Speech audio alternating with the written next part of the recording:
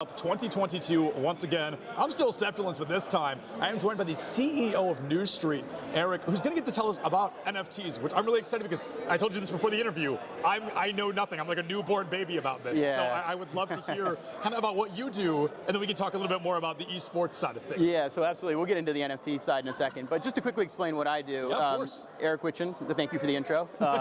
CEO of New Street. And New Street is a media and analytics platform for collectors. So you can think about it as like the world of collectibles has grown significantly over the last 5 to 10 years.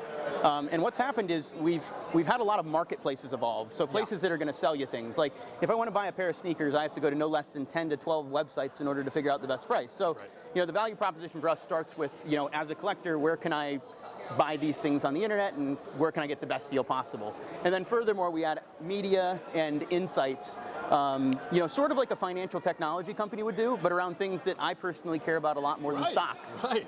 So that's us. Absolutely. So looking at it, NFTs being one thing, esports being the other. Yeah. Where's the link? Yeah. Where's the connection there? So first off, let's demystify NFTs a little bit. Oh yes, please. So first of all, an NFT is the first time in human history that we've been able to prove that something digital is scarce. Yeah. You need to take that in for a second. So basically, we've been creating things on the internet and with digital art and otherwise for many, many years. We're buying in-game items, we're doing a bunch of things, and we've been taught that because you can copy and paste those things, they have no value, right?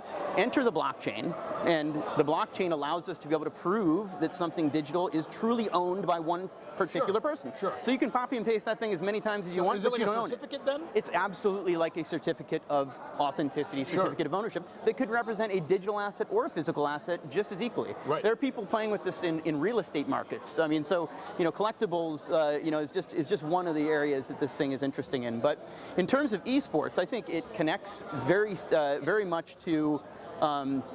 When you think about all the work that you do as a gamer in these ecosystems, what happens if one day this ecosystem, this company that controls this ecosystem no longer exists? All your in-game assets and all the things that you've worked so hard no longer exist too. And so, of course, the primary use case of these assets in ecosystem are going to be within the ecosystem, maybe forever.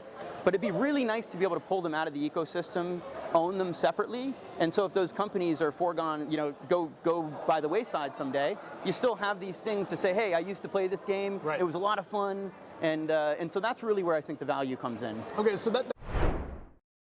What are the parallels between esports and gaming and the Army? I've been in the Army for 17 years. I've been a nerd and a gamer my entire life, even when we had dial-up internet back in the late 90s. And I was very excited when we finally got cable in the early 2000s, and I was able to play, StarCraft on BattleNet. So gaming has always been a huge aspect of my life. And being in the Army, funny story, I'm surrounded by fellow nerds and gamers. So every location that I've been sent to, I've known WoW groups. I can play World of Warcraft with people that are literally living down the hall from where the Army puts me to live. You're in a community of like-minded individuals from all across the country. Having that ability, whatever your hobby is, so like I play Warhammer, which is a tabletop game, outside of every Army installation across the entire country, there's a Warhammer store where I can play my game. Wherever the Army was moving me to throughout the course of my career, my hobby went with me. My love went with me. It was kind of one of those really cool things. And then with the video game aspect, I remember 2006 seeing LAN parties in a barracks room. Like you're seeing Ethernet cords outside of dudes' rooms linking up and playing various video games on a Thursday night after they're done work for the day, because you're surrounded by people of equal age. Video games are a big aspect of everyone's life nowadays. So you're saying the connection, not so much like, there's games that are parallel to maybe how you operate in the military, but you're saying the ability to function as a unit or with friends, you're brought even closer together through gaming, it sounds like. 100%. You're going to meet fellow gamers. And, when a good gamer meets another gamer, they're going to become best friends online. When they're living down the hall, you already have that immediate hobby that draws you guys together. You're going to make lifelong friends, and you're going to be meeting fellow nerds from all over the country. Because when you're stationed on a military installation, you're going to be in a barracks, which is like a really nice hotel room. You're going to have your own room and everything. Your neighbors are also going to be fellow gamers. So it's kind of cool to be able to be like, hey, let's get a raid in. Okay, so you mentioned WoW, you mentioned raiding. I'm a big WoWer myself since 04. You said LAN parties. Were you talking LAN parties like Halo, or what are we talking LAN parties? Oh, back in the day? Oh, Halo? Definitely. I joined in 2006. Mm-hmm. So Halo 2, LAN parties, money in the bank, having great nights. What some of my fondest memories growing up where you go over to a buddy's house, you got 9 TVs there, and everyone's connected to a router. And you're all trying, hey, don't look at my screen, man. Don't look at my screen. You got 4 people to a TV and you're playing, Halo 1, Halo 2. So being able to still experience that and get paid and having your job and you're getting your skill training, it's awesome. One of those really cool experiences. Yeah, plenty of fights with me and my college roommate in Halo 2 and sticky bombs and holes in doors. Yes, I totally remember. Stop looking at my screen. That's all. Okay, so this is great. So I really feel this is good information for students thinking about what they want to do before college, after college. They're gamers, and look, you don't just go to boot camp and eat and run and stuff like that. You're actually spending time with people and playing video games. I think it's a good recruiting. You are still going to run. You're going to be in really good shape. I mean, you're still going to do your job. You're still going to be, we have over 150 jobs to choose from in the United States Army. Everything from electrician to plumbing to construction to HVAC to infantry to, everything. Satellite communications, which is a really good field to get into if you want to go into telecommunications for like AT&T, Verizon, whatever, T-Mobile. So you're going to get your skill training. You're going to get your job. You're still going to be in the Army, but it's a 9-to-5 job. When you're off work, you could go do whatever you want to do. If you want to do a LAN party with your buddies down the hall, hell yeah, go get that done. It gives you that option that don't think because you join the Army, you're just going to wear this uniform 24 hours a day. I mean, you're obviously going to get your WoW raiding parties in sweatpants at, 8 o'clock at night on a Tuesday, because that's when your group can meet up. So you're still going to be able to get that accomplished. You're still going to have weekends off in the Army. It's not a 24 hours a day, 7 days a week gig. It's really 9 to 5, 40 hours, give or take. Is there something in the recruits that you're looking for that maybe have characteristics around their teamwork or collaboration or communication when it comes to them in team-based games or FPS or rating? What are you looking for from, let's just say, gamers as recruits? How can those characteristics feed into a job in the Army? The Army, we like to get people that have no real training experience, because we want to teach you. We want to teach you how to be a leader. We want to teach you how to follow directions. We want to teach you to also be a self-starter. Obviously, having those skills prior to is obviously encouraged and liked, but we don't need someone that is an inherent leader right off the bat. A lot of people learn who they are growing throughout life. But if you're in charge of like a fire team playing, Call of Duty, you know how to work the maneuver elements. Like we need to flank. We have infantry, which is combat arms, which is Call of Duty, where you're going to do a lot of the same maneuvers. You're going to do a lot of the same communication. The Call of Duty, when they're making those games, they embedded their programmers with the military to kind of learn lingo, to kind of learn how stuff moves, how do certain weapons sound. Having those skills is important, but we're going to teach you. We want to be able to teach you. There's always a thing I've heard that if you know how to shoot a gun prior to joining the Army, that's good. But you're going to have bad fundamentals. We're going to teach you the right way to properly shoot a gun. Not saying every way is bad, but for us, we like a blank slate because we want to teach you the right way of doing everything. So, don't think that you have to have prior knowledge and experience coming into us. Like, there's a reason why we have basic training. It's basically teaching you the fundamentals of the Army. It's kind of like one of those little word plays. It matters, but we'll take anyone. We want people that want to serve their country. If they have a family coming into it, they want to give their family a good life, because we have a lot of benefits, like 30 days paid vacation a year, which you cannot find in the civilian sector. Like, good luck. I mean, if I want to go to an esports event in Vegas, funny story, I can just go do it every year. Being on the Army esports team is pretty cool, because I'm a full-time recruiter, but my esports thing is also part of my job. So I get to go do these really cool events and travel. I was in DC last weekend for a Warhammer event for the Nova Open, which is the major East Coast event. So, I mean, people have a lot of common misconceptions of like what the Army is and what we can offer. And that's why I kind of tell people, just talk to a recruiter. We just talk to people. If you don't like it, you don't like it. No big deal. No sweat off my back. I get my 30 days a year, but we can answer a lot of your questions and give you information. How are recruits being challenged mentally, given the ability to learn? There's bigger roles and jobs that can stretch you mentally within the Army? Yeah, I'll get right back to basic training. Basic training. So we get a lot of, as a recruiter, that's my job. I meet America's youth and kind of talk to them about stuff. Is basic training is kind of like we're getting you away from your parents for a lot of kids the first time in their lives. A lot of kids that join are coming right from, their bedroom that they grew up in their entire life. So with basic training, it's your first real experience being on your own and being able to discover and work on those self-resilient skills. We want you to thrive. No one wants you to fail in life. So the Army is going to give you every single tool we can to make you physically tough and mentally tough. So that's why you guys have probably seen videos at basic training where you see drill sergeants yell at you. Yeah, they're going to yell at you a little bit because a lot of kids haven't been yelled at in their entire life. And that's going to show you a different way to thrive in that environment is, when you're put into a stressful environment, being able to be like, okay, I now know how to handle this because I've never really had that situation appear in front of me before, but it's never going to be pushed too far to too many limits. We want to make sure that everyone just kind of understands that, you're joining the Army. You're not, your mom and dad are really far away, thousands of miles in some cases. And we want you to be able to thrive on yourself. The person you are when you leave for basic is not going to be the person you are when you graduate basic training. I got a thing in my office where we always take a photo of you before you leave and we put it on my wall. And when you come back from basic, you come to visit us, is we always hand you that photo and you have to go into our bathroom and look in the mirror and see how much you've changed just in 3 to 4 months. Because you'd be surprised at what comes out of this training. And these are stronger mentally, physically, socially. They're put into these, pressure-filled environments where you're gonna swim. You're not gonna sink. We're gonna make sure that you know how to thrive. Listen, do it. Gaming is going to be a big aspect for the next 20, 30 years. Twitch has grown exponentially every year for people that are creating their own content. YouTube is also the same way. Whatever your hobby is, do it. Be excited with it. But also remember, you can always fall back on us, the Army. Get yourself some money, get yourself some skill training just in case. Life is long. Always make sure we always use the term, always have tools in your toolkit. If you want to play video games, do it. Play video games for the Army, but also learn HVAC. It's a good skill to have if something goes bad.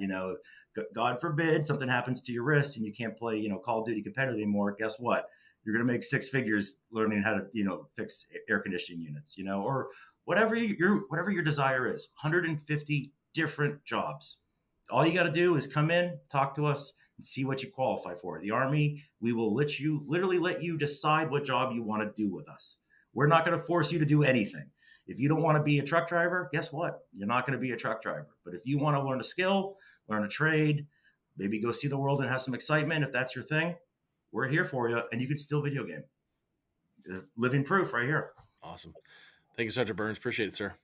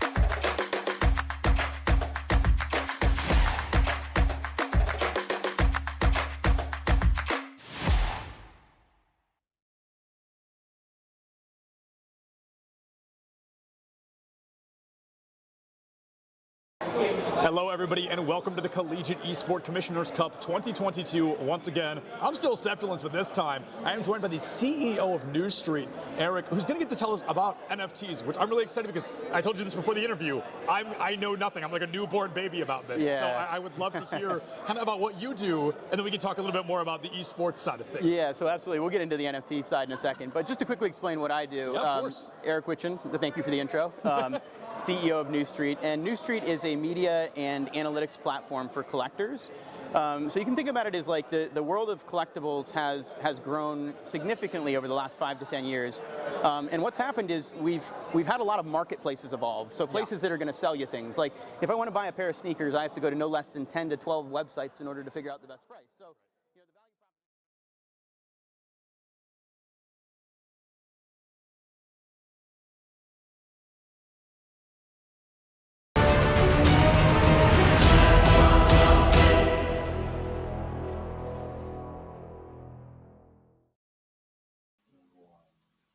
Good morning, everyone, and welcome back to the Esports U Gaming East Online Qualifier. We have so many. My name is Paulie Hype, and I'm so excited for another quality, amazing day of college esports here for the East Online Qualifier. And today is sponsored by not only Collegiate Sport Management Group and Esports U, but also the U.S. Army and Army ROTC. Thank you all so much for being a part of growing and developing collegiate esports.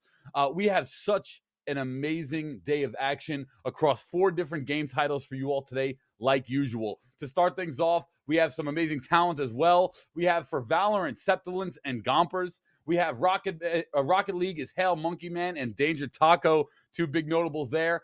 Overwatch, we've got Clutch Key, a new battle into the arena here, new person in the arena, and Dividing. And SSBU, we have Kilamiles and Darmgar. I'm so excited today to just get it started and get right into the action. I do want to make a little note, though, for everyone that's tuning in. Don't forget, we are also running 3 different streams today. 3 streams today. So VALORANT will be on Esports U, the premier head channel right here, the channel we're on.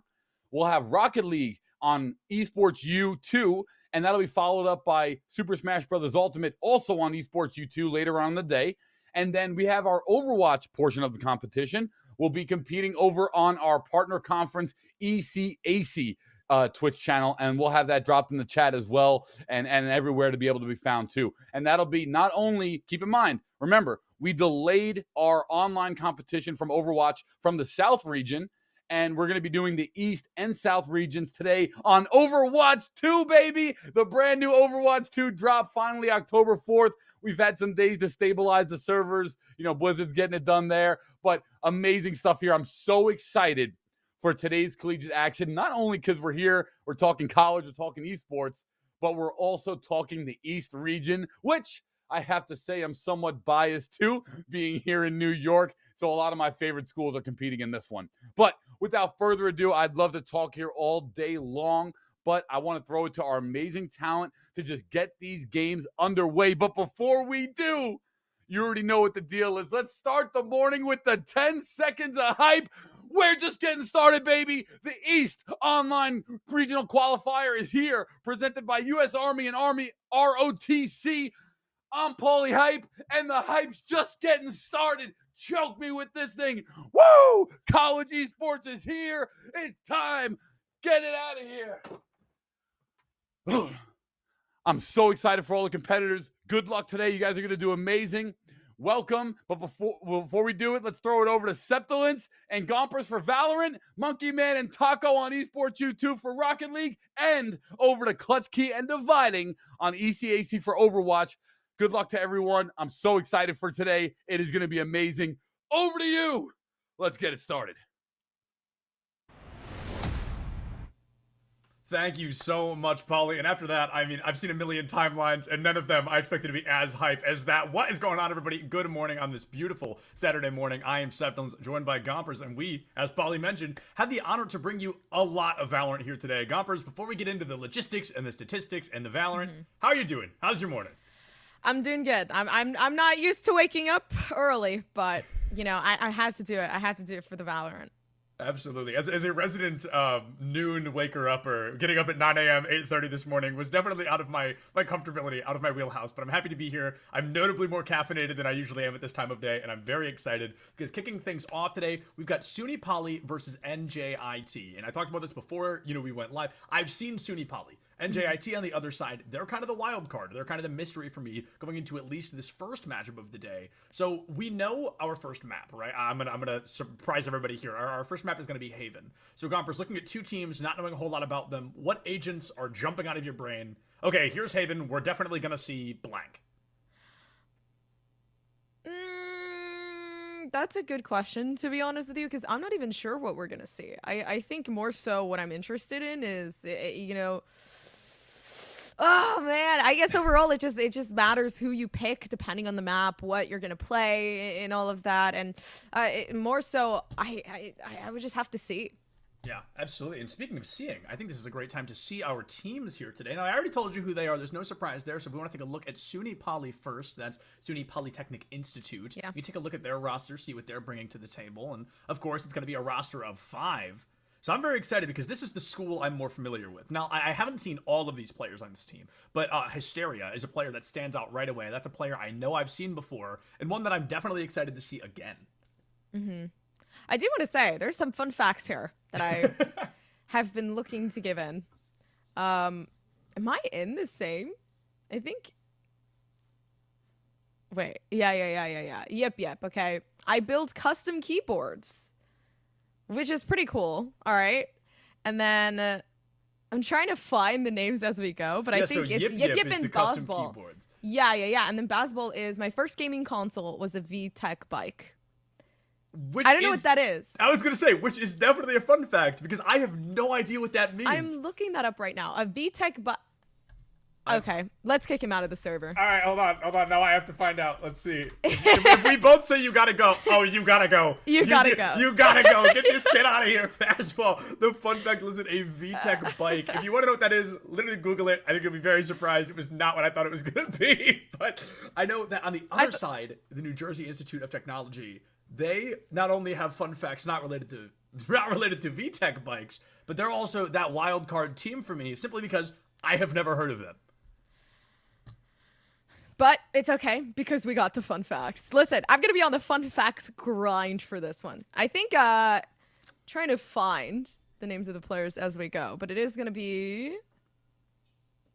Oh, wait. NJIT. Yeah, wait. The players are different here. Yeah, wait, hold on. Something has gone wrong. Guys, it's okay. It doesn't matter. So no fun facts, unfortunately, for these guys, but their smiles will speak for themselves. The cool thing about the fun fact train is it never stops. It's just on a little break right now until we figure out what's going on with our information. But I either way, no matter who's coming out, I am eager, because this is the first stage of the day. This is the first time these teams are going to play each other. This is the first time these teams are going to play on stream here at CECC East. And that's where things kind of really get weird, because you can't hold on to strategies, and it depends on what map you're playing. So we know they're playing Haven. They immediately have to give up their best Haven strategies, because it's a now or never moment for them. Yeah, I have to agree as well. Also, kind of looking at the dynamic of this, let's not forget collegiate is a big mixture of ranks, a big mixture of personality. So then you also have to bring into account, okay, well, who's going to be able to play that duelist role? We obviously need someone who's very skilled at fragging and trying to kind of find that dynamic that works best for them. So it's more so who was able to figure that out. Yeah, and my favorite thing about collegiate is sometimes we get players that come out that are specialists on a certain thing, and they bring out an agent we'd never expect to see. The last collegiate series I cast actually was on Haven, and ended on Haven in a tiebreaker, and both teams brought out a breach. And I was like, okay, so we're playing beta Valorant right now. We're actually going to bring breach to the table. I was super excited about that. And I will say, no matter what map we end up on, I kind of hope we see Reyna today, because she got some pretty massive buffs recently, and I'm really excited to see how, if they're as massive as I'm expecting them to be, or if it's more just impressive on paper. Did they add those buffs yet? I saw a tweet that they did, but that does not always mean it's true. So I'm not super sure. Let me see. Because if they did, I believe they did, because they added the flash changes for KO. I know that went live, and I'm pretty sure that was the same update where her Lear does not have a Oh, yeah, no, it has. Because last time I remember playing a game and Reyna's Lear came out, and since her restriction was moved, I didn't know. So it was on Pearl. They were all the way up long, and the Lear came out, and I didn't even notice that it could blind me from that far. So I definitely think it has been implicated into the game, which is going to be a very scary game to play against Reyna. I guess that's why I also match MVP today. Yeah, you did. Okay, yeah, the thing you said earlier was 13-7 match MVP. It's 9 o'clock in the morning, and Gompers is like, okay, first game done. Absolutely wrecked anybody who is trying to have a good morning. Absolutely. No, so many people were so mad. They were molding. Okay. They were saying they were just putting question marks in the chat. And that's how you know people are mad. You have to, because they just woke up. They try to get on the competitive grind, and you definitely just broke something. I spilled milk. Oh! All over my hand. That's very unfortunate. Not a good way to start off. But on the bright side, our cameras will disappear soon, and you'll be able to clean that up. But for now, I guess just Just, I don't want to say enjoy it. That feels weird. But just try not to let it Enjoy ruin the your milk morning. stench. I'll lick it off later. It's all good. Look at the comps, though. All right. They're this weird. is big. I like this. I think the Phoenix is weird, especially like, okay, yeah, the buff from Phoenix came out, but I also still don't find him as viable as you would. Agreed. I honestly find Reyna, I would say, a little bit more viable. The only thing that I could account for is if Glub can frag out and if they're capable to use the run it back, because the run it back, Whoa! 6 ultimates on the board. Astra. That is a choice. I'm really fascinated by that. I feel like I have not seen an Astra in a really long time, and I think you're completely right that Glub on the Phoenix. Yeah. To me, it's often people that are still playing Phoenix started playing Phoenix, and they've never really branched off to anything else. And I've got to wonder with, like you mentioned, Reyna and Phoenix kind of in this back and forth of like fighting for the slot of worst duelist. With those new Reyna buffs that came out, Phoenix might finally be back at the bottom.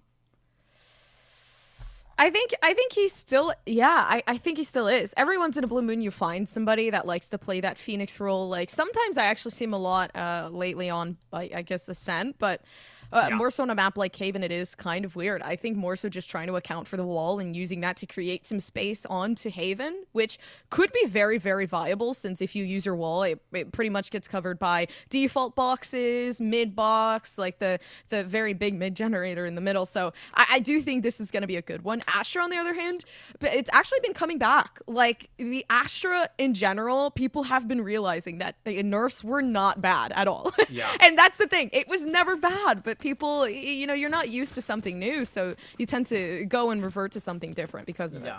It's so funny, too, because that same thing happened with Viper a long time ago, where she got these nerfs and everybody was like, oh, you know, change meta comp shifting. And then they just kind of realized, like, oh, wait, Viper's still pretty good for the time. And then they brought her back out. I think you're totally right. That same style of, like, over hesitance appearing. Nobody wanted to bring Astra out. Nobody wanted to play her. And I'm actually really excited. I didn't even get to notice that Yip Yip is on the raise, my personal favorite agent in the game. And I feel like she's really starting to make a comeback into the front lines. I'm seeing her more on Ascent and more on Haven. And it feels like she's really starting to come into her own as an agent.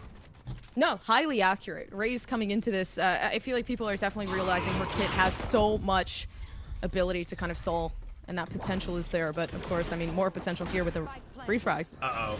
Nesball has to go in quick, gets the blind, but Glub on the corner going to be able to take them down. Cola finds another elimination onto Muncie, and it's going to be that 4v0 victory that comes out quick. NJIT with an early first round dominance.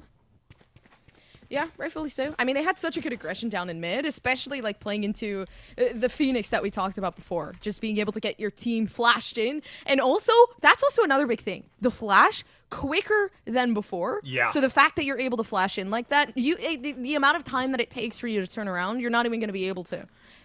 So I feel like it goes good with people with, you know, pretty good reaction time. So Glub already getting that 3-0 on the board. Yeah, and it actually just kind of hit me how many more flashes NJIT has in their arsenal. Yeah. Like the Sunny Poly definitely has a couple, but NJIT has a KO, a Phoenix, and an Omen already in lined up to blind anybody who gets in their way. Yip Yip already with a shorty kill onto Glub, gets traded out by A. Pisteria takes down Pepo, and all of a sudden, you're looking at that 4v3 in favor of Sunny Poly. They had a player advantage back in round 1. They ended up losing it, and it looks like they're going to lose it again as Cola storms in with a double. Ape takes down the Fade, and all of a sudden, it is up to this Chamber to try and save the day. He's hunted 1 head already, cannot find 2 more, and that is going to be the second round win for NJIT. Yeah, I mean, it makes sense here, but more so, I mean, looking at the compositions and kind of comparing and contrasting, the KO is so punishing for Sunny Poly. Yes. So I feel like this in particular is going to be such a big problem. Being able to throw out those suppressions, take out majority of the util that maybe Yip Yip can use to push you back is also one of those things that, okay, well, what are we going to do now? Heavily rely on that Astra and play with that util would probably be the best bet.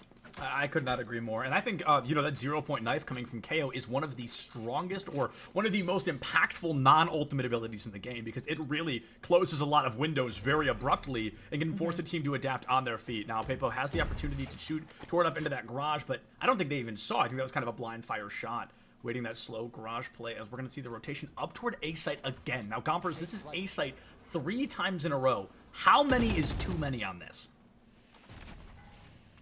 I don't think there's enough. If anything, I mean, droning in is great. We need a lot more util here, though, for New Jersey Tech. I feel like right now Yip Yip's in such a good position. There's no suppression there. Oh, They're no! able to throw the paint shell back, and with the move along, Yip Yip gets the frag. Yeah, Abe just stood in the corner way too long. I don't think they realized that nade was coming until it was far too late. Boobs finds Munchie, and it's a 4v3. Sunipali has had the player's advantage 2 rounds in a row, and they've lost it 2 rounds in a row. Now Boobs goes in quicks, makes it a 3v2, so Sunipali, they're still up in the numbers. Slow rotations in, and I've got to say, that Sova, using one of my favorite skins in the game, the aquarium ones, I love the sound they make. Totally unrelated, but I wanted to share it. A buzzball. Knowing that there is going to be a plant coming down, Hunter peeking out through heaven, which is great because they get the one, so Cola leaving Bobs, Boobs in a pretty unfortunate situation. But that's okay because the 1-2 finally Sunny Poly puts themselves back on that board. Yeah, so we're definitely following the statistical expectation, right? The team that won the pistol round won the second round, and the team that lost those won the third round. Is statistically expected to win that fourth round as well, tie things up 2-2, and that's where the game kind of begins to fall apart all over again. But the buy situation from Sunny Poly right now, not super comfortable in terms of, oh, we're definitely going to win this. Yeah, I mean, I have to heavily agree. The biggest thing right now for this team is really just holding on, because look at the economy for Sunny Poly. Even though they've won that round, there's still a couple people who have to save, who cannot fully invest into this. So New Jersey Tech, they do start with this upper hand. Here comes that drone once again. Gonna get the read probably into the corner, but I think drops it beforehand. They're gonna toss the nade up into garage, trying to find into sewers, excuse me, trying to find a little bit of momentum, a little bit of damage, because that little bit can really go a long way. Yip Yip with only a sheriff to their name. The sheriff's such a scary gun because if you miss that first shot, you're probably not getting the chance to fire a second. Yeah, no shots fired. A rotation that might actually be baited out because you've seen and you've heard information over towards C, especially knowing that nobody's surrounding mid, at least just yet.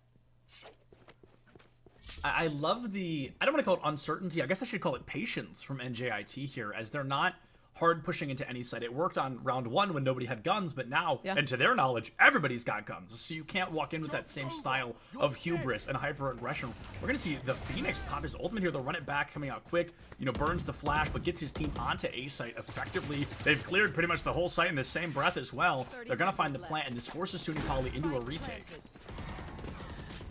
Yeah, spike being planted is good. Now they can try to get themselves onto the site, but Hunter doesn't even know. They've made noise. Cola can peek off of it, which is beautiful, and the paranoia to stop the push. Yeah, the Hunter was hunted, and that gives NJIT the numbers advantage, and by golly, it's going to be a big one. 5v2, make it a 5v1. It's up to Fade to save the day. Bazball takes down one, but that was just a big ask to begin with. Would literally have to ace to win that round for the team. 3-2-1 in favor of NJIT. Oh, that was so good. But you got to be quiet in the entry down in garage. You never know when somebody's hiding. And Cola had such a good position there. I mean, it's surprising, too, because so many people like hiding there, but nobody ever catches on. So it's just that constant punishment over and over. And I'm taking a look here. We got the player sheet updated, and it looks like almost the entirety of NJIT is immortal. And then we're not seeing that same level of ranking on the other side. So this might just be NJIT getting through this first round early. SUNY Polytechnic, they are hovering between Plat 3 and, you know, they've got an immortal player.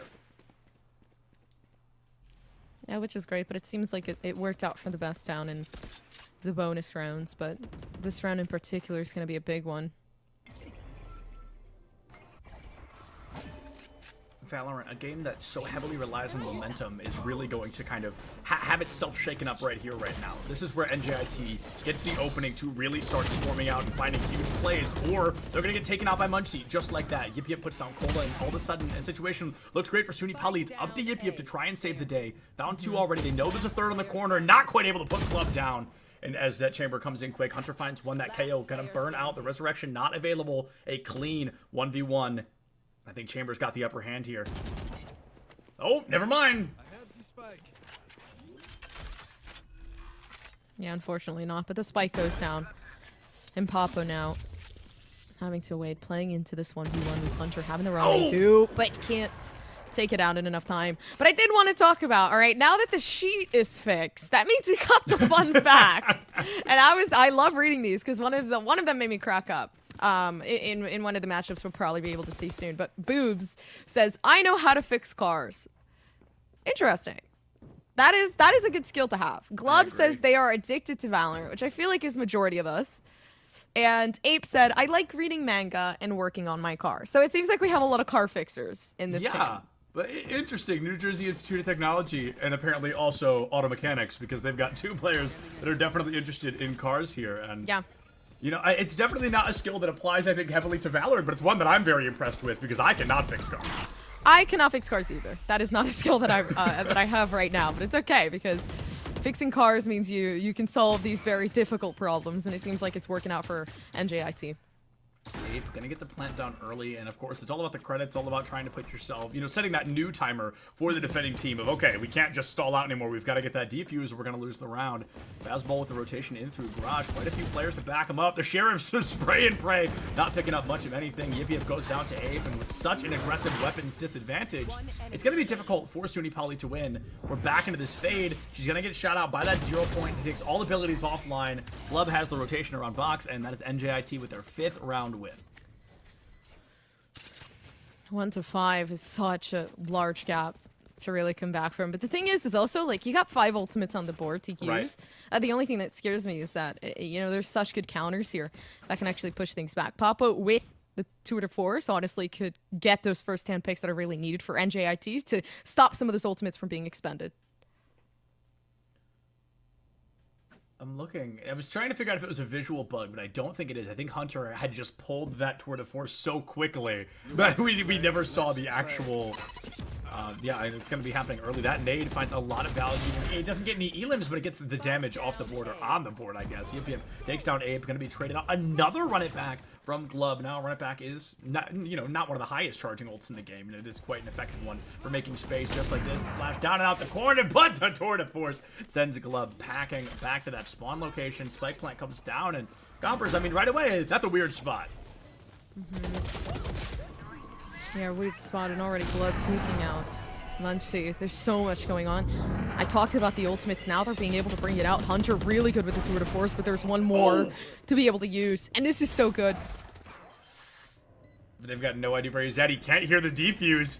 So I believe that's Boobs, just kind of has to wait it out. Hunter living up to the name, might be able to find one more if he's quick, but Boobs has the spray.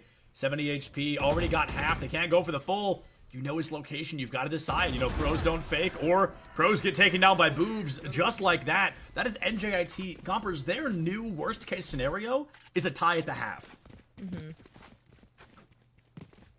That's kind of insane as well. Like, being able to take that to that 6th round. Yeah. But overall, damn, I mean, this is so hard to kind of account for, but you know, there is such a difference in the rankings, like we talked about before, and it's also really hard to kind of put that into perspective, because even though you're on such a good momentum, there's always that one person that is so skilled that they can take things back. Without a doubt. We're looking at a really unlucky buy from Suni Poly here. I think the biggest gun we saw was a Spectre. We got a definite weapons disadvantage, and the exact opposite from the side of NJIT. They're bringing out Ops, they're bringing out Vandals and Phantoms, and it looks like Yip is just a Spectre Maniac. I'd love to see the showstopper here, but instead, they're going to choose to play it a little bit slower, a little bit more patient. Cola takes down the fade. Munchie going to get caught out by that hot hands. Glove finds Yip and Hunter with the headhunter of his own. All of a sudden, a round that started so strong for Suni Poly here, it looks like it might just be another round loss. Oh. Yeah, still some shots coming down. Seems like nothing yet. Yeah, the aggression here from Sunny Poly's gonna get... Actually, I think it might work out for the best, because so many players from NJIT are so low. Yeah, there's 2 left. I think the Chambers, 17 HP. Has the right angle, but has no idea that he's correct. The slow peek in. If the Astra kind of wide swings the corner, they dodge the bullet, they win the fight. But if they wait patient like this, he knows. Oh, the smoke! Blocks him out. They're both down now by sewers. They know the location of the Astros. 40 seconds left. Plenty of time to get this spike down, but they want to go for Elims first. It's a safety first situation. Uh-oh. Wow. Wow! Okay. Even with the HP difference, that is not how I thought that was going to go. Yeah. Understandable, though. But, okay. But that's good. I mean, Sunny Poly... I thought for a second that it was going to be possible, especially since the op was there. They were holding the angle. I think if they held that angle, then things would have been fine. The thing is that once you start to try to push that positioning, you're giving them the advantage, and then you start to throw yourself off balance. So overall, kind of just leaving themselves scarred there for NJIT. But I think they can come back from this, especially with the 2 ultimates left. They have the Hunter Syria to stop that plan. They have Cola for that information if possible, or if anything, just to get the spike and give that rotation in. I love the op angle from Hunter here. It's going to be able to shut something down quick. If they choose that C site, the blind fire chooses not to take it. Oh, and there it is. Chooses to take a second one. Puts down Glub in the blink of an eye. And all of a sudden, SUNY Poly, they've got the numbers again. That op down C long, so difficult to get out of that spot.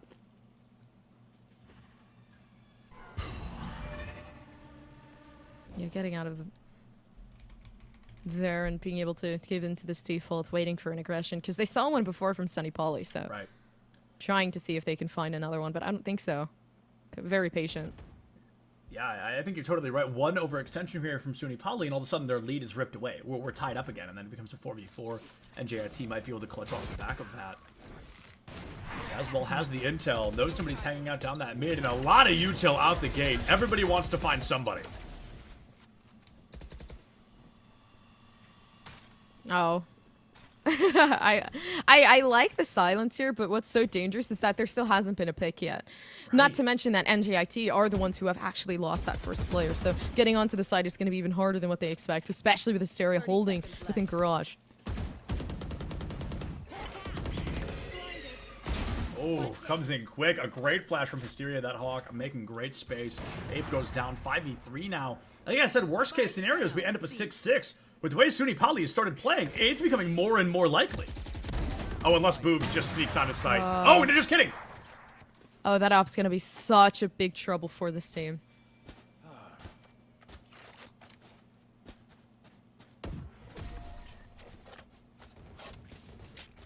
I think the only thing the op has really done is show NJIT, okay, maybe we don't go C, just like at all. Maybe if we do, we go through Garage, but C long definitely feels off the table right now as long as Hunter has that op in hand. It's going to be hard. I mean, Hunter has been getting so many frags. Look at that, 11-6. The thing is that it started going up once the op came out, and especially being able to get more than 2 picks within each round for the past 3 rounds has been a very huge factor as to why SUNY Poly can get these wins. 3-6 coming from that 1-6, being able to pick themselves back up. The mental definitely coming together as well, but yeah, absolutely nothing just yet. Dang, that's a shame. I've never seen that combo actually work in Collegiate. I'm waiting for the day. They've got the right idea. They just do it a little bit early. Nobody falls for it. NJIT, all 5 of them or 4 of them are right there. So it's going to be battle of the overextenders here. Who's the first one to peek a little bit too far?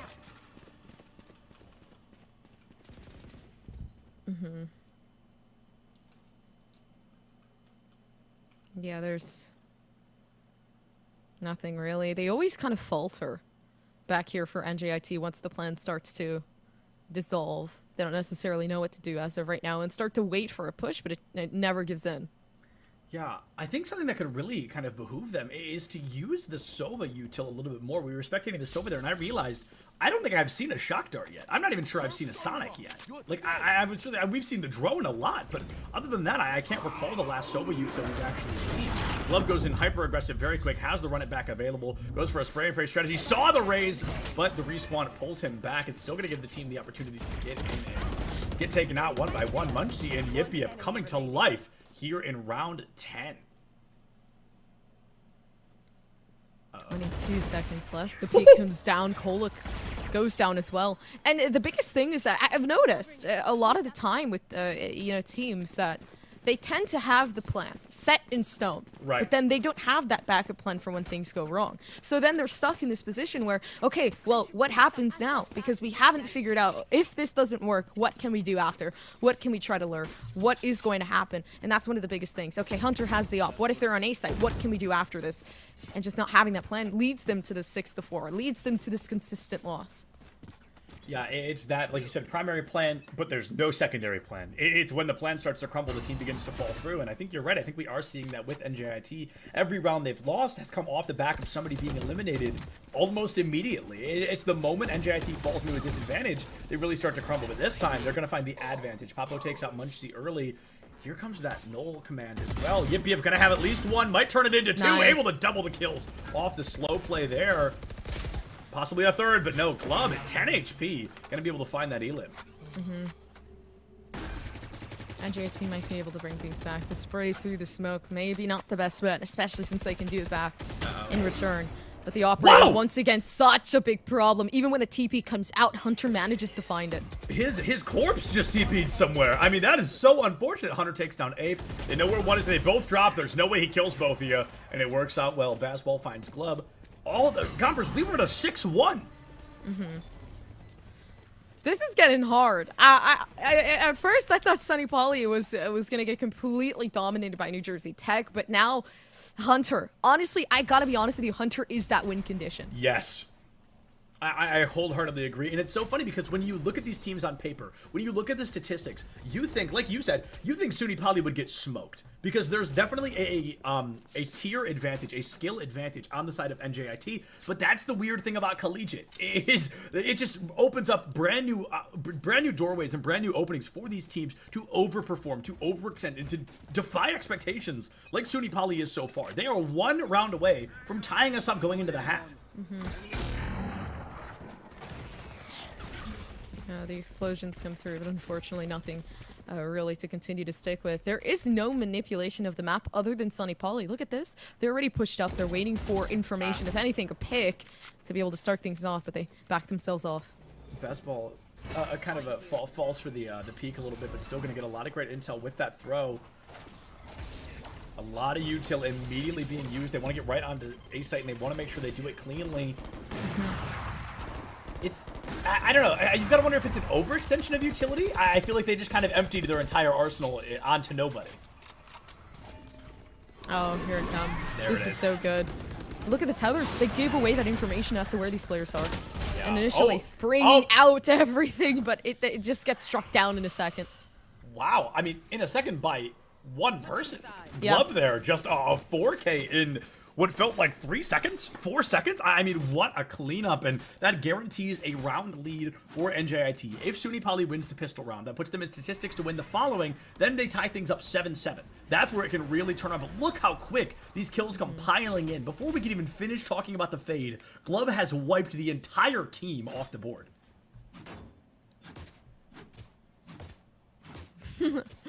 16-8. Playing into that Phoenix role. And I do have to say, I feel like Phoenix hasn't been given enough credit. I do think, yes, even though, you know, there might be a little bit more potential playing into that Jet role, possibly playing into the Rays so that you can have the paint shells to give it to that damage. But I do think Glub playing perfectly into it, having that patience, being that lurk. But as of right now, I mean, just very patient once again for New Jersey Tech. I always forget the 0-point knife actually counts for the headhunter. That always slips my mind, but it's so unfortunate when you are the chamber and you get caught out by it, because then you're probably just holding on to a classic. You probably didn't buy another gun. To be fair, classic, kind of an insane gun, especially for free. But it's going to be that. Okay, we're getting an identical rotation here from SUNY Poly. They're giving us the NJIT playbook. They're rushing it hard into A side. Abe finds one. Pablo finds another. It's going to be okay. Hysteria to clean things up. It was a 3v2. Now it's a 3v1. And it's up to Sova, our friend Boobs, to save the day. He can fix cars, but can he fix a 2-player disadvantage? Takes down Hunter quick, knows there's somebody around the corner. A great flick, but just a little off to the side. Does not have the lifespan to survive. Hysteria with that 3rd kill and 6th round win for SUNY Poly. And so far, I mean, fixing the half so that Sunny Poly can come out on top. Winning that round in particular is going to be a really good win because the Spectres come out. They managed to be able to take things possibly that 7-7. But of course, Hysteria investing into this Vandal, and most people would think that it's not too much of a big deal. If anything, it's risky. I think it's a good plan. If Hysteria keeps this Vandal into the next round, then honestly, the bonus round wouldn't look too bad. Yeah, it looks like Hysteria is going to go for full armor as well, so I assume we're not going to see that full Sky util on the table. Yeah, only has the Hawk to her name, but I wholeheartedly agree. It's going to be a great weapon in this round in particular because NJIT, they're rocking with handguns, and only handguns. You've got an insane fire rate advantage, an insane damage advantage, assuming you don't get domed by a sheriff, but it's a risky play. Like you said, it's medium risk, very high reward if it works out well. Oh, nice shot from Hunter. They were pushed so far up to get that one, too. Glub going down is scary because Glub has been, like you said, kind of not getting enough credit. A really strong lead for NJIT has come off the back of Glub, a very impressive Phoenix player and a very strong one at that. Hysteria gets intel. Somebody's in garage. Okay, that means not everybody's on the A site. And I've got to say, even for Haven, this might be the most times I've seen teams go for A site in the, 13, 14 rounds we've seen. I feel like we've seen A site like 11 or 12 of them. No, we have. Oh, this is good. The flank comes out. But the thing is that it's also dangerous because you have the chamber. You have the trip that's going to give away to that information. Unfortunately enough for Boost, he doesn't have anything to smoke any type of trip off in case it happens. But Hunter's watching the flank, so no trip needed. I'm pretty sure they're watching with a particular weapon. Yeah, it's the headhunter. Boobs down to, I think this is 45 HP. Abe, what a shot, but you were walking into two more. One in front of you, one behind you. Not a bullet strong enough in the world to take them both down. 45 HP in a dream. They know the Sova's exact location. He's going to go for exit frags, and he's going to be successful enough to find one. Takes down Bazball, will not take down Hunter. It was 6-1. All of a sudden, it feels, we blinked, and it's 7-7.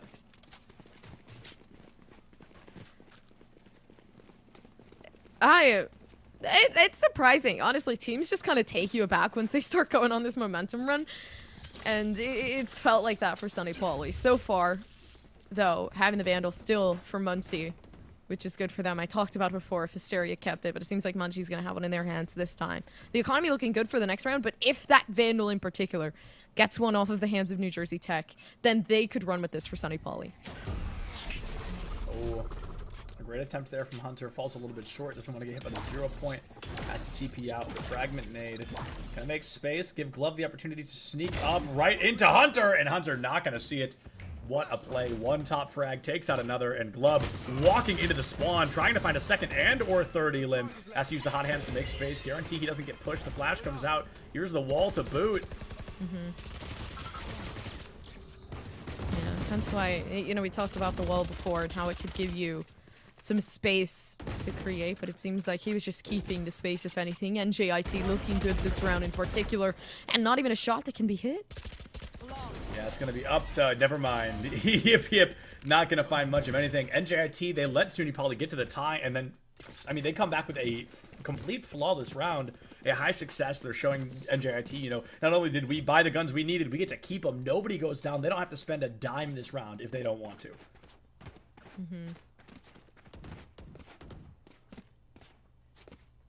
There's nothing much to say. I guess more so just starting into this round, abusing the orbs. And I feel like the biggest thing is that people don't realize how important those orbs are. Oh, yeah. I mean, one ultimate could change the complete impact that you have over a game. And I feel like, you know, a lot of people tend to take that for granted. Right now, farming those orbs would be best to be able to give into that ultimate, but it seems like the dog coming in and backing off this aggression that was going to come forward. Hunter might be able to find something. Boobs is the first to go down. Bazball with a huge opportunity for SUNY Poly. That 5v4 advantage gives them a little bit of confidence to run through. They know that KO is low, and from the looks of it, he is maybe 2 HP. I mean, it has to be very, very low. SUNY Poly, are they finally going to go for a B-site plant? No, it seems. Yeah, completely fine. Running up down A, though. Kind of just faltering like New Jersey Tech did, but in their own type of way. This time, they're just trying to figure out what site to aggress forward to now, and C Long, seeming like he's going to be the victim. Glove with a great patience. Choosing not to commit, not the double blast back in, does not check the corner. No way! Glove takes down Yip Yip. Glove finds Hunter, gets taken down, but NJIT, they've simply got the numbers. It's now a 2v1. The Paranoia gonna come out, probably gonna catch Bazball. At least for the moment, 2v1. This is a tough one to win. Especially with the Chamber, who could be sneaking up down that long step, but instead he's coming up through Garage. We need 2 headshots, and we aren't even going to see one. Cola with the wall bang takes down Bazball. Oh, it's never ending here for NJIT. Look at that. Another round up on the board.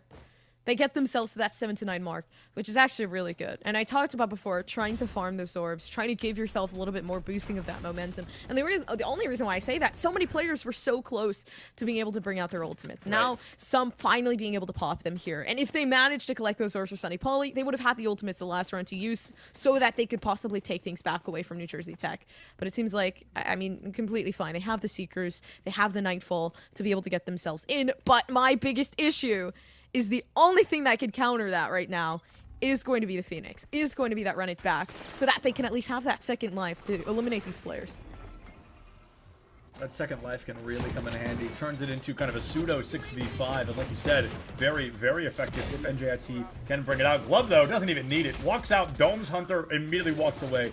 I love this weird, like, over-aggressive use of the hot hands to completely negate any attempt at walking up towards Glove. It always creates this weird distance where Glove seems to really capitalize off of it every time. Oh! Isn't even going to use anything really. Papo bringing out the op in cohesion so that they can at least give back what Sunny Poly gave on their defense side. But mid side seeming like the best bet because there's absolutely nobody on it, and the first one goes down. 3v3, we're finally gonna get a B-side play. Oh, boobs. Oh, no way! Muncie just was not ready for it. Yip finds the spray and pray, turns it into a 2v1 as Papo, with that Oppo, might have a huge opportunity to come through and find Yip Yip into the corner, has the line of sight, playing chicken here. This is a dangerous one.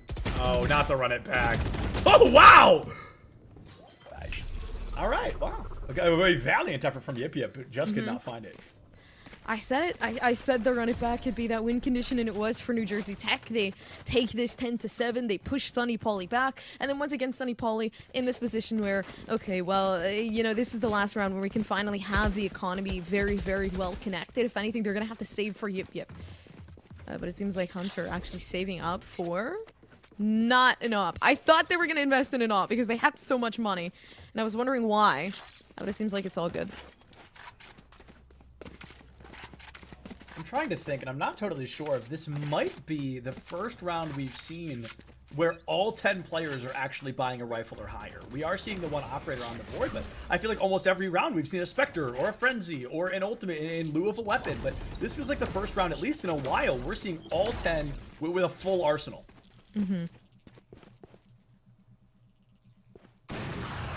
Oh! Imagine peeking an angle like that. The first thing that happens is that you get completely split apart by Papo. That B-side window, I mean, it is just so dangerous to peek. And it's so difficult because when somebody on defense has an op, there is an angle on all 3 sites. You've just got to play the gamble of which one are they going to be on.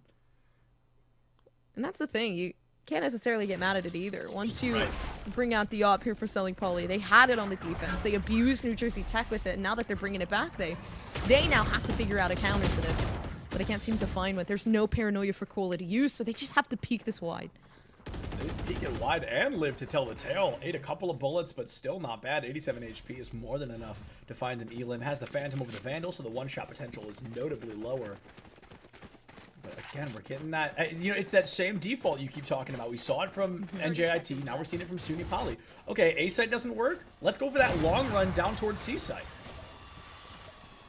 Yeah, the rotation is nice, but the thing is that they invested so much util over towards A site that now what are they going to have to use? They're rotating over again because they baited in that rotation, but it's 13 seconds left. They have to go to the B site, and I'm not sure this was the best idea. I think this is more of a, you know, I'm not sure this is an idea at all. This feels like more of a panic choice that they're making. Hysteria able to find Cola. Basketball takes out 2 of their own, and all of a sudden, SUNY Poly had the opportunity to strike. They just could not get that spike down in time. Boobs with the cleanup kill, and I mean, SUNY Poly, they fought back for a moment, but unfortunately, they just did not have the momentum there. I think the biggest thing is that there's so much fear within the duelist of dying, but having that fear is what pushes you back. That's why Glub, honestly, it kind of thrived for the team of NJIT. Yeah, you know, the biggest problem was going to be that operator that always pushed them back even further, especially when Glub was taken out. But putting into perspective, these constant rotations are never going to work if there's not going to be an absolute push onto a site until you hit that 10-second mark.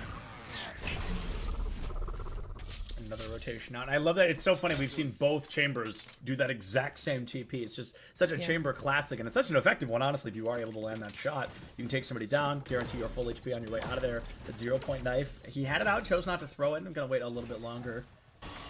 Sunipali, they're going for kind of a hyper-aggressive play style here. And I'm not sure it's going to be the most beneficial. Muncie around the corner knows where Cola is with a nade. Going to deal quite a lot of damage. Takes him down to 92, almost no armor on the board. That first dealer from Glove on Hysteria puts NJIT right back in the driver's seat. Flash comes out. It finds Yip Yip. It's going to be able to find Pass Ball as well. And Abe tearing Sunipali apart. Yeah, actually having to, if anything, if the singer comes out, Muncie's... Oh! Muncie is just going off. Oh my Absolutely. goodness! Replay. Beautiful. Wow, I was so confident. NJIT had that. Ape drops 3, but he didn't drop 5, so the potential was always there. And it was just Muncie single-handedly, two-weaponedly ripping the rest of NJIT apart. Took down Glove immediately, gets a headshot straight out of the chamber, has to feed back for the kill, finds Papo, and then takes down both here with the help of this chamber. Hunter takes down Cola. Muncie found the Ape, and I mean, that, what? Wow. What a diversion of expectation. No, heavily unexpected, if anything. Sunipali needed that, if anything, so that they could keep this economy up. So it seems like they're going to be able to live for another day, but more so, this is what scares me. Glove being the aggressive factor, but why would you peek at angle when you don't even have your weapon out? Yeah, I think you're supposed to throw the curveball first, not peek the corner and then throw it. Just walked right out into the raise. Top frag goes down for NJIT. Sunipali, they're trying to put that ninth team win down. Could be huge for the shift of momentum once again. Yeah, the A site.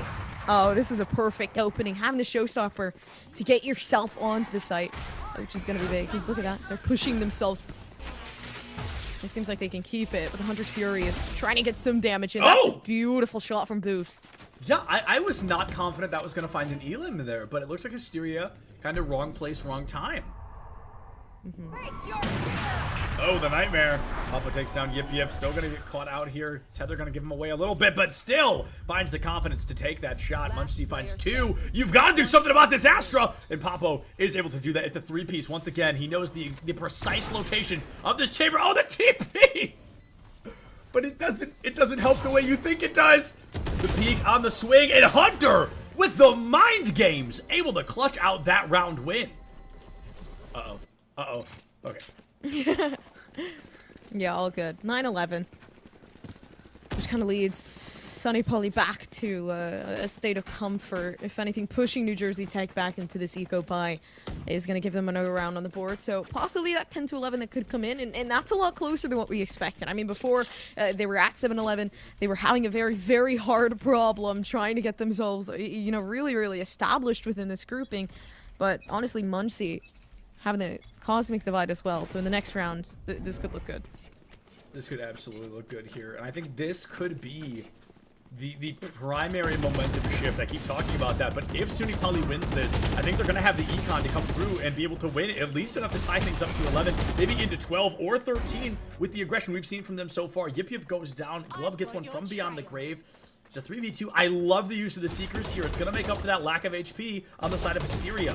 Muncie in a weird 1v1, going to win it. Basketball takes down Ape, and Gompers, again, we see NJIT dominate the first half of each half, and then they really start to lose it. They start to slip a little bit, and Sunipali takes full advantage of that. Oh, man. And especially, I talked about it before, this Cosmic Divide could really open up the round. Having that there inside of their pockets is going to give them so much space to be able to enter the site. But the thing is that they have to fully commit. They use so much util, trying to push themselves on the site, and then they end up backing off later on. Ape with the early 0 point. Might catch a few folks with that. No, instead they're all going to be... They all played so far back to guarantee they wouldn't get hit. I love the idea there. I love the confidence, and nobody's going to wide swing for Ape.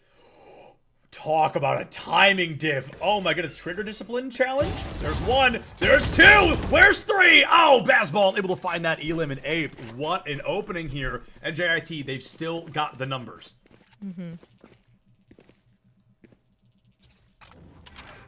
This is, again, what we're kind of used to in terms of both these teams. Absolutely nothing to use. But the thing is that I'm surprised that they haven't tried to adjust this in particular, how they play in these types of scenarios, because New Jersey Tech, especially Sunny Pauly when they were on the defense, very patient types of players in the mid-round. They do not want to pick these fights. Hysteria about to walk face first into Papo.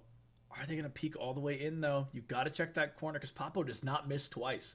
Usually finds that first shot, and if he doesn't, he finds that second. Swings a little bit too wide, gets the chamber info, forces the TP, and now you know his precise location. The wallbang headshot gonna seal the deal. We are at a 3v3, 30 seconds left. I talked about the importance of this round, and that run it back. Gonna try to devastate anything. A huge paranoia as well, forcing all three CECC Poly members to tuck tail and get out of dodge. Oh, this is so good. Glub. Luckily enough for them, they don't get shot out. They still have a flash, not to mention a wall to be able to open up the site for this play. Hunter gets flashed. They can't even move back. I mean, it's Boobs. The glub diff there. Glub and Boobs just... I loved the... accuracy is not the word I'm looking for. I loved the intelligence behind the rotations they brought out. The run it back kind of forced all of SUNY Poly to rush into the B-Link area, which then opened up Garden, and Sova just snuck up. And then all of a sudden, all the exit angles were closed. Yeah, but this null command is huge for NJIT.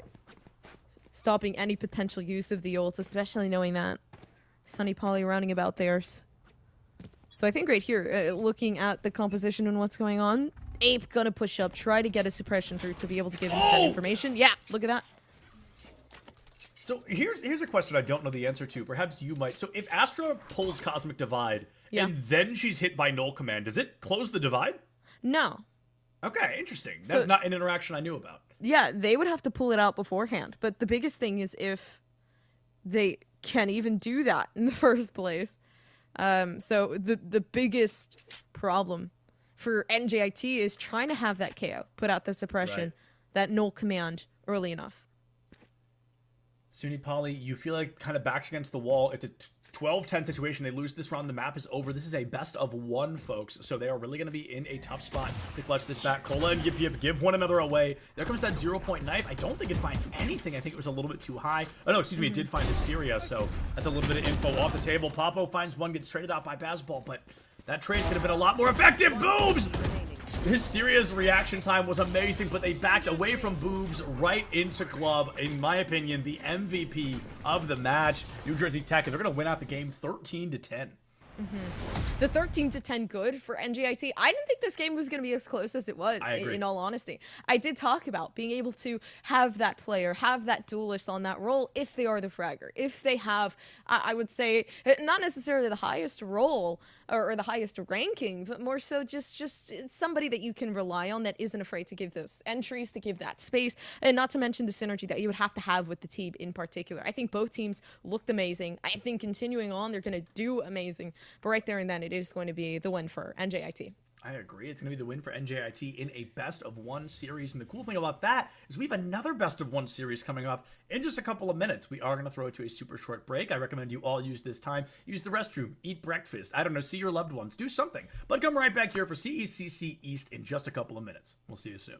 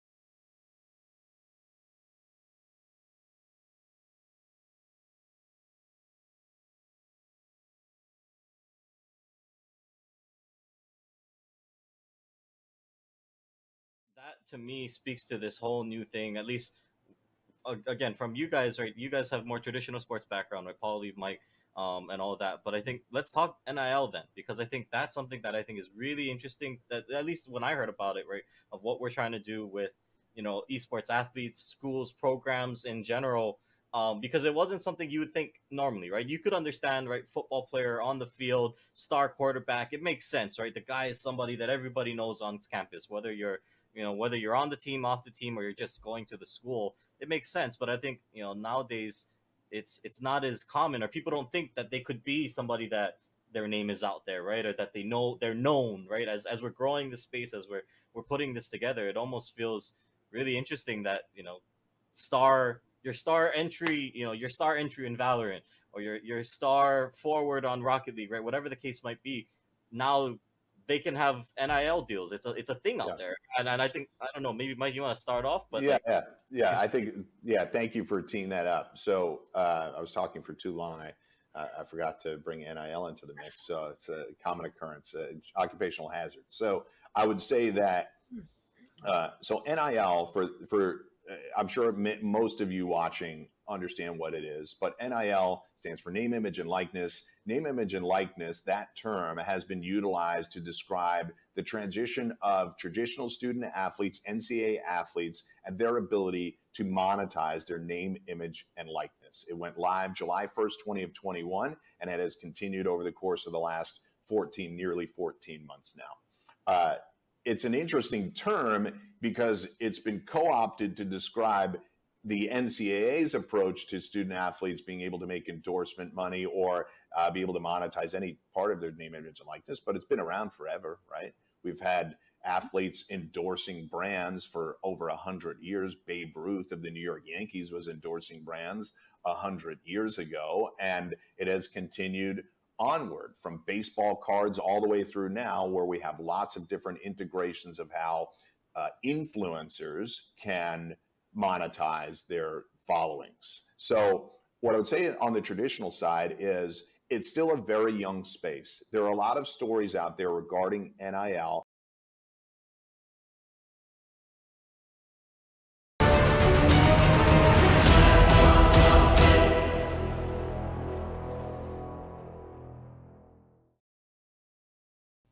What is going on, everybody, and welcome back to CECC East. I am Septilins here with a there she is, a very sleepy Gompers. Good morning, Gompers. Is it still morning? It's 11:30, but it feels like it's 5 o'clock in the morning. Sorry, all this waiting was just resident sleeper. I wanted to get straight into Valorant. And on the bright side, we're back. We're finally here. And I'm ready. We got the rosters. We got the fun facts. We got the sleeping done. I'm ready for another matchup, okay? We're awake, we're well rested, we're excited because we do have the players, we do have the fun facts. Our first team, Elmira College. In Elmira College, they've got quite the differential in ranking here, as low as Iron 2 up to Ascendant 1. So we've got kind of a wide spread here from the team. I'm really excited to see kind of how that plays going into this matchup. Okay, but I think okay. I need permission from Prod to have a little joking time, because we're gonna read the fun facts, okay? So all right. First, yeah, we should go to the match so I can joke around for a bit. But before we get to the match, though, we gotta look at Howard University. We gotta take a look at them because they've got 5 players as well. Their ranks, though, I do not know. They're not in the sheet that I have. And they've got 2 headshots. I love it. Much better than 5 not headshots. So looking great here. And I'm really excited because we already know the map. We're going to be jumping in. It's my personal favorite map in the game. As a designated Raze player, where else would I want to be other than Split? Rest in peace, Split. It's going to be Bind. Valid. This is valid. I like the map of Bind. I think this is going to be a nice transition from the Haven map coming into another classic. So, also, while we're waiting to go into the game itself, I do want to say, all right, Elmira College, right? We have some she, her, she, theys in here, which is awesome because some representation, all right? Amazing. So, for, I believe, also, we're ready to go into games. So while we kind of transition over, I want to talk about this because I love the fun facts. They're so funny. Always. Agent Select coming up, all right? Get into this. Let's get into it. I'll go one at a time. We'll go back and forth. Fun fact, I bowl on my free time. Yeah, do the... Snaps for bowling. Snaps for bowling. There you go. That's a fun one. That is fun. Which, you know, love bowling. I haven't been in so long. Another fun fact, I benched 225. Guess who that is? You have to guess. That, I don't know these players at all. I hope that's Elmo because the separation of like Elmo benching 225 is hysterical. It's the biggest chat in here. It's Money. Absolutely. How would you not bench 225 if your name is Money? Money can bench more than I weigh, and that is a terrifying consideration to think about and to say out loud. He can bench 2 times my weight. That's incredible. Shout out to Money. Outside of the game of Valorant, that is a life achievement. That is a very impressive one. And speaking of life achievements, I want to jump down to Elmo because I just read his fun fact, and he can do something I will never be able to do. He can solve a Rubik's Cube. I can't do that because I'm colorblind. So I will never be able to solve a Rubik's Cube, but it is very cool that he is able to do that. Really sad. It's okay. It's fine. I can do other neat things like talk about video games. So it's not a complete loss. Something interesting is that Jessica, also known as Atlas, is a streamer. So let's give some love. Hello. All right. That's actually amazing. Being able to stream in college and do all that is a lot of work. So. That's very impressive. That's a big workload. I tried that when I was in college and I failed. So big shout out to Atlas. And also, unrelated, while we're talking about fun facts, I love the name Atlas as a gamer tag because there's so many things it can be. Is it like the literal Atlas, like the book of the world? Is it Atlas like the guy holding up the world? It usually almost always involves the world, but the word Atlas itself has quite a few meanings. So I'm really curious to eventually find out what they mean by that. Yeah. Oh, something cool. Okay, so actually I really like this. Power Playa 14. I don't know if they're playing today, actually. I think that might be... I don't think they are playing. I think that is either a sub or a coach. Yeah, I think that is a sub because they're not in here. So we can't hear his thing, but he is the Iron. So he's not playing today. Oh, that's also a good point. So Money is kind of the wild card here. We don't know the ranks of anybody from Howard University, but on the side of Elmira, we know everybody's rank except for Money. So we're gonna have to find out if he can, he can bench 225 in real life. Can he deadlift his team in game? I mean, that is a good question. Also a very good comparison. But already given into a rotation because the paint shield threw back and Howard just scared of the smokes. Oh! No. I was gasping at Toba's Riot Gun Buddy, but Ballin was gasping at a bullet to the dome. That is going to be a 5v4 in favor of Elmira immediately out the gate. And Howard, we haven't been able to talk about them as much. We haven't had time. We had to jump right into game, but they've got quite a few fun facts of their own. We'll jump to in a minute. Vexel, speaking of, a minor in Latin. Very cool and very fun. Vexel with a double kill now, getting ready to open things up for Howard. That Brimstone, I think, really going to come in handy on a map like Bind. It's a 5v3, turns into a 3v3, and all of a sudden, Howard doesn't just have to roll over and lose round 1. Yeah, not yet. It's still looking scarce here for Money, especially since their util starts to dissolve. They have the Prowler to open up and maybe find that information, and I'm surprised they're not using it. They could give in. I agree. And just help the team here. The lack of util actually might make them lose the round, if anything. They're throwing down some of their mollies from Howard. I'm just like... a lot going on at the same time. I think Vexel's going to be able to clutch this. 40 HP in a dream. If the pistol round ace would have been crazy, but Money is able to deadlift that team at the end of the day, but cannot get that spike defused. That is Howard winning the pistol round, and I mean, that's probably the bloodiest round we've seen today. Oh. Vexel's 5 of 7 on the ult. That's a difficult one. Yeah, this is a difficult one to think about. I think Vexel being the top fragger of the group here for Howard, we could come to a possible conclusion that they're going to be able to, especially as the spokes player, really put forth a ton of effort to try to get them up there. But honestly, a really good way to start things. Yeah, without a doubt. Now, we don't know the ranks of anybody on the side of Howard, but if I had to guess, looking at Vexel, from what we've seen so far, she's probably the highest ranked player on the team. At least that's how it appears. So, I mean, we're going to need someone else from Howard to play to that same caliber, or this might be the Vexel show for the next 20 to 30 minutes. Elmo picks up Toba quick, an immediate Elam from 0 as well. Vexel finds one. Kai Shield finds another one. It's going to be 3v3 again. It feels like a team finds a dominance, and then they always get traded right back out into a 3v3. Not to mention, okay, I do want to say, Vexel is incredibly smart. They're a sophomore in computer science, which is a very hard thing to major in. And they minor in Latin, so expanding the brain overall. Unfortunately enough, though, they can't clutch this round up, which should have been clutchable. A frenzy and a classic. You're getting right-clicked. Whatever. It's super unfortunate because Money didn't even really use much of their util here. I completely agree. I mean, not only did we see, the classic and the frenzy, but there was also an orbital strike on the board that they did use. Vexel brought out that ultimate very early. I think found a little bit of damage, but did not find an elim. I think I would have liked to see a little bit more of a post-plant situation, listening in for the defuse and then using it to burn out some more time. Perhaps it's a panic choice. Perhaps it was just a haha, I have my ult in round 2 situation.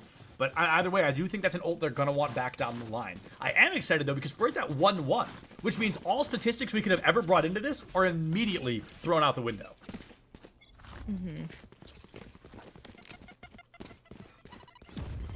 Paint shell comes down, kind of blocking off anybody that could entry in. And this is good because Vexel starting to drop the smokes off early so that they can at least try for an entry. But the thing is that playing the Raze on a map like Bind, you have so much impact trying to push these players back. Look at that, already putting the blast pack back there, and they want to beg for a rotation.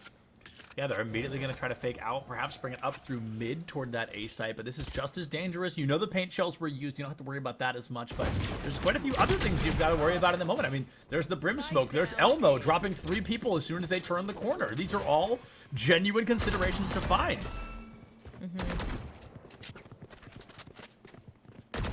Yeah, okay, though. Just kind of basing their success off of the picks they're getting, which is great from Elmira because they've given themselves kind of like an insurance in this half. But nice from Kenny Cosmic. Kenny Cosmic takes down Elmo, takes down Phantom, I believe, offline, but Money able to find that Elim onto Kenny themselves. Elmira going up 2-1, and I feel this could be the beginning of a snowball. I would think so as well. Look at that, 2-1. Elmira being able to take things back. And I'm wondering if anybody's gonna, like, op. I feel like Elmo might bring out their tour de force. I'm not 100% sure. Especially since, I mean, what would be the point of it? But I think right here is actually the best time to pull something out like that. Yeah, the operator coming out full force. So this is actually going to be really good. Because Elmo bringing that out is going to ensure that they at least get 1, if not 2. Yeah, Elmo's got that op. We saw last time Elmo held this angle, it was a 3-piece in a matter of seconds. Going to TP out instead of... Oh, I love the use of that TP. Such an underrated one. Rotates you literally from the B site to the A site or vice versa. That trademark going to get destroyed early. Toba going to tank a little bit of a nade, trying to read the teleport. Nobody comes through. That nade is my favorite one on this map. Through the teleporter into hookah. I love it. Launching smoke. Yeah, slowly walking up, which is great. The smoke's already down, so they can give themselves some space without having to worry about these angles, but still also having to worry about that util. And the one thing we talked about was the lack of util coming out from Elmira, especially with the Fate, so I'm wondering if they're going to try to use this time. Right, we saw that Molotov go down at Molly. It's not going to be able to find the same level of value they were expecting. No defense, unfortunately. Howard, though, they're in a 5v2 scenario. Elmo choosing to bring out the tour de force here. Already has an op in hand, stuck in a 5v2 situation, but trying to play that defuse for his life. I mean, it really seems like these players so far, they just want to bring us high risk, higher reward. That wall does not do what they thought it does, but it's still going to be enough to scare Elmo into a rotate. Here, there's so much going on around everyone. And they're backing off. At this point, they don't care about what could happen. Right now, the spike getting imploded on is the biggest thing, but able to give themselves another round on the board so that they can continue their wrath of terror here for Howard. But that 2-2 is looking good. Yeah, absolutely. I mean, 7 people left alive. That is easily the most we've seen survive a round so far today. And of course, it makes sense for Elmo because you've got that op, and if you lost it, you were not going to be buying another one. So they want to keep that op, they want to save, they want to play it slow, and that's something I wish we saw more of in Collegiate, to be honest, would be that saving. I feel like a lot of players want to be the hero, they want to be the star, and they tend to overextend, and then Econ really gets destroyed. But saving can be so impactful for follow-up rounds. Mm-hmm. It's a scary game to play, but nice information from Zero. Already out inside of the spawn side, knowing that they have an op. This is big. Oh, Taishi gonna have a weird kind of lineup situation. I think it was immediately followed up by Amali trying to cover that B site back. And even after all of that util used, they're still very hesitant to push into B. Oh. Timing diff. Yeah, really nice from Ballin. Timing diff. It's continuous, the difference. Absolutely insane. Anti. Oof. Shots already fired. The pain shell coming down in the back of sight, and Anti trying to stop them from coming in with the molly. So they have to, once again, rotate here. And Howard have been rotating many, many times so far. It really is just kind of a complicated dance at this point. Oh, B side, oh, A side, oh, B side, oh, A side. Just back and forth. I mean, this is the third time already they've rotated in this round alone. They're faking the faking fake. Like, they're very uncertain. They're trying to change their strategies and their gameplay as quickly as possible. Elmo misses a pretty crucial shot onto that raise, but Kenny Cosmic with the spike goes down right out in the open, tucked into that corner. Elmo chooses not to take the shot, plays it a little bit slower, a little more patient, and Money will be the one to sneak in and secure Elmira that third round win. Mm-hmm. Good for them, 3-2. The own ultimate ready for Money, and that 6-1. By the way, so they're getting lots of frags here. Even though it is kind of weird too, because Money has stayed alive despite the fact that we've already passed around 5-6 rounds. Right. So maybe just trying to keep themselves alive for the KDA. That's also a very dangerous game to play, because the more scared you are to play, to kind of lose that momentum, to lose that KDA, then the more you're going to let your team down. But it seems like they're doing good so far. So honestly, no complaints. I have to agree. It can definitely become a risk if you get a little bit too worried about not wanting to die, about wanting to save. Things can get tough, but if Money just kind of decides now's the time, let's really kick it up a notch, let's shift it into 5th gear, that might be very effective. They take down that Haunt early. Oh, and that nade, gonna get just a bit of damage, but every bit counts in a game like Valorant. Vexel gonna be walking straight into Elmo's operator if they choose to do so, but no, instead it's a full rotate down toward that B site. Howard, they're going for that rotate, that slow play once again. That almost works every time. Mm-hmm. Having smokes for Anti, the moment that they hear anything coming along, they might actually, yeah, this is a perfect smoke to use. Uh-oh. Unfortunately, though, the entry comes in because of that stun, so it allows Howard to take the first thing. A possible second at it. Nice from Ballin. Yeah, Ballin just walks up and takes Anti down. That's some anti gameplay if I have ever seen it. Howard is going to be up 5-3. The spike already planted. The Haunt comes out quick from Money. Every bit of intel will be very important to keep them alive. I'll be honest, Gompers, it would be a risk. I wouldn't be upset to see the Nightmare from Money right now. Yeah, I wouldn't be surprised either. Ballin. Lineups, I heard it.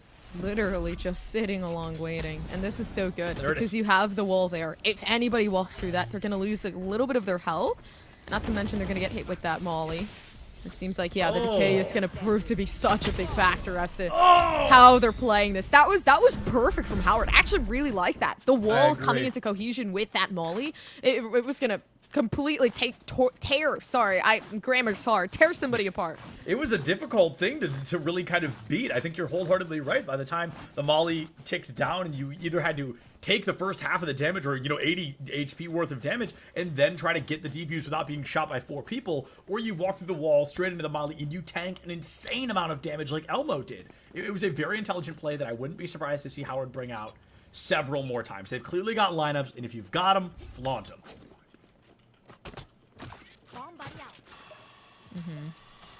Oh, Ray's moment.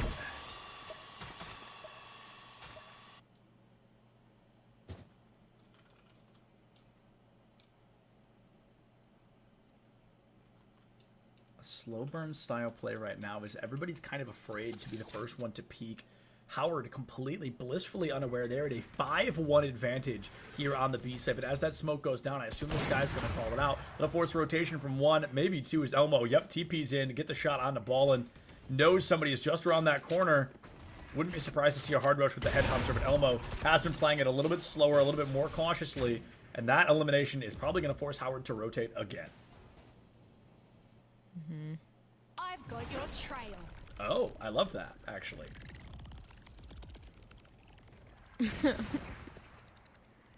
Yeah, the Seekers are pretty good. I like this. They know that somebody's A. I'm surprised that they're going A despite the Seekers giving away the information that there are some players A. But that's okay because Howard, with the 30 seconds left, they have to hit a site regardless. The Nightfall there for money if they use it. They still haven't used any of their Fade utility. And now this might be there we the first. go. Money finally brings that in a pretty crucial moment. I think the Molly goes down, almost takes out Vexel. She's going to live long enough to get out of it, but the HP damage has still been done. Elmo peeks the corner, finds one. The op finally out of the hands of Elmira. Vexel gets hyper-aggressive again, but it's Atlas who finds the kill. 3v2 in favor of Elmira. It is up to the Sky to save the day. Kenny Cosmic takes down 1 and then is sent to the Cosmic as 0 finds that elim. 4v3 in favor of Elmira. Yeah. Elmira. Oh man, we're getting a lot of close games today. By the way, I'm not necessarily shocked. I'm just surprised that this is like, you know, this is kind of like a continuous thing that's happening. I guess it's also because a lot of the players, these are like opping maps where you heavily rely on the op a lot of the times, and Elmo bringing that op out, trying to use that, you know, a lot to be able to give themselves that advantage is also kind of big. But 3 ultimates ready on the board for both of these teams. Once again, farming those orbs for Toba to get the showstopper would be big, even on the other side. Elmo with another op in hand. He lost it last round, but the team won it, so they were able to pick it up and secure it for this round again. Okay, we are going full-blown demolition derby. Anti takes out Toba early. Anti able to find Ballin as well. We're all of a sudden in a 5v3. A very strong start. The Molly goes up and over. An insanely effective flash, but nobody there with the follow-up.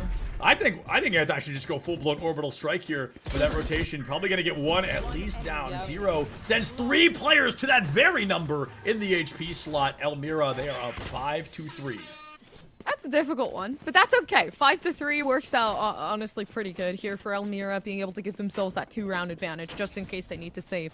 But also 0 having the Seekers, giving that early information out if they want to. Okay, well, I don't want to peek this, so let's use my dog. Hey, I didn't see anyone long. They might be A possibly, so let's bring these Seekers out to be giving away that early info to see how we can play this round. But I think overall, this is good. Yeah, Elmira doing a phenomenal job so far. And Howard, they're down, but they're certainly not out. I think this round is going to be a really rough one. It's going to have to be a thrifty. And even, okay, I actually really like the idea of committing the tour de force here to make up for that missing weapon. Taishi, though, with a Sheriff, going to be able to take down the chamber from Elmira early on, giving Howard that numbers advantage. It almost makes up for the weapons advantage, but I think we really need 1 more elim to make that count. Oh, I'm scared. Oh no, and the showstopper, they know that they're there. I'm surprised Atlas isn't even bringing it out yet. If they bring it out right here, they could get the 3K, but they don't. It would have been a bloodbath. I would have pulled it on 1, but that's probably why I don't play competitively, because I would have just been excited to get the kill. Howard, they are down. Things really were looking rough, but they've got that 3-3. They're going to rotate again, hitting us with the Howard Classic at this point. And Elmira, they're going to have to change adaptation. I'm really curious as to why Ballin would hand Toba the op here. Okay, wait, I'm mixing up my chambers. I'm sorry. Elmo is the one that's been rocking the op, so this is a little different. Oh, because tour de force. Duh. Never mind. Understandable. A mistake we all make. Oh no. Getting in is no problem. Surviving and or getting out, that's going to be the hard part. Orbital Strike comes out. Chamber has to TP. A lot of extra damage to be done, but Anti, oh, wow. Talk about an unfortunate way to go. A wallbang headshot. Money gets the trade kill onto Toba, and we are back into a 2v2. Spike down, 0 out. Finds both of them in the blink of an eye. I mean, 0 moment at this point. Just finding multi-kill after multi-kill. Gets the first half. Gonna try to farm that up. And Elmira, they've guaranteed, worst case scenario, a draw at halftime. This is the try not to cry challenge for Howard. Oh, and they had such a good start, too. Truly.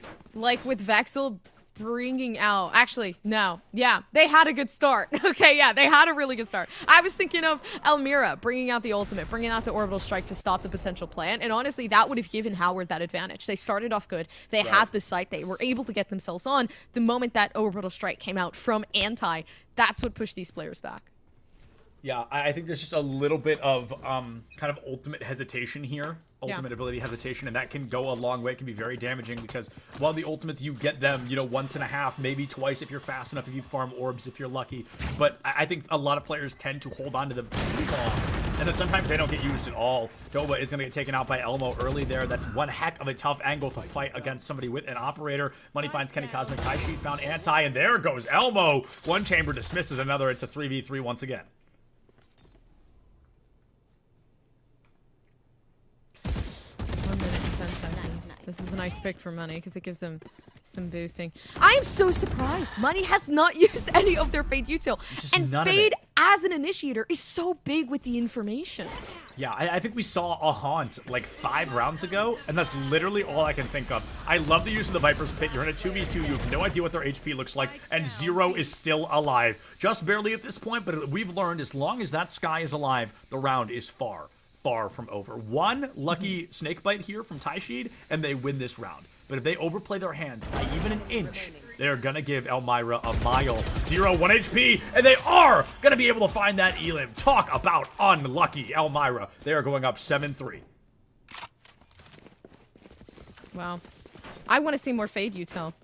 Truly. To be honest with you. I think that, I mean, I know Elmira is winning this out regardless of the Fade util. Majority of the time, they're winning the duels, which is good for them.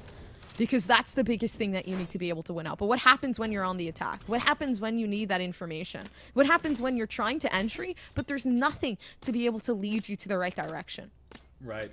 It looks like our team on the side of Howard, they're all getting stalled out at 8 eliminations. We see some power plays by them. The 3 that have 8 elims have not been able to break over that hurdle yet. And as long as Elmo's got that off, I truly don't see it getting any easier. Atlas brings out that nade early. Probably going to find a bit of damage, but probably nothing to write home about. The smokes come out now, forcing themselves into a 5v4. I think a showstopper from Howard would be a great space maker right now. Maybe not anymore. Yeah, no, once again, Howard just facing such a difficult type of, you know, perspective. Being in this 5v2. Now 5v2 with Anti taking the 3k and beautiful from him. Maybe more. Honestly, I mean, Sky, this has been a strong player from Howard so far, but I don't think there's much Benny Cosmic is going to be able to do in a 5v1. They've got 3 ultimates on the board. Maybe you go for a rifle save, but even that ain't going to cut it. Takes down Anti, and Atlas gets the kill, which means they'll probably secure that op once again. Elmira, they are up 8-3. They're 1 round shy of winning the first half 9-3. This is gonna be a hard one.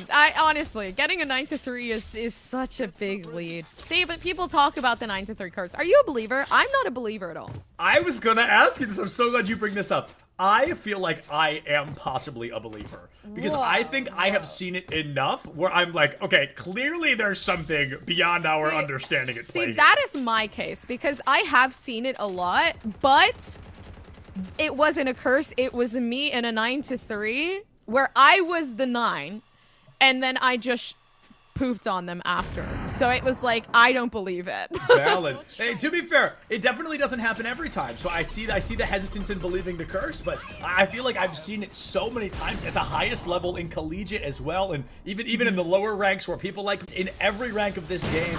Ballin, though, trying to make sure that doesn't happen, trying to turn it into an 8-4. Elmo takes out Ballin. We're in an immediate 4-4 trade. Here's another orbital strike. We got that back-to-back, a Brimstone Venn diagram.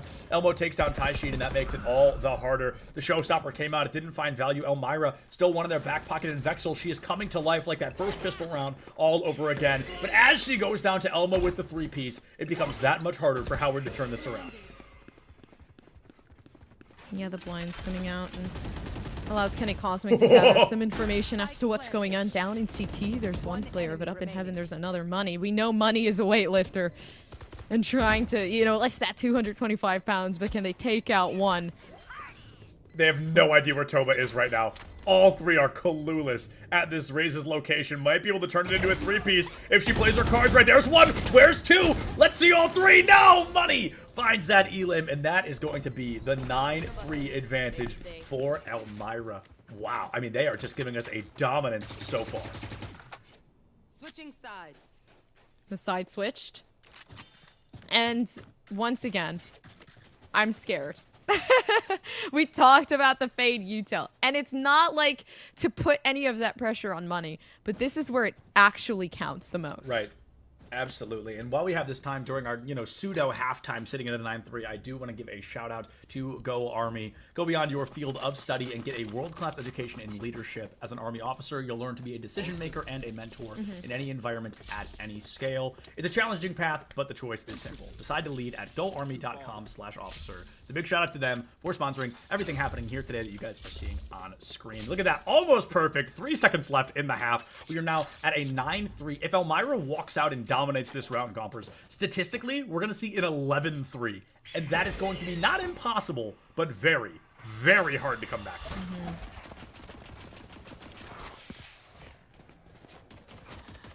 Yeah, I think it would be hard to come back from as well.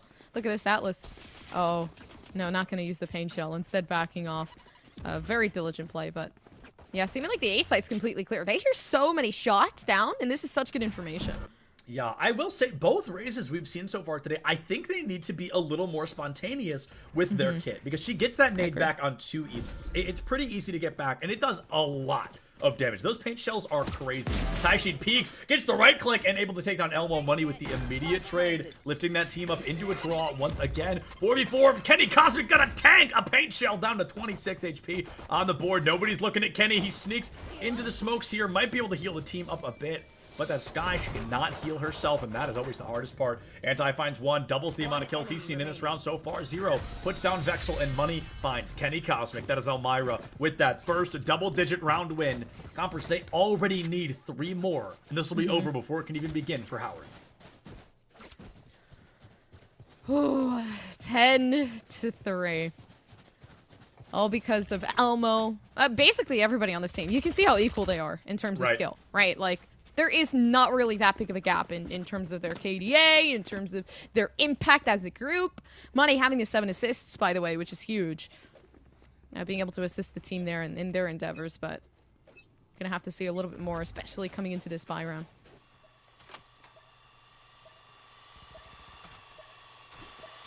Toba gonna get out of dodge there, chooses not to take the advantage with the shorty and gonna play low below window instead. I'm personally much more fond of this play myself. I feel it's a little bit safer, unless the wolf actually checks for you, in which case you are in hot water all of a sudden. Anti finds 1 and Money finds another 5v3 in favor of Elmira and Howard as they just tick down one by one like the survivors in a horror movie. They are not gonna be able to find that numbers advantage here in round 14. The flash comes out, but unfortunately enough for Ty Shield, he's in a very bad position to try to save the world. Unfortunately, there is no world saving. Backed off down in CT. Kenny Cosmic trying to give away to some of the information. Having the classic can hit the shot, so 0 has to close things out. I wish we could tell how close that was. I mean, that Sky, she can't be more than 10 HP, 5 HP maybe on the board. A very close one, but unfortunately, you still would have needed 4 more, and that just would not be doable with a classic and 6 HP on the board. Elmira, they are 2 rounds away from winning this series out, and as we see, they're going to have to go for kind of a pseudo... I mean, they've got 1 Vandal on the board, but they're going into a full buy from Howard for the first time this half. Hopefully, Howard can win this out in just a numbers game alone. Whew. Yeah, time ticking. Each side is there to take. Ooh, the one way. Oh, no. They thought it was something else, so they tried to shoot at it, but it's not. Dang, all these kids got Riot Gun buddies. Ah, that's so cool. I wish that was me. Not to be the generic caster on the desk, but gosh, that is so neat. I love that. No, it is pretty cool that they're able to get something like that. Toba. Oh, no. Yeah, run away. I think we just need to see Toba slow it down a little bit. I think we need an increase in util, a decrease in holding W. Because Raze can do a lot without even seeing anybody. And okay, here's a great example. Taishid gonna have to tank that paint shell. And okay, that paint shell might find some great value onto anybody. They're unfortunately both able to dodge it out. Ballin picks up anti. Taishid finds Elmo. 3v2 in favor of Howard for the first time in a long time. Almost single-handedly off the back of this Viper. If they're able to win this, maybe that dominance can begin, but we talked about it. In 11-3, that is really, really hard to come back from. Yeah, but definitely still possible as well. Right. When you look at it that way. Planning the spike. Zero trying to get the headshot. That's a beautiful headshot to start things off, but it is going to be a 1v2. Can Kenny Cosmic clutch this up? I mean, it's only 13 seconds until that flash comes out, and they also need that defusal. Atlas has been good, but have they been 2v1 good? Just a timing diff. Kenny Cosmic swings the corner. They can't quite locate the spike for a moment, but they do find that at the end. And Howard, they're going to put that 4th round win on the board, probably giving Taishid their ult after a performance like that. And if not, one ult orb closer. I've got to say, that was a really strong performance. You've got to wonder where that's been. That's the thing. Strong performance like that one has to keep going. Right. Or else you're going to get like that. How many wins is that? 1, 2, 3, 4, 5, 6, 7, 8. 8 win streak from Elmira. But it is also a bye round in that bonus round. So also making sense as to why Howard was able to kind of take things to that win. If they can continue this stride, then honestly, it would be very, very impactful. It would be a very different momentum than what we were seeing. Elmo has to go for the light shield here, and I can only assume a couple of headhunter bullets as well. Anti and Ball and about to square up here in the B-link area, the hookah area. Dangerous game, but Balling into TP right back out. Chooses not to take that chance. I think this is going to be a first blood wins the round situation. I'm not sure. Maybe, depending on who you take out. Very good point. Very good point. Toba trying to play it slow, but nobody's really peeking into it. Can't find that momentum yet. I think with the Raze gameplay style we've seen so far, you've just got to play slow. Maybe blast pack into a cheeky corner. Maybe just sit there with a shotgun. But the holding W strategy has not worked for Howard so far, and I love to see them really, really slowing it down.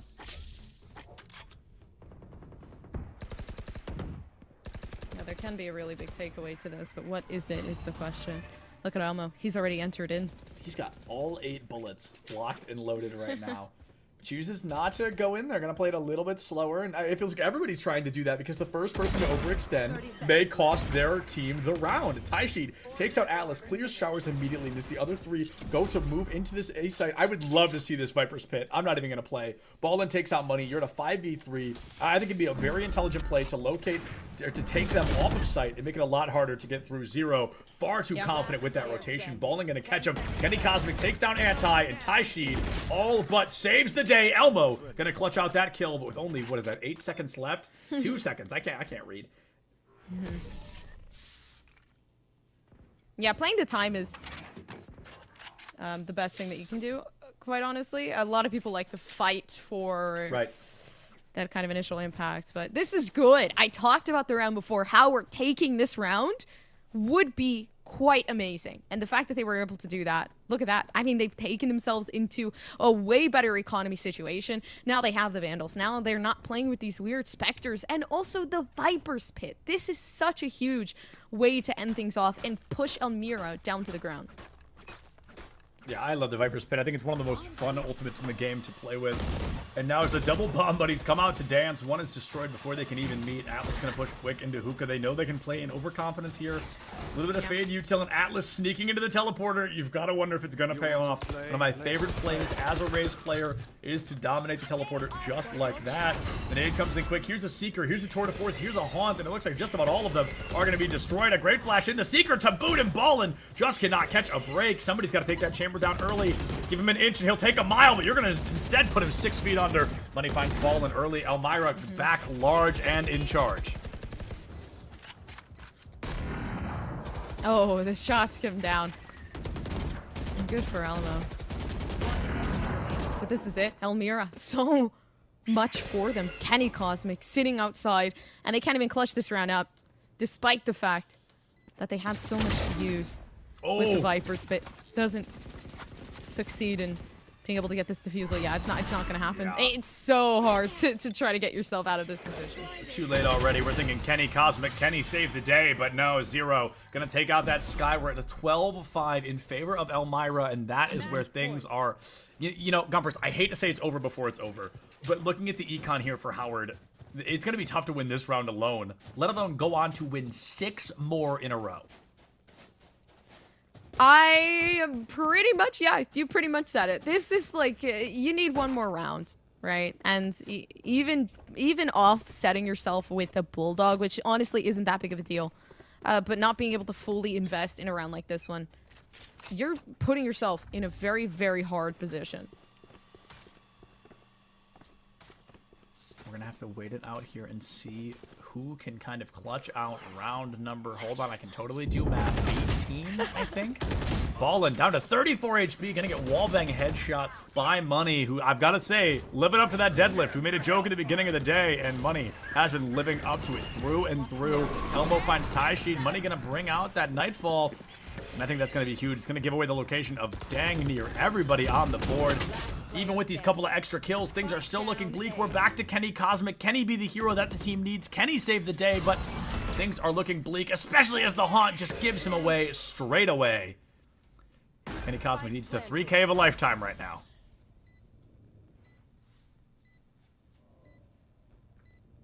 Oh no. This is the second time they've been put in a position like this one. They can walk up CT. I mean, they don't have a flash either, so this is just... Oh, the dog. Actually perfect. Came in the correct time. Kenny's just kind of playing out the inevitable here. Either you peek and die, or you let the spike go off and die. And yeah, it walks right out into the... I mean, you just got to do what you got to do, Kenny Cosmic. Nobody's going to hold that one against you. That was a very difficult scenario to try and win. Elmira, though, I've got to say, that game started crazy close. And by the time we got to the end of it, Elmira just had every sense of dominance on it. I think the biggest thing that I learned from, you know, a coach in general was... It was, even though you're in a 1v3 type of scenario, you know, you can't expect yourself to get mad at yourself in particular because you shouldn't have been put in that scenario in the first place. So it's also a very big thing into kind of looking into the synergy with the team and the fact that there is so much missing against a team as dominant as, you know, the one that we just saw. So super unfortunate, but honestly, it's not like they were too far off.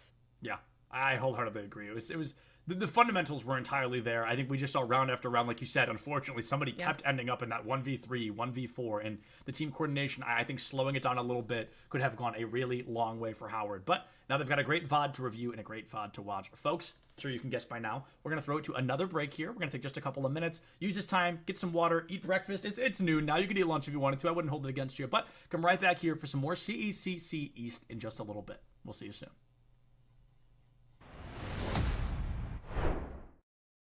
What are the parallels between esports and gaming and the Army? I've been in the Army for 17 years. I've been a nerd and a gamer my entire life, even when we had dial-up internet back in the late 90s. And I was very excited when we finally got cable in the early 2000s. And I was able to play, you know, StarCraft on BattleNet. So I mean, gaming has always been a huge aspect of my life. And being in the Army, funny story, I'm surrounded by fellow nerds and gamers. So every location that I've been sent to, I've known WoW groups. I can play World of Warcraft with people that are literally living down the hall from where the Army puts me to live. You're in a community of like-minded individuals from all across the country. Having that ability, whatever your hobby is, so like I play Warhammer, which is a tabletop game, outside of every Army installation across the entire country, there's a Warhammer store where I can play my game. Wherever the Army was moving me to throughout the course of my career, my hobby went with me. My love went with me. You know, it was kind of one of those really cool things. And then with the video game aspect, I mean, I remember 2006 seeing LAN parties in a barracks room. Like you're seeing Ethernet cords outside of dudes' rooms linking up and playing various video games on a Thursday night after they're done work for the day because you're surrounded by people of equal age. Video games are a big aspect of everyone's life nowadays. So you're saying the connection, not so much like, yeah, there's games that are parallel to maybe how you operate in the military, but you're saying the ability to to function as a unit or with friends, you're brought even closer together through gaming, it sounds like. 100%. You're going to meet fellow gamers. And, when a good gamer meets another gamer, they're going to become best friends online. When they're living down the hall, you already have that immediate hobby that draws you guys together. You're going to make lifelong friends, and you're going to be meeting fellow nerds from all over the country. Because when you're stationed on a military installation, you're going to be in a barracks, which is like a really nice hotel room. You're going to have your own room and everything. Your neighbors are also going to be fellow gamers. So it's kind of cool to be able to be like, hey, let's get a raid in. Okay, so you mentioned WoW, you mentioned raiding. I'm a big WoWer myself since 04. You said LAN parties. Were you talking LAN parties like Halo, or what are we talking LAN parties? Oh, back in the day? Oh, Halo? Definitely. I mean, I joined in 2006. Mm-hmm. So Halo 2, LAN parties, money in the bank, having great nights. Some of my fondest memories growing up where you go over to a buddy's house, you got 9 TVs there, and everyone's connected to a router. And you're all trying, hey, don't look at my screen, man. Don't look at my screen. You got 4 people to a TV, and you're playing, Halo 1, Halo 2. So being able to still experience that and get paid and having your job and, you're getting your skill training, it's awesome. One of those really cool experiences. Yeah, plenty of fights with me and my college roommate in Halo 2 and sticky bombs and holes in doors. Yes, I totally remember. Stop looking at my screen. That's all. Okay, so this is great. So I really feel this is good information for students thinking about what they want to do before college, after college. They're gamers. And look, you don't just go to boot camp and eat and run and stuff like that. You're actually spending time with people and playing video games. I think it's a good recruiting. You are still going to run. You're going to be in really good shape. I mean, you're still going to do your job. You're still going to be, we have over 150 jobs to choose from in the United States Army. Everything from electrician to plumbing to construction to HVAC to infantry to, everything. Satellite communications, which is a really good field to get into if you want to go into telecommunications for like AT&T, Verizon, whatever, T-Mobile. So you're going to get your skill training. You're going to get your job. You're still going to be in the Army, but it's a 9-to-5 job. When you're off work, you could go do whatever you want to do. If you want to do a LAN party with your buddies down the hall, hell yeah, go get that done. It gives you that option that don't think because you join the Army, you're just going to wear this uniform 24 hours a day. I mean, you're obviously going to get your WoW raiding parties in sweatpants at, 8 o'clock at night on a Tuesday, because that's when your group can meet up.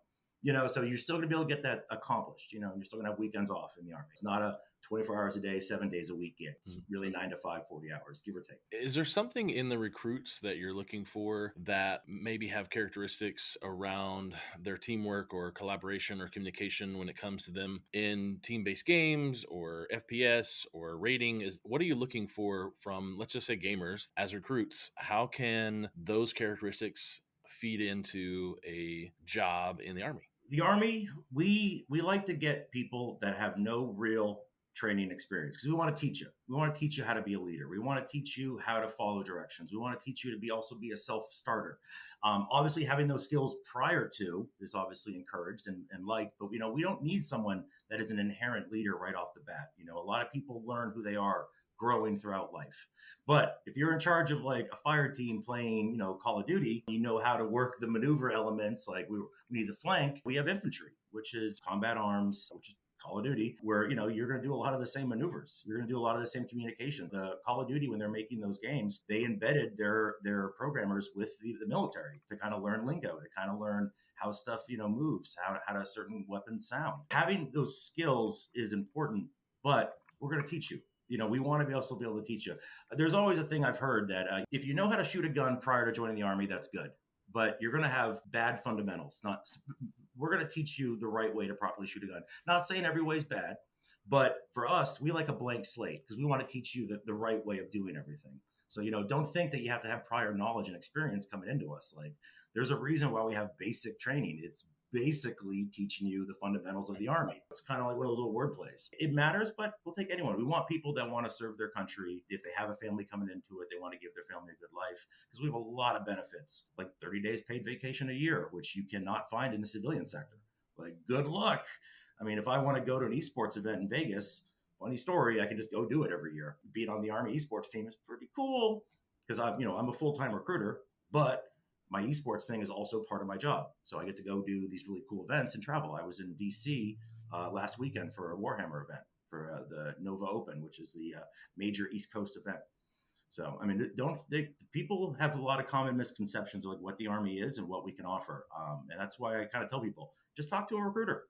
We just talk to people. If you don't like it, you don't like it.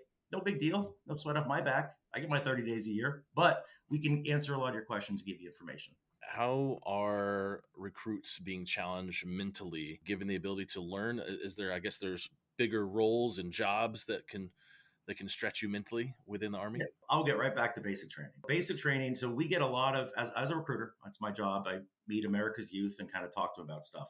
Is basic training is kind of like we're getting you away from your parents for a lot of kids the first time in their lives. You know, a lot of kids that join are coming right from, you know, their bedroom that they grew up in their entire life. So with basic training, it's your first real experience being on your own and being able to discover and work on those self-resilient skills. We want you to thrive. No one wants you to fail in life. So the Army is going to give you every single tool we can to make you physically tough and mentally tough. So that's why you guys have probably seen videos at basic training where you see drill sergeants yell at you. Yeah, they're going to yell at you a little bit because a lot of kids haven't been yelled at in their entire life. And that's going to show you a different way to thrive in that environment is, you know, when you're put into a stressful environment, being able to be like, okay, I now know how to handle this because I've never really had that situation appear in front of me before. You know, but it's never going to be pushed too far to too many limits. You know, we want to make sure that everyone just kind of understands that, you know, you're joining the Army. You're not, your mom and dad are really far away, thousands of miles in some cases. And we want you to be able to thrive on yourself. You know, the person you are when you leave for basic is not going to be the person you are when you graduate basic training. I got a thing in my office where we always take a photo of you before you leave and we put it on my wall. And when you come back from basic, you come to visit us, is we always hand you that photo and you have to go into our bathroom and look in the mirror and see how much you've changed just in 3 to 4 months. Because you'd be surprised at what comes out of this training. And these are stronger mentally, physically, socially. They're put into these, you know, pressure-filled environments where you're gonna swim. You're not gonna sink. We're gonna make sure that you know how to thrive. Listen, do it. Gaming is going to be a big aspect for the next, you know, 20, 30 years. Twitch and has grown exponentially every year for people that are creating their own content. YouTube is also the same way. You know, whatever your hobby is, do it. Be excited with it, you know, but also remember, you can always fall back on us, the Army. Get yourself some money, get yourself some skill training just in case. You know, life is long. Always make sure we always use the term, always have tools in your toolkit. You know, if you want to play video games, do it. Play video games for the Army, but also learn HVAC. It's a good skill to have if something goes bad. You know, God forbid something happens to your wrist and you can't play, you know, Call of Duty competitive anymore. Guess what?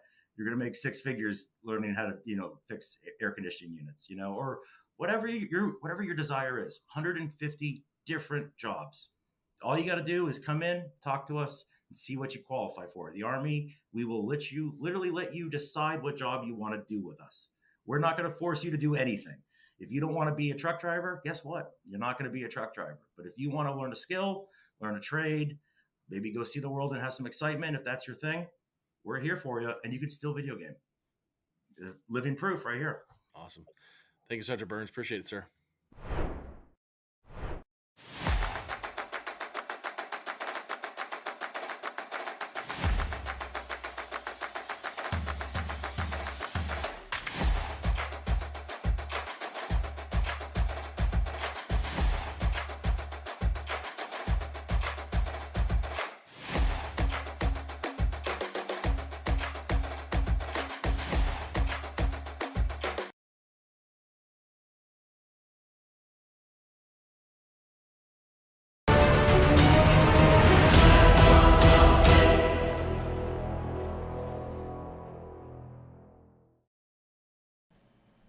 What is going on, everybody, and welcome back to CECC East. I'm still Septulence, that is still Gompers, but this time we're bringing you the same map, but with 2 different teams. We've got St. John's University, a team that I know quite well, up against Loyola University, Maryland, a team that I also know, but not quite to the same extent. Either way, Gompers, I'm very excited to see 2 new teams on what is the same map, but, you know, 10 new players, new things are bound to happen.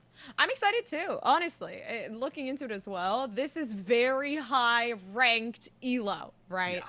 This is like Ascendants, Immortals, a Radiant. And by the way, I did want to talk about it. Radiants are insane. They're Radiant for a reason. Believe it or not, there's a very big gap between Radiant and Immortal 3, and I feel like people, you know, kind of like undermine that, but being able to go to that Radiant spot, you're in the top 500, right? Like you are quite literally one of the best. So this is going to be a pretty interesting game. Without a doubt. Let's take a look at St. John's University, and I wonder if they've got headshots, because as much as I know these players, I don't know what many of them look like, so let's find out. Okay, see, there we go. I'll be honest, so I recognize Void, Knight, and Trident. It looks like Trident's actually not playing here in the primary game. Perhaps he is. I guess we'll find out when we jump in, but the rest, I don't recognize as much. I don't know if I've seen them before, but either way, I'm very excited to see those returning players. And on the side of Loyola University, Maryland, one of the players I recognize very well is, funnily enough, that Radiant player by the name of Vi. No pun intended, but it was inevitable. I recognize Spirit and JPF as well, so it looks like I've got 3 players on both sides that I'm really excited to see their own performances, their own kind of coming out of clutch here. And as I talked about already, but we'll show you guys once again the map we've got appearing. My personal favorite map in the game is the in-house Raze player. It's going to be Bind. You know it. I love it, and I'm always excited to see more of it. I'm excited to see more of it too. I think Bind coming into this has been a classic pick ever since the game quite literally started. So yeah. I feel like this is never going to be something that a majority of teams want to ban, although it is, it depends. Obviously, like, it depends for everything, just like everything does. I'm hoping we see a Pearl because of the fact that it's such a new map. I think Pearl would be really, really fun to be able to cast as well. But I do want to talk about, I love these, the fun facts, okay? The Radiant himself, okay, his fun fact is that he learned how to ride a bike at 3 years old. That's crazy. 3 years old. I was still peeing my bed at that age.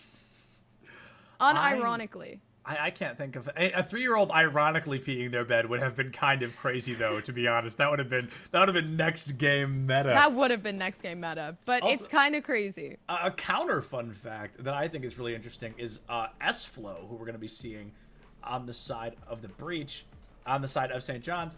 First video game console was a Nintendo GameCube, which is very neat. One of the most iconic consoles out there. And we barely even get to look at the agent select. They knew what they were bringing out. They were locking it in. And Gompers, in those 2 whole seconds we saw their team comps, I saw a couple of unique agent choices. I saw a Breach, which isn't bad. It's just different. It's very unique. Not something we see often. And I feel like I saw something else that I was like, oh, okay. But now I can't remember what it was. Yeah, I actually like the Breach. I feel like Breach a little bit more normalized on maps like Haven, maybe on maps like, I would say more, I'm trying to think of the map. There's no way I forgot the map name. Is it Fracture? It is Fracture, yes, thank you. Oh my gosh, okay. See, after the changes, I just completely forgot about the Brand new map. Yeah, right? But yeah, it's like, I haven't seen it a lot coming into a map like mine. I mean, I have seen it. It's definitely not the most untypical type of thing, but it is brought out maybe every once in a blue moon. Yeah, and I mean, a Radiant Raze player, a player after my own heart, I'm very excited to see, and I'm totally also, for sure, definitely also Radiant, so it's very cool to see another Radiant Raze player. The joke there being that I'm definitely not. Anyway, jumping in, St. John's, they're going to get hyper-aggressive and going to get that classic Fade Raze combo. I call it a classic. It's one of the newest combos in the game, but everyone does it so often, it feels like it's been here for 100 years. Uh-oh. Oh, this is good, because we can see these players know exactly how to play the game. S-Flow, really good at being able to have the reaction time to block things over, but Handsy getting a refrag, so 2v2. Bloodbath. I mean, blink and you miss it. It's up to Bai to go in quick. Does not check the corner. Oh, the reaction time will be enough to save the day, Loyola. They've got the numbers for that headhunter in a pistol round. That thing is lethal. They've really got to play this careful. Oh, and as he gives away his only location, just got a little easier for them, I think.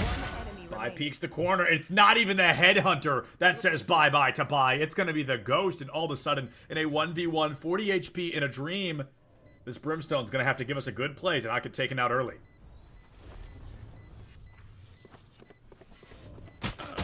Time ticking. And Spirit watching the angle, making sure Smalls goes down. Oh, man. You've got to wonder if that's like a "You're Killing Me" Smalls reference, in which then I have to bring up the fact people always tell me I look like Squints from the Sandlot. Really? Oh, absolutely. I get it all the time. I actually have a t-shirt with Squints on it, and I wear it when I like go to amusement parks and stuff. People always get a kick out of it.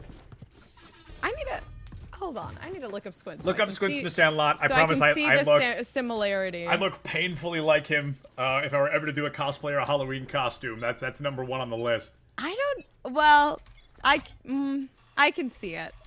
I'm almost flattered that you don't immediately see it. That almost means something to me. That's how often it happens. I'm excited that it's not an immediate recognition. I was thinking about it, and I was like, I need to look this up. Oh!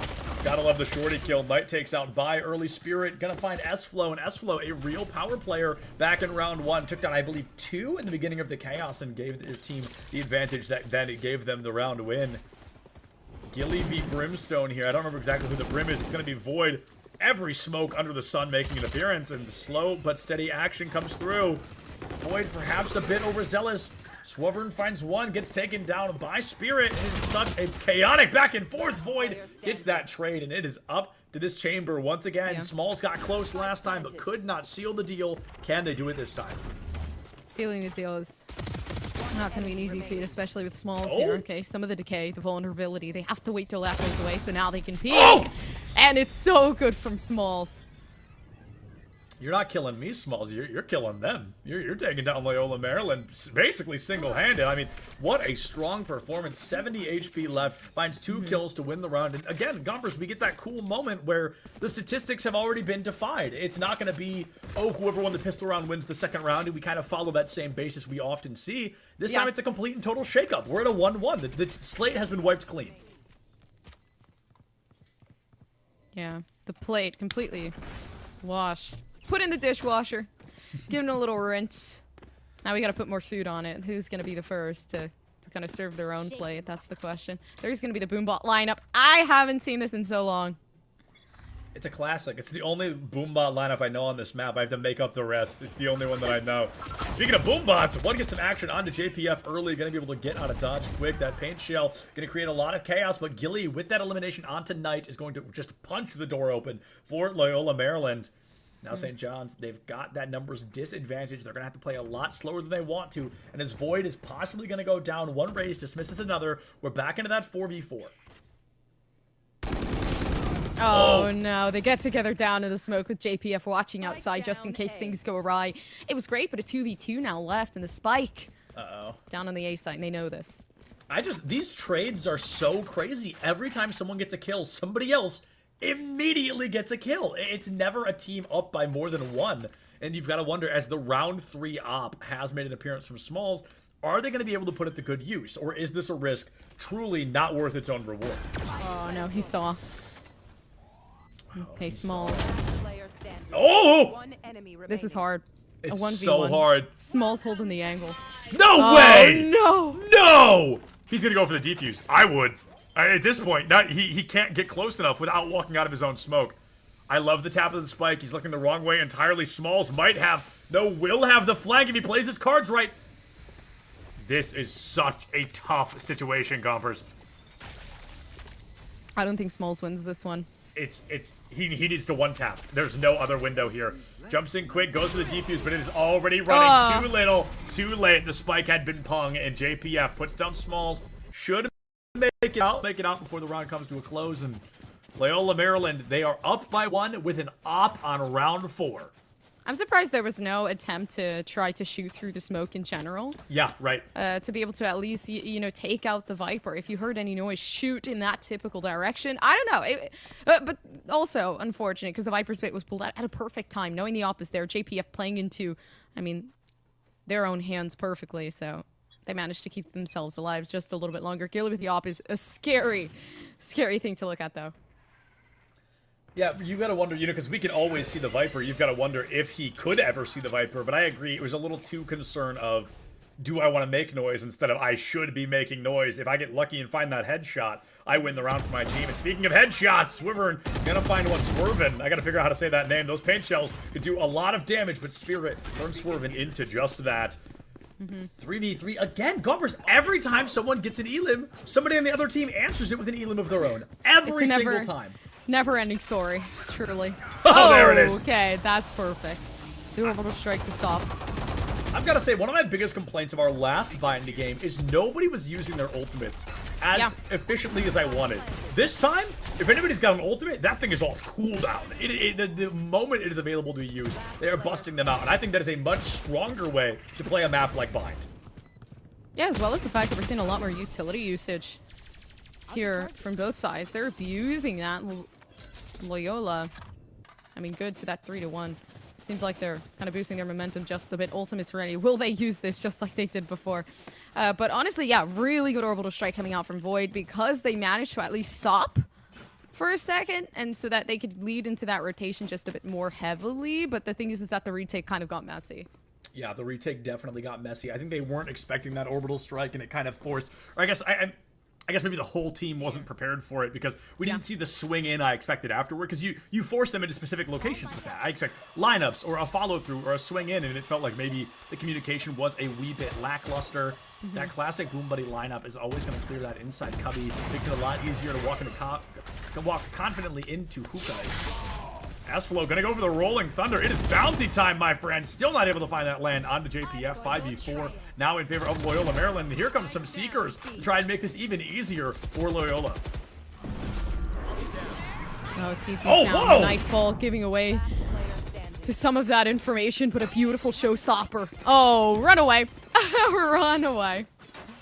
I'd love to say that's never happened to me, but I would just be lying. It's so easy to accidentally catch a corner with the nade, and yeah, it's an easy one to do. Loyola, though, they are doing a great job. They got, was that 2 or 3 ultimates out of St. John's? I think it was 3. Yeah, look at the tab here. It's 3 ultimates used from St. John's, and they didn't even come close to winning that round. Hopefully they use it. I want to see that orbital strike come out. I love seeing the orbital strike. I love seeing the creativity for people, like when they throw it down in U-Haul, when they throw it down for the post plan, or even just like in a random position, just so that they can zone those players out just in case. Down within 2, but yeah, showstopper here for Swerve, and they're not going to use it. They hear the information there. Are they going to try to sacrifice themselves for a potential pick? Absolutely not. Loyola there for the first 2. I mean, what a strong cleanup. Gilly takes down S-Flow, goes for the TP to rotate fast. It's going to be up to Buy in this chamber here to try and save the day. They just do not have the numbers in their favor. Oh, no, I'm sorry. Buy's on the attack. I mixed up my teams there.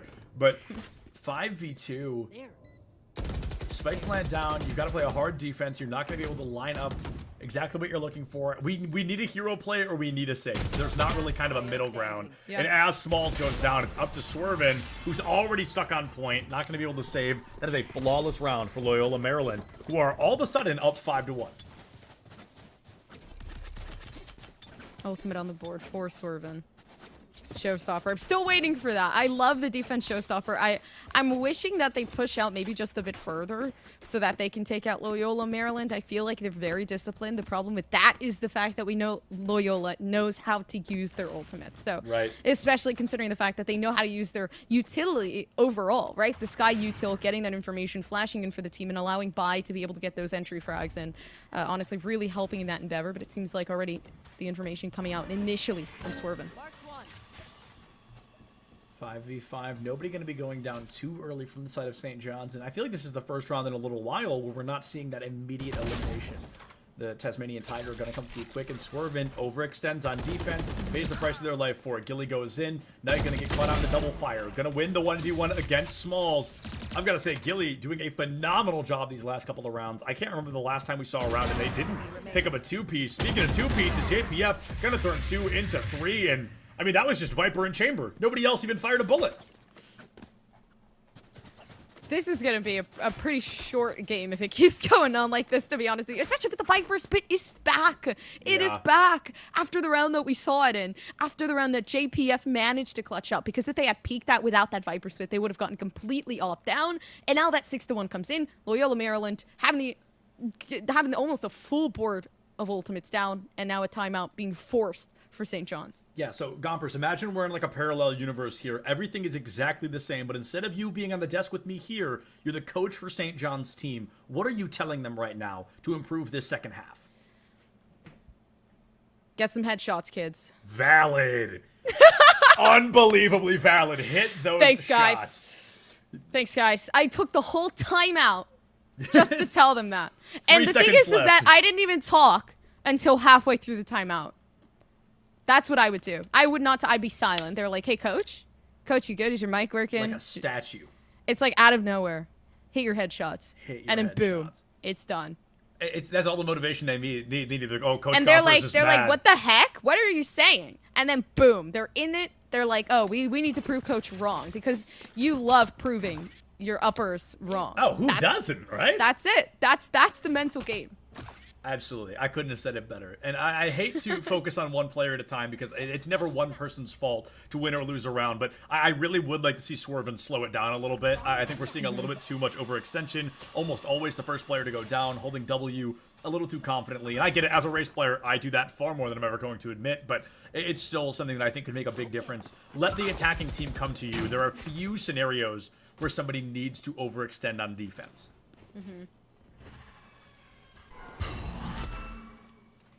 Nice.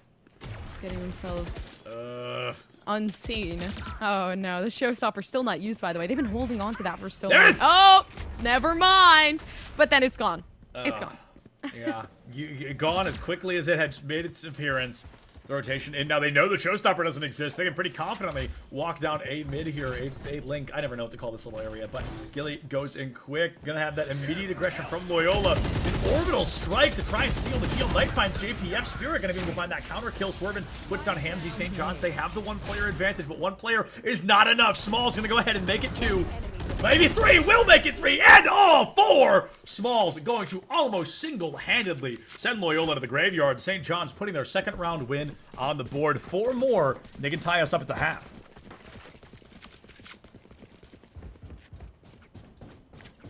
Oh my. Okay. Still. It's hard! It's so hard. Kind of like giving a full range of who I think is going to be able to win this out. Right. Because then you come with this, and St. John's finally take things back. They're bringing the operator here for Smalls, and I love myself an op. I do. I genuinely do. And especially since they're going quite possibly onto... Are they here? Yeah, the B site is going to be a scary one. 2 ops now. We heard the Tour de Force come out. Something tells me that Chamber wants to play. Yeah. Void gonna be able to find JPF early. That removes the Viper's Pit. That removes a lot of stall potential for the spike, and that removes another player off the board as Smalls did not hesitate to fire at the appearance of that shoulder. S-Flow about to hit the embarrassing, oh my goodness, with no offense, S-Flow, one of the ugliest judge skins I've ever seen. Spirit able to find that counter kill onto S-Flow. I don't even know what it's called. I've never seen that skin before. I did not like it. All is good. It's okay if you have an ugly judge skin. I do too. I think I do too, actually. I have a really nasty, ugly green emerald skin. Oh, I can't think of the one I have Elder Flame. That's what I have. That's not... You need to sit down.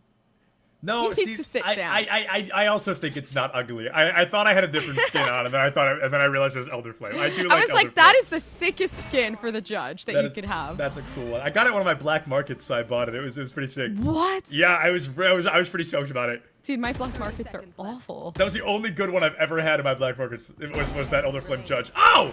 Speaking of good things, Knight gonna hit a very good shot on the Spirit. Oh, Swerven takes out Hamzy. Oh, that's like brand new, isn't it? Yeah, that's a really nice hammer. That's a sick hammer. If I played Valorant collegiately, I'd also buy everything in the game. You know what that reminds me of? What's that? That reminds me of Torb Jordan's hammer when he's like in the fire mode, like. Absolutely, when he enters his molten core and he busts out his. Oh, absolutely. I feel it. I think that is a very sick hammer. I have the Gaia axe as my current melee. I have the champion's knife. Oh, I wish I had the champion's knife. I literally collected. I have the first one, and they came out with the second one, and I was like, I can't not spend money on this bundle. I'm already halfway there. You know, you gotta have both of them. I'm a hoarder, so like, they just baited me. Oh Speaking no. of baited, Smalls gonna get taken out early, but Swerven with the counter kill, so we're kind of in a 4v4 scenario. It's a lot different. The only similarity is Brimstone, believe it or not, and S-Flow has to send out a shock.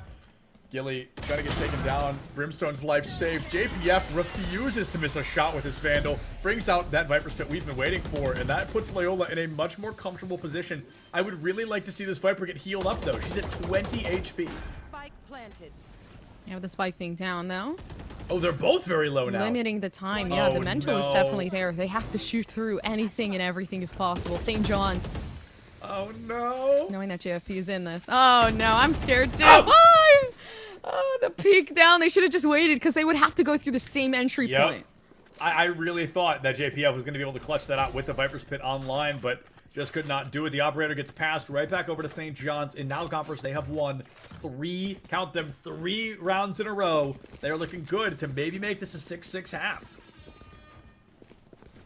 Oh no.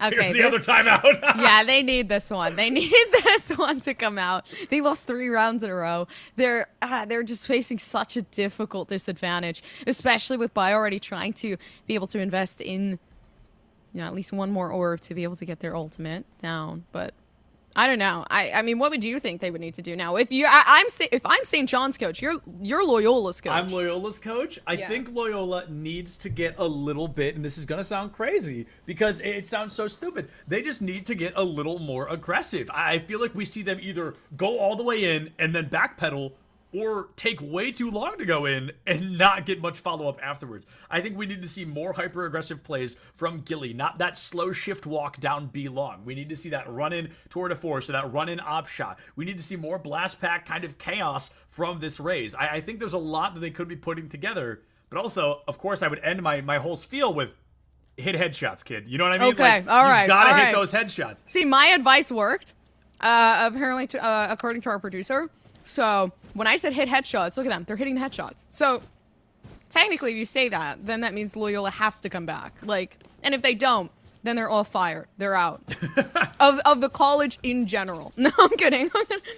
They're out. You lose this one game of Valorant, your entire academic career is on the line. That's how you get them to play better. You just threaten them with everything they have. We would be terrible coaches. Oh, why do you think I'm a caster? I would be a horrible coach. Our advice would get them homeless, if anything. We'd get somebody in trouble, probably ourselves. Oh, speaking of more aggressive, this is what I wanted. Bai comes in quick, says bye-bye to 2 of the 5 members of St. John's. JPF puts down Knight, 5v2. Even 1 round here, then that makes it a 7-5 at worst. They can turn this into an 8-4, and that's a whole new type of dominance, because you win the pistol round, that's a 10-4. All good there. Yeah, 2 with the op peek in this angle. Oh, the flash comes out. Last player standing. Look at that.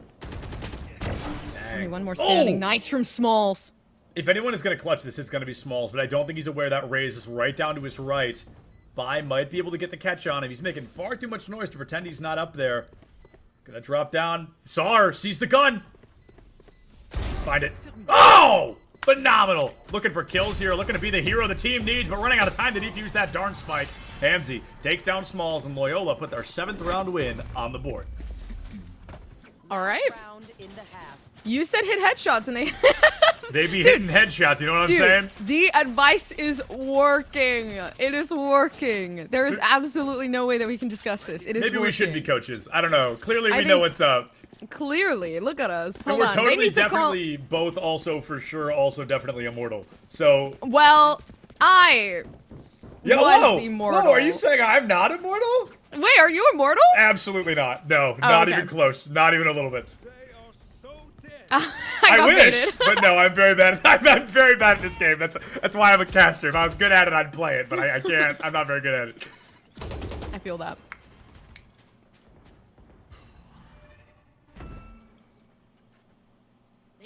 Bai is just got hookah completely for free. Knows somebody's in that cubby. Oh, and the great catch. JPF probably dead here. Knight going to get that Eland, so it's going to be a 1-1 trade. Oh my goodness, just tanks a Hawk to the face. Finds the shot. Finds another, perhaps. Does. Knight with the 3. Let's see a 4. Spirit puts Knight down. St. John's have got the numbers, and it is bouncy time for Loyola Maryland. Smalls finds Spirit, and okay. Gompers, we're seeing St. John's win the round. Maybe. Hamzy might clutch this out. But my main point is they used 3, maybe 4 ultimates. How many ults were used there? Switching sides. Too many is my point. 4. Yeah. Wait, 5? We just switched the sides. Oh, I got so confused. Oh my god. I was like, 5 ults? No. Okay, I think it was 3. I think it was 3 ults. I now understand what they're all using. Okay, everyone just wipe the last like 60-ish seconds from your mind. Just do me one favor today. That's all I'm gonna ask. Dude, Oh no, Septilence. That was a funny one. We need the clip. No, Hey, we don't. No, we don't. Let's clip No. that. Let's No, we put that don't. on. Can Actually, we please put that on There's a the 3-minute esports delay. U Twitter? There's a 'cause for 3-minute delay. interactions. We should just end stream now so they don't get to see it. Just pretend there's a technical issue on our end. Oh, that's the most embarrassing thing I've done in a minute. That is rough.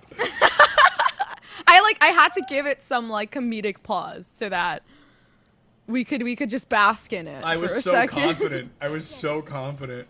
No wonder they all used those old. You were like, last round. all of them? Wow.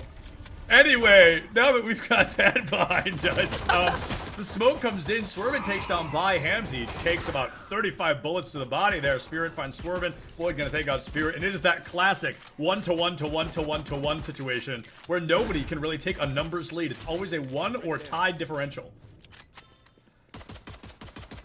Oh, Yeah, I they know mean, you're in using there. all their ultimates in the last round really just Come put them on, offset. Goldberg. okay, I'll get to the analysis. Cut me a break. Nice splash in from Hamzy. Okay, using the util is Wow. just great and perfect with the frenzy. Loyola, that's a scary round to win, and as dominantly as they did. I mean, they found 3 in a matter of seconds. They're up 8-5. If they win this next round, that can kick them into a 9-5 scenario. All they have to do is break St. John's one round. They can make this an 11-5 before we even know what's going on. Okay, the Spectres though. We know what happens on a bonus round. On a bonus, on a bye round. Okay, see, now I did something, so you can rest. Yeah, they were definitely just as bad as each other too. Definitely the same amount of reaction. Look at that. I think Gilly's gonna do. Oh yeah, you can already tell that they're gonna want an up, especially, you know, picking up the Marshall. Yeah, Gilly did numbers with that tour de force. Yeah, over there, yeah, though. yeah, I think yeah. found 3, maybe 4. Like it was the sniper in hand. Gilly really kind of woke up, and They did. You've got to wonder if that Marshall can happen, especially when St. John's, one of them is buying armor, so everybody is body shot potential. And we're hitting a pause. Oh, you're totally right. I didn't even notice. I was like, dang, this is taking a while. I bet, you know, probably because the game. Yeah, what happened to Valorant, man? Yeah, like the that's pauses crazy. have gotten so much longer lately. Gosh, the in between rounds, they really want to give you time to think about it. No.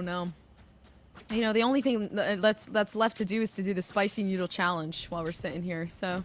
Absolutely. I wish I had that really hot like chip that they sell. You know what I'm Oh talking yeah, like the. Oh my gosh. I See, would do I've that been during a wanting. break. I've been wanting to build my spice tolerance because I heard that once you do and you have like a high spice tolerance, Yeah. the spicy foods actually taste like pretty. They say either sweet or really savory. Yeah, no, my best friend literally does that. He like started his own pepper garden to like grow them and increase his heat tolerance, and it's nuts. He can eat things I can't even imagine eating. Yeah, like I would love to do that because imagine, right? You walk into a store and they're like, "Hey, do you want to do a challenge?" "Oh, what's the challenge?" "You need to eat these 10 fire wings." And you know, a lot of people can't even handle one bite. And then you're like, "Yeah, sure, hand it to me." And it's a normal lunch for you and you get like $10,000. Yeah. Boom, you're done. If there's like a scale of hot stuff like 1 to 5, I on a good day can get to like 2. Any higher than that, Septilin starts to get a little bit worried. Things get a little Okay. bit rough. But like I can do like traditional hot sauces, like that's no problem. But like when you get to like the exclusive hot sauces, the ones you're only finding at specific stores or on the internet, that's where I get a little bit worried. And speaking of a little bit worried, Hamzy gets a great flash, gets caught out by that bomb buddy, and has to retreat without hitting a single bullet onto anybody, but still lives to tell the tale, and that's the important part. Uh-oh. Oh, Oh no. they're just both waiting. It's a timing diff. One of them's gonna crack first, and oh, there's 2 of them over here though. Oh my gosh. I don't think that anybody from Loyola is gonna crack. They know not to push angles like these. I agree. They're definitely a team to not overextend. They're actually a team to capitalize on St. John's overextensions, and you've got to wonder if that's kind of what we're seeing a little bit of there. Hamzy. Oh, No. speaking of overextensions, but look, the trade! Gilly found Knight at the same time. I mean, just literally leagues apart from one another, and they still find that insta-trade. S-Flow finds Gilly, which means Gilly probably S-Flow overextended and got the kill for it. Bai finds a trade once again. We're at a 3-3 scenario. Raze and Brim alive on both sides. Yeah, but they're gonna TP over. They don't even know. that there is a brimstone over towards B. They're gonna find out the hard way here. Having the molly, having some smokes. They're not gonna smoke anything out. They don't even want to be seen or heard because they know they have the discipline. Now the smokes come down. No, actually not. Oh, the molly kind of gives you away, but I guess they knew you were in there to begin with. Found a little bit of damage. Yeah, Smalls is crit. Now Smalls is at 0 HP. It's up to this Raze to try and save the day. Swerven's been doing a pretty swell job. That nade is genius. That nade was so unbelievably smart because it gave Swerven one place to go, and that was right into Bai's arms. See, you learn something new every day. I'm locking that one down. Yeah, I'm locking that one down too. I didn't know that you could do something. Well, yeah, well, I mean, it's common sense to know that you can push people around, but like to be able to do that as a Raze and have that quick thinking is a skill. Yeah, a definite kind of level of intelligence there, and you've playing Raze at Radiant, I think is kind of a performance in its own right. It's very hard to do so. You've got to know a lot of the tech and a lot of the gameplay and a lot of little things like that. Like that's something, like you said, that's kind of common sense, but at the same time, never really thought all the way about it. Like, oh yeah, that's a great place to toss that nade. Yeah, you have to be another type of breed to pull something like that. Oh, they have the flash though. So honestly, they are open for one. Oh, I was scared they were gonna pull the dog out. The Tasmanian tiger. Oh, nice. No, there's an open pick. Can they hit it? Stuck. He's stuck. They got it. 5-3 in favor of Loyola there. Oh, maybe not. Maybe things looking a little bit rougher. 3-2 in favor of Loyola, and we've seen some great clutches so far, but I will say statistically, we've seen the team with the numbers advantage go on to win the round. We've got a couple of miracles here and there, and as that nade comes out, 55, gonna walk right out. Oh, the blast pack is, almost kills. Oh, Gilly still finds the one tap. Insult to injury, and Loyola, Maryland, they find their first double-digit win. That's like, that hurts so bad. Imagine getting blast packed twice, right? Your health goes so low, and you're sitting there, you're like, I survived. I'm good for one. And then somebody, like, you just get one tap. You can hit for 160 anyway. Yeah, like, in the head, too. It's like, oh, I would have died, man. That's so unfortunate. I don't know. They're doing so good. Loyola, you know, the team that you coached, you said hit the headshots. They're hitting the headshots. They're hitting the headshots. So now we need a pause so I can say hit the headshots. So it would make things fair. Their time out of the half. And they're capable of it, too. I feel like they've just hit this kind of stump. I agree. And it's interesting because we saw that earlier on the team is, I'm blanking on the team, but our last game as well. We saw a team really kind of like hit a curve and then start to plateau a little bit. Maybe it's just a little bit of a slow burn, a little bit of, you know, kind of a failure to adapt. We've gotten it clipped. But it's okay, because my the shots good are friend happening. and longtime producer Colton stabbing me in the back live on air. The most embarrassing moment, but honestly, I'm going to use it for farm impressions. I'm throwing it in the reel. That's a huge moment for Septulence. I just got you some interactions there. There you go. Huge. During the next break, everybody check out my Twitter. Just throwing that out there too. See, so smart. You're so good at branding. I have the spike. Oh no. The spike was all the way back there. Oh, but they have the A-side anyways, regardless.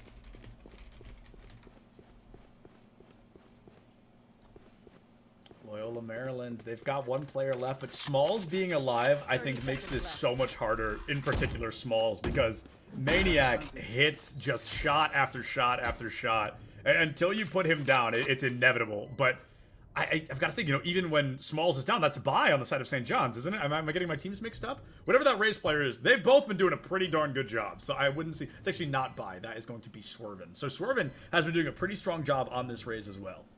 It's okay. I get my races mixed up too. I get my halves mixed up, so at least you don't have that to worry about anymore.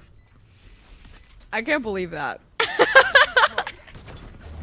I haven't, like, that was a good laugh. That was a good laugh. It really was a good laugh. That was hysterical. And okay, everything I said, I was right that time. I knew it was going to be Smalls, a bit of a maniac. And I've got to say, if we were looking at each game so far, I feel like our highest, if not one of our highest, performers every game has been a chamber. That's a good spot. Because game one, it was definitely a chamber. This game, it's definitely a chamber. The only one I can't remember is last game.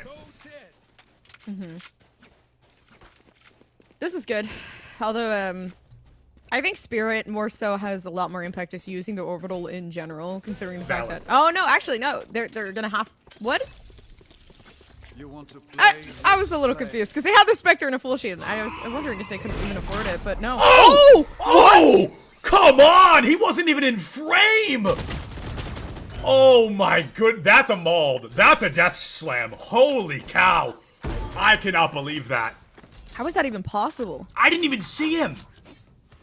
I don't think he saw him either. I think. No, I think what is it called? The Haunt came around the corner. And he just blind fired. Yeah. And he took him out. That's absurd.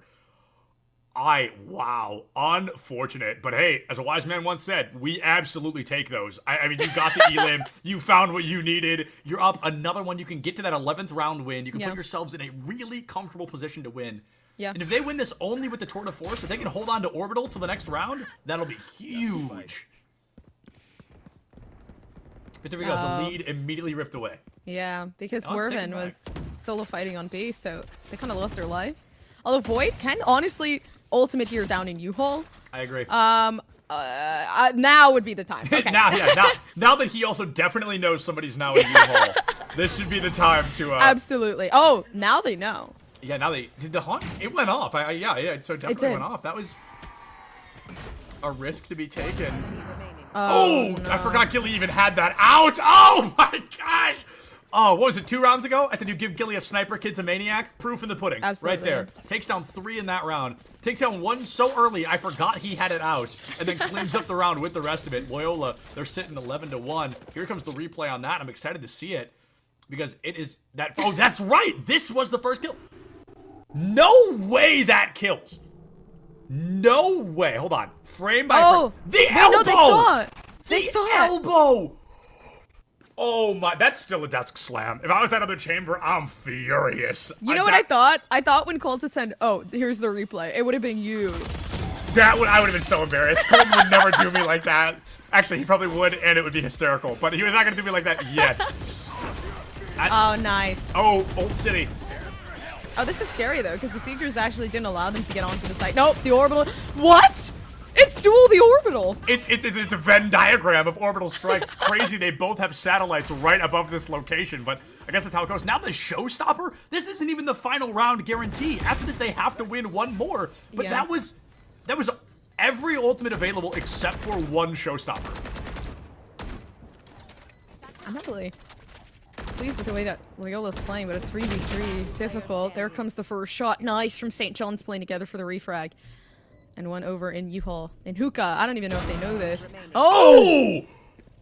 Oh, this is possible. No way JPF clutches this. I mean, I believe JPF is fully capable. Reaction time is there. It's on the spot. Where's the shot? Oh, wow. It's Void with the clutch. Get over to that point of view. 10 HP. Holy cow.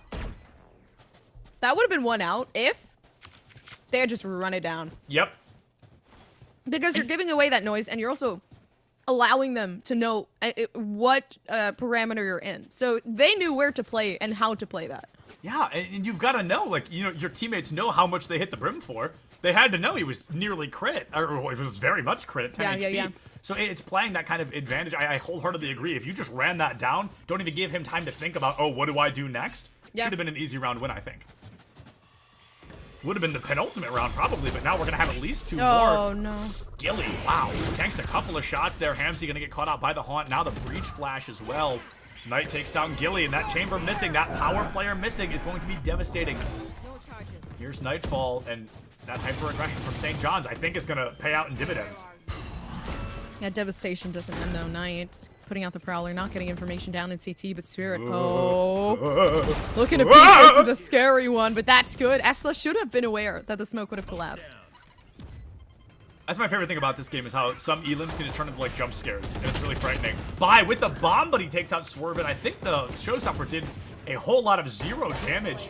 JPF, whoa! In the smoke, he must have just peeked. No! No way! No, he doesn't know! Okay, this is clip worthy. There's no way Bai is not hit by that. Oh, you know St. John's is mauling. Holy cow, how could you not? That was like pixel perfect. That is one of the scariest things of having a molly. Not putting it directly where you're expecting it to go. I mean, and then just allowing that to happen. That is crazy. I mean, now he has an orbital so that he can make sure that you know he completely covers those grounds. That's crazy because he used his orbital 2 rounds ago. That's nuts. Fragged out really that round, fast yeah. refresh time. Yeah, wow. JPF has the Viper's Pit, which would, to be fair, essentially get canceled out by the Orbital unless the Viper lives through it, which the odds are pretty high. It gives you a pretty big heads up of where it's going to hit. So it would at least buy the team a little bit of time and force a couple no, rotations. this is not good. I never like the overextension down B long. Bai got taken out, and Gilly lives to tell the tale, but you're still down that one player. Okay, never mind. There's that trade. We're always waiting for it. Oh, no way! Tries to wallbang. It just gets absolutely folded via wallbang. 7 HP there. No, this. He's trying to spray down, trying to get some damage. I don't think it would work. Oh, but a nice heal. They managed to get the heal, which is fine. This guy can still continue to get that heal up. Eslo pushed up a little bit too far, and Gilly's gonna try to take it. The Spectre, absolutely insane. Not the reload. Oh, and they pull out the knife. Hamzy has to kill 3 here, less than half HP. I mean, the odds are low, and does not even know. Yeah, Smalls is waiting right around the corner. If Smalls is alive, the odds are against you. That much has been made very, very clear today. Smalls was our first player to hit 20 elims and is still in the lead at 24 on the board, bringing out a tour de force to try and win another round for St. John's. They only need one more round for Loyola. The biggest problem was that round that Bai pushed up. Why not play with your chamber, Gilly? Why not try to hold a crosshold just in case something goes wrong? Why not? There were so many other options that you could have chosen, but pushing up by yourself, especially not with the Sky, the only way that could work is if you pair yourself with somebody who can give you more of that advantage.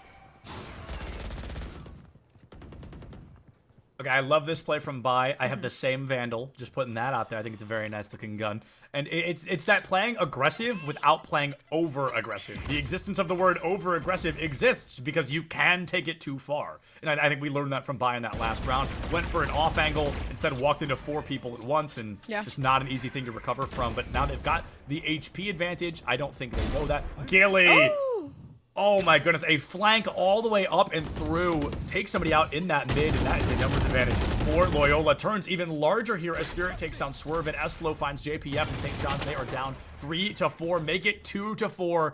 It is up to these two to try and save the day, or Loyola is going to win this best of 1 right here, right now. Hamzy down. They need to find one more to tie things up. I'm wondering how they don't even have a lot of weapons in the first place when they won. Yeah, a little bit funky.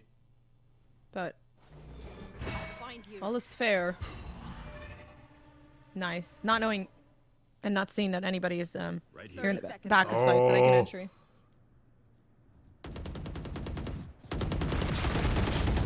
Oh!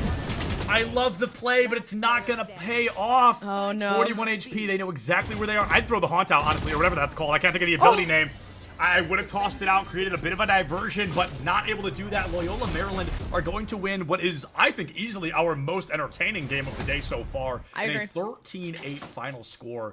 Just an absolutely phenomenal performance from them up to that point. And I've got to say, St. John's, they came out, things looked really rough. They fought tooth and nail until the bitter end, but unfortunately, just could not clutch out those final moments. I can see the squints. Now that you're looking at me again, yeah, no, it's there. During this, because I know our next break's going to be a little bit longer, I will try to go find the shirt, and I'll see if I can find it, but the odds are low. But speaking of that break, folks, we're going to go ahead and throw right to it. So this is a slightly longer break as we are now entering the next phase of the tournament. Our production and tournament organizers now have to seed the teams that have made it this far. So we'll be back with a whole lot of information to throw at you in just a couple of minutes. We'll see you soon.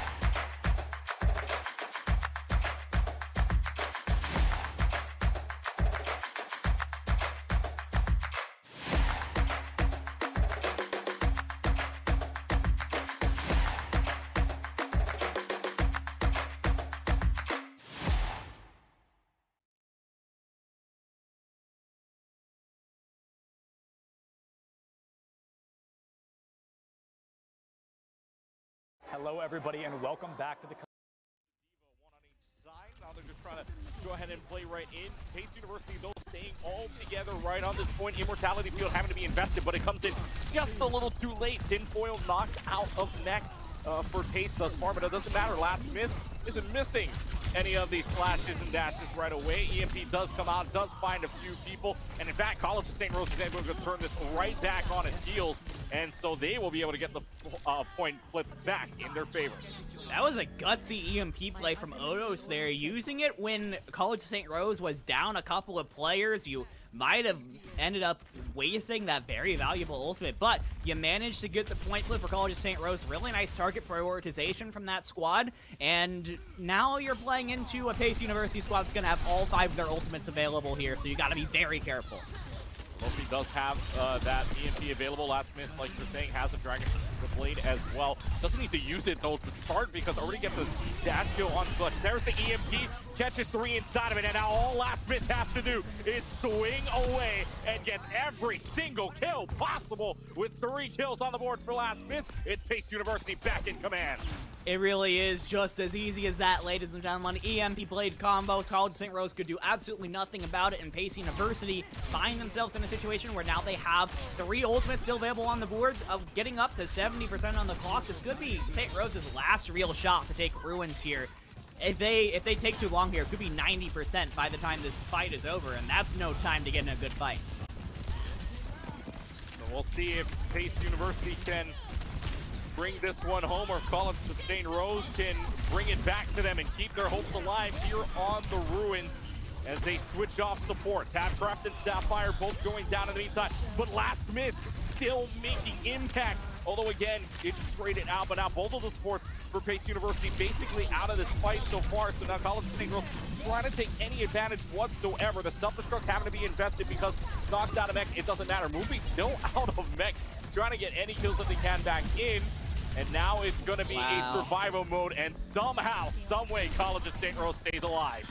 That was some beautiful stall plays from College of St. Rose, but really Moopy specifically with such a presence on that point there. Even when you were forced out of the mech, was able to get the kill on the Lucio, got a ton of damage onto the opposing Diva with the remech, so really did a great job being kind of a one-man army there, keeping College of St. Rose into this one. And now 99% for Pace, but College of St. Rose are now in a much better position. They have the EMP from Odos ready. Battle Pants is going to have the beat to try and counter this blade coming up from Last Miss. They're not out of this. Not out of it quite yet, but 72%. This is looking like one-fight territory. EMP catches 4. Oh boy, Pace University in a whole lot of trouble. College of St. Rose, Otis bringing up a big EMP, and it's a quick fight win. Are they going to be able to get back in time is the question. Yeah, it's going to be tough here. At 88% in count, they're going to be able to get back, and if they can get a good fight here, they do have the ultimate to try and turn this around. EMP Blade was so good for them last time around, but Lofi is under pressure from Moopy. Has to make sure you get this EMP off. Tries to touch the point as well. The Lucio is there. EMP is out, catches 2 inside of it, and Last Miss again swings away. The EMP Blade just too powerful. Again, another triple kill for Last Miss. This is going to go back the way of Pace University. This Somber can only run away as the point flips. The overtime clock starts to bleed, though. Will the Somber touch in time for maybe the team to get back? It ain't going to happen at all. Otis does go down earlier on. And Pace University, the EMP Blade clutching up for them in a 199 victory to take point 1 on Helios. And Battle Pants was just a moment too slow with that beat. Saw the translocator coming in, knew the EMP was coming, but got canceled out of that beat mid-ultimate. If Battle Pants was able to hit the ground and get that overshield onto the entire team, who knows what could have happened there, but just an instant too slow there on that Lucio, and that is what makes the difference here for Pace University. So, again, this is a team that lost to St. Rose 0-3 last time they played earlier today. Now, though, we're at 1 p.m. Eastern time. This team looks awake and ready to go. Yeah, it was early on in the day for them, at 10 a.m. Eastern time start for their first match. 3 hours later, though, starting to wake up just a little bit. It's past noon, so hey, looking like a more awake Pace University here to start. Lofi already going down oh so low, but able to back up just in time of that translocator. Unfortunately, the other Somber can't get away from the hands of Last Miss, and there's your star of the games so far with this Genji, and already College of St. Rose having a backup, so this is going to be a first fight win here for the Pace University team. As I say that, though, Asta does go down, but it hands of Odos on this Sojourn.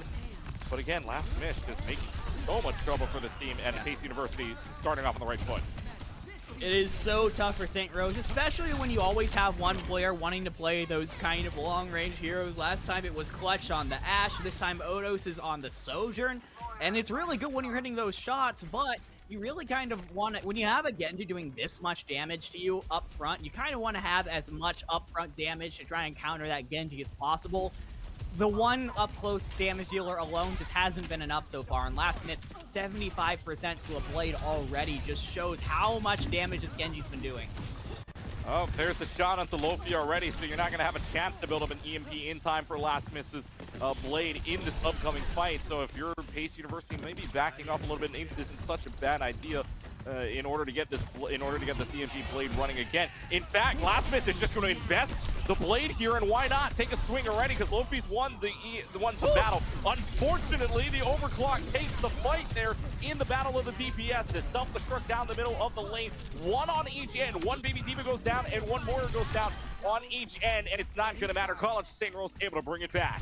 And we needed that from Odos there. You saw Last Miss was not threatened by the Sojourn at all. Went right into Odos' face, getting ready to slash and slice that, slice him back to spawn. But Odos was able to get the overclock shot out on the Genji, which means Last Miss is gonna have to play with a little more reservations here. That Sojourn can be a big threat to you.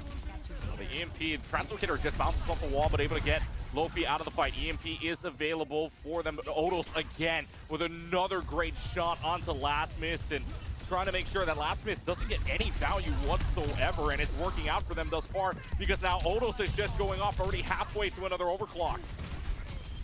Yeah, and this is looking really good now for St. Rose. One more fight will be able to basically equalize the percentage here, and you've got that EMP from Clutch. You've got both support ultimates.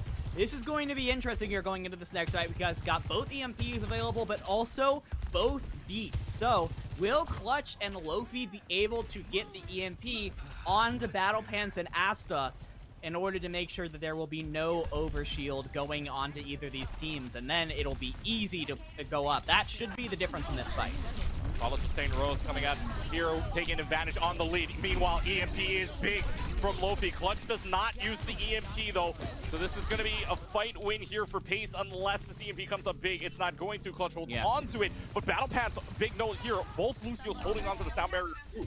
Yeah, I mean, Battle Pants got caught in the EMP, so couldn't use the sound barrier even if he wanted to. So College of St. Rose end up being forced to just concede that one. They do have the lead on percentages at the moment, and you do know that there's no EMP on the other side. And whoa, Odos gets the kill on the Last Miss to start off. Now he's gonna pop the overclock, try and maybe get this done without the EMP. Yeah, well, the sound barrier is starting off for Battle Pants already, and that's Baptiste. Sapphire just cannot get away. Moopy there to drag it away for the final kill, or for the final blow, I should say, and 91%. They're going to be able to hold on to this for about 95%, but right now it is Pace University that it has the lead. College of St. Rose holding on to the EMP. That's big for them. Absolutely massive. You see Pace University, they really only have the beat available from Asta at the moment. Last Miss kind of close to the blade and will probably have it, but you've got opportunities for St. Rose. You can try and cancel that out very quickly with the EMP. You've also got the Diva Bomb that'll be really good at zoning that Genji away. Asta can only block one of those. Canceled! Oh my gosh, that was so good from Clutch. Yeah, that was a huge EMP. Clutch comes up big there with a huge EMP, and now 3 people down. This is all but over. The Dragon Blade can only swing away in desperation, and we are going to map 3, 100-97 for the College of St. Rose. Deciding map is the Well. I mean, Clutch living up to his name right there. My goodness, absolutely read Asta like a book. Knew that the Lucio was going to want to use the beat early in that fight to try and give Pace University an early advantage. It was a 99-99 situation, so it all came down to that one fight. Or it was like 99-97 technically, but basically the same circumstances, and was positioned perfectly to make sure that that Lucio could not hit the ground. That is the second canceled beat of the map for both these teams. So these Lucios, I tell you, Klutchkey, they're getting outplayed by these Sombras right now. Yeah, the Sombras are just making so many big plays right now. And hey, don't fix what's not broken, right? They're going to go back into the Sombra here. Odos going back into the Sojourn here for College of St. Rose, and that's what's been working for them so far. By the way, for our stream, if you've been keeping up here with this entire stream from the start of this at 10 o'clock a.m. Eastern Standard Time, 3 hours in, this is our first map 3 on Ilios. 4 games in, and this is map number 3. This is how close this decider match is going to be. Already, though, Clutch able to take down Last Miss, and your win con really for College of St. Rose, take down Last Miss, because right now, that EMP building up for Clutch is so big, and Odos just cannot miss right now. And so they're just pushing on in for the College of St. Rose, and right now the only person left on this point right now is this Diva, maybe a Lucio right there. Disruptor shot's just going to make sure that this Ana can't get on point. In fact, this Ana's in so much trouble already, down to half. Odos somehow gets away. I don't know how you get away there with 3 people on you. That's impressive in itself. They're just holding on, and right now, already out of that tinfoil is gone. And now Last Miss getting the dash away. It's just a trade fight right now. There's no clear winner here. Yeah, no one's actually taken the point away yet. There it is. Pace has managed to push St. Rose back. Last Miss went down early, but St. Rose could not finish the fight. They had to, Pace University did a really good job, again, staying in this fight, keeping themselves in it, not letting College of St. Rose get back into this one. And once Last Miss came back, it was basically all over. And it's just like nothing happened. Look at those ultimates from Pace. They're going to have all 5 available in this next fight. See if the EMP cancels out any of that, though. Like you were saying, 5 ultimates up for Pace, including a big sound barrier, including a big EMP here. We'll see if Clutch is going to throw up. The Translocator throws the EMP on both ends. 3 caught for Pace, 2 caught for College of St. Rose. Who's going to win the battle of the EMP here? Looking like Pace to start, only having to invest the EMP. Self-destruct is out there for tinfoil. Isn't going to find anything. Odo's still hitting shots, though, with the railgun. And Odo's just going off here. Watch out for this Sojourn in the side run, because Odos is just putting a mark on. And College of St. Rose able to flip it in their situation. Yeah, beautifully played from St. Rose, able to take the aggression from the EMP just a little bit better than Pace was back then, but they were forced to use a lot more ultimates. There were 4 ultimates used from the side of St. Rose, only 2 from Pace, which means you are going to have to play into this Blade from Last Miss. It's going to be a Nano Blade, actually, from Last Miss and Sapphire. The only support ultimate you have is the Coalescence from Halfcraft. Is that going to be enough? We'll see. The Dragon Blade is out. The sound barrier also to help this as well. Odos in a lot of trouble. Doesn't have a slide away to get through. And now the Coalescence out, maybe to take down Last Miss here. It's such a close battle between this one right now, but the Coalescence doesn't last long enough for Halfcraft, so Last Miss takes advantage of it. And right now, Pace University looking to be on pace to flip this one back, and indeed they do. They'll be able to flip it back easily. Nicely done. Well played with the ultimates they had from Pace, but now we're back into this neutral situation, right? You got both teams really with no ultimates on the board. The closest is tinfoil to that Diva Bomb, but that's still 20% away. And I still think these neutral fights where neither team has many ultimates to work with, this is when we really see who is the most skilled, who is able to get these fight wins when you really have no ultimates to fall back on. The dry run battle, the neutral fight battle is on. The Sombra in the backline getting the hack. Well, it gets the hack onto Last Miss, but with the rest of the team there, really doesn't find anything with it. The self-destruct is out. That's going to be able to find Boopy's mech. So in other words, this is a good fight win for Pace University, and right now, it's one fight territory. Yeah, what a great opening there from Pace University. First, it was the anti-nade from Sapphire onto both of the supports of St. Rose, and then Lofi was able to get in the back and get the hack onto Battle Pants, and Lucio had no chance of surviving from that point forward. College of St. Rose, we got to get another great overclock here from Odos, and that's exactly what we're going to get. 2 railgun shots, 2 headshots. Lofi and Sapphire are down. The College of St. Rose are not done just yet. With how close this Ilios snap has been, it couldn't go any other way. Yeah, really. I mean, this Odos, we were I was shocked just to see the headshot right there on the Sombra. I mean, I know. How do you hit that? There's definitely a Sombra got changed. There's a little more radius to her getting discovered, so it's a little easier than before, but still a fantastic shot.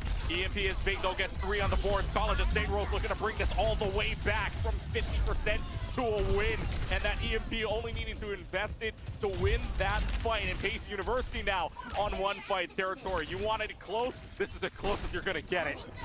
But here it comes again for Pace University. You have the Nano Blade and the EMP for for Pace. St. Rose, on the other hand, they're very close to their support ultimates. They're not quite there yet. Battle Pad's still 15% away. It's not going to be in time.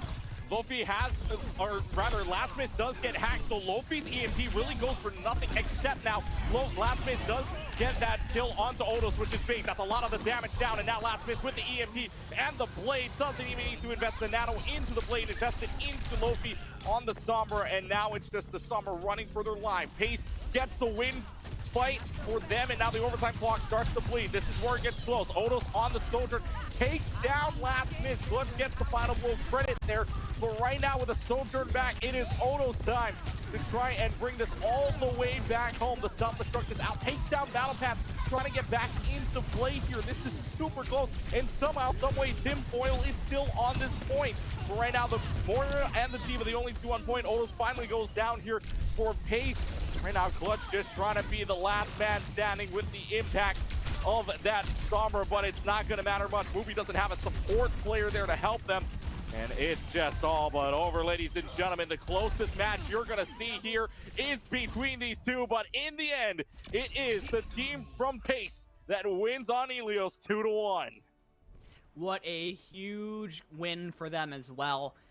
Again, this is the I'm gonna repeat myself, but that's because this they haven't fixed that bug yet. It's still playing backwards. Anyways, this was the story going into this match. Was Pace got 3-0'd by St. Rose earlier. This is their revenge game, and in a very close first map, they do manage to get the first win on St. Rose. So now they know for certain they can win maps against this team. They can win a series against this team. And they did a very good job. I gotta say, very impressed with their ability to set up these ultimate combos in a way that I really don't think we've seen from any team so far, even from Harrisburg Fisher. You know, they are just kind of getting ultimates and using them at their leisure. You saw the fight planning coming in for Pace, though. You saw how they wanted to use their ultimates in combination with each other to secure victories, and it worked out very, very well for them. And you want to talk about how important a map 1 victory is as well. I mean, that was as close as you're going to get it. 2 more percentage, and we would have gone the entire distance of a map, and that was back on Lighthouse when St. Rose won that 100-97. Other than that, the other 2 maps, Pace won it 100-99, as close as you want to get this map in general. And right now, if this is the way that it's looking right now in the revenge game, hey, Map 5 is a possibility. I'm going to say right now, Map 5 is a possibility the way this is going. So much of a possibility. My goodness. Every single one of those submaps from Ilios were right there, so close to each other. I want to say both teams were within like the 1 fight territory. It went back and forth all the way. We might be in for a long one here, Clutchkey. And honestly, after a bunch of games that didn't seem super close, I'm super excited that we get to see these 2 teams really putting it all on the table today. Yeah, and this is going to be an interesting thing as well, because again, you're playing for a seed.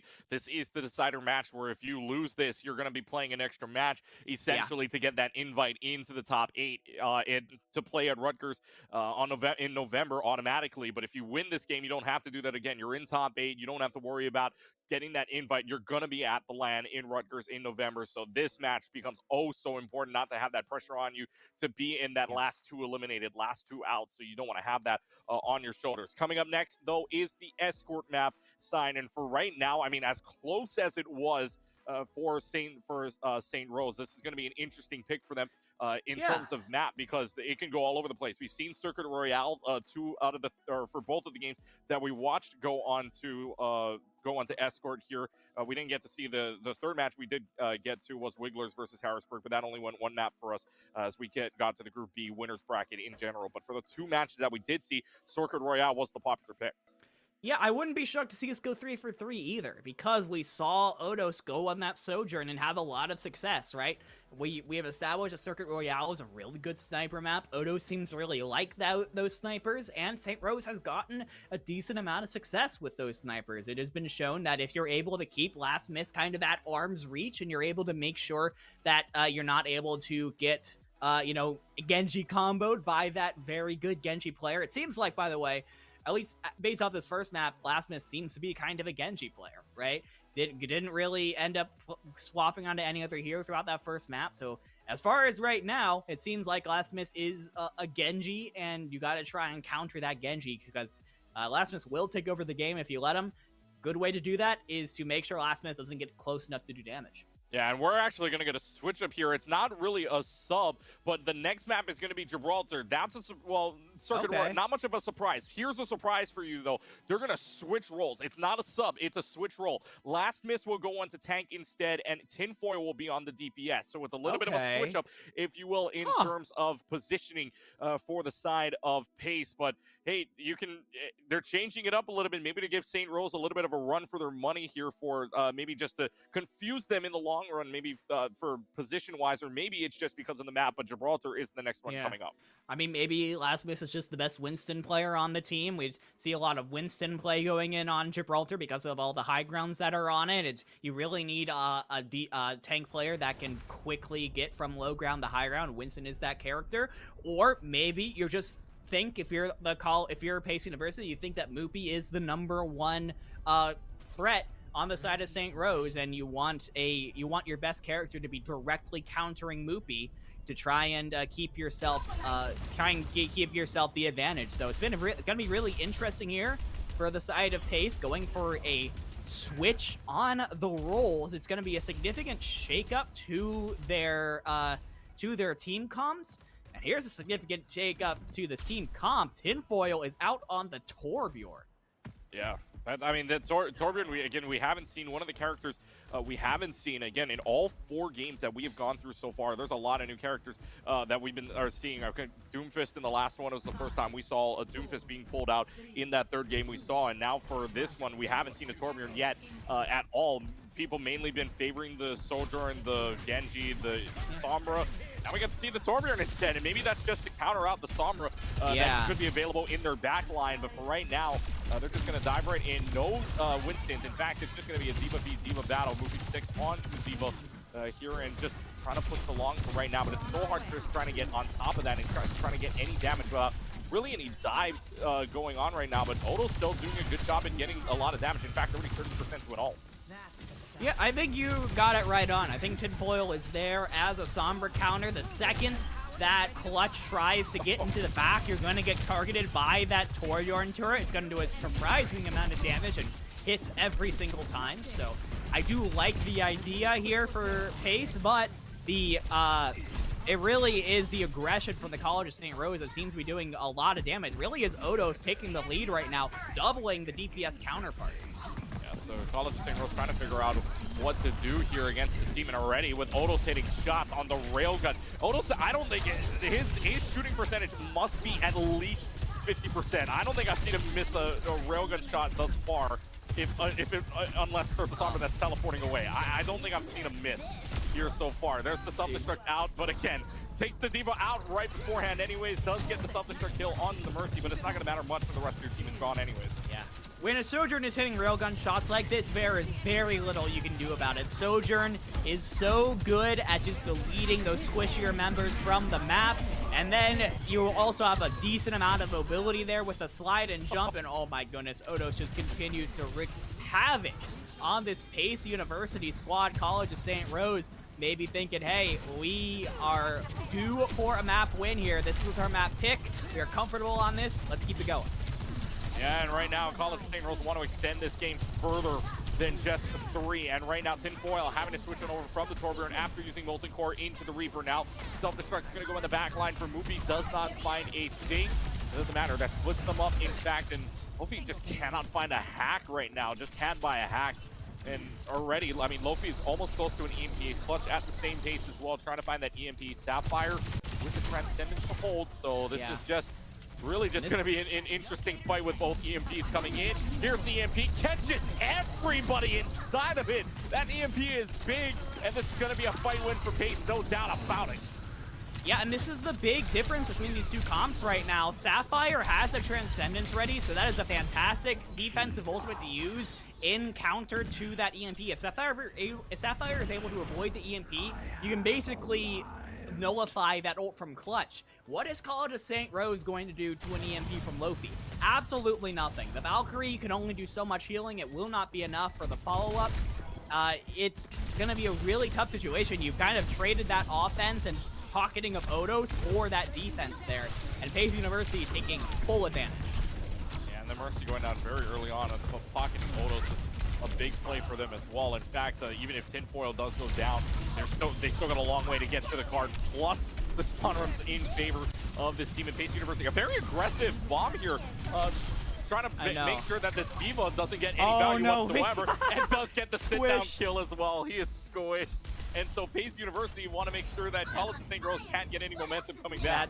That was just asserting dominance from Last Miss on and Moopy right there. Just saying, hey, I can play Diva just as well as you, perhaps even better. That being said, St. Rose, though, I mean, they have the advantage in this fight. Clutch now has no Transcendence to worry about from Sapphire, so this should be a pretty easy EMP to fight win here, as long as you're able to get a couple with that shot. Oh, you missed that! Oh, how do you miss that? Shot. Nobody gets it back. He does redeem himself when he's moving.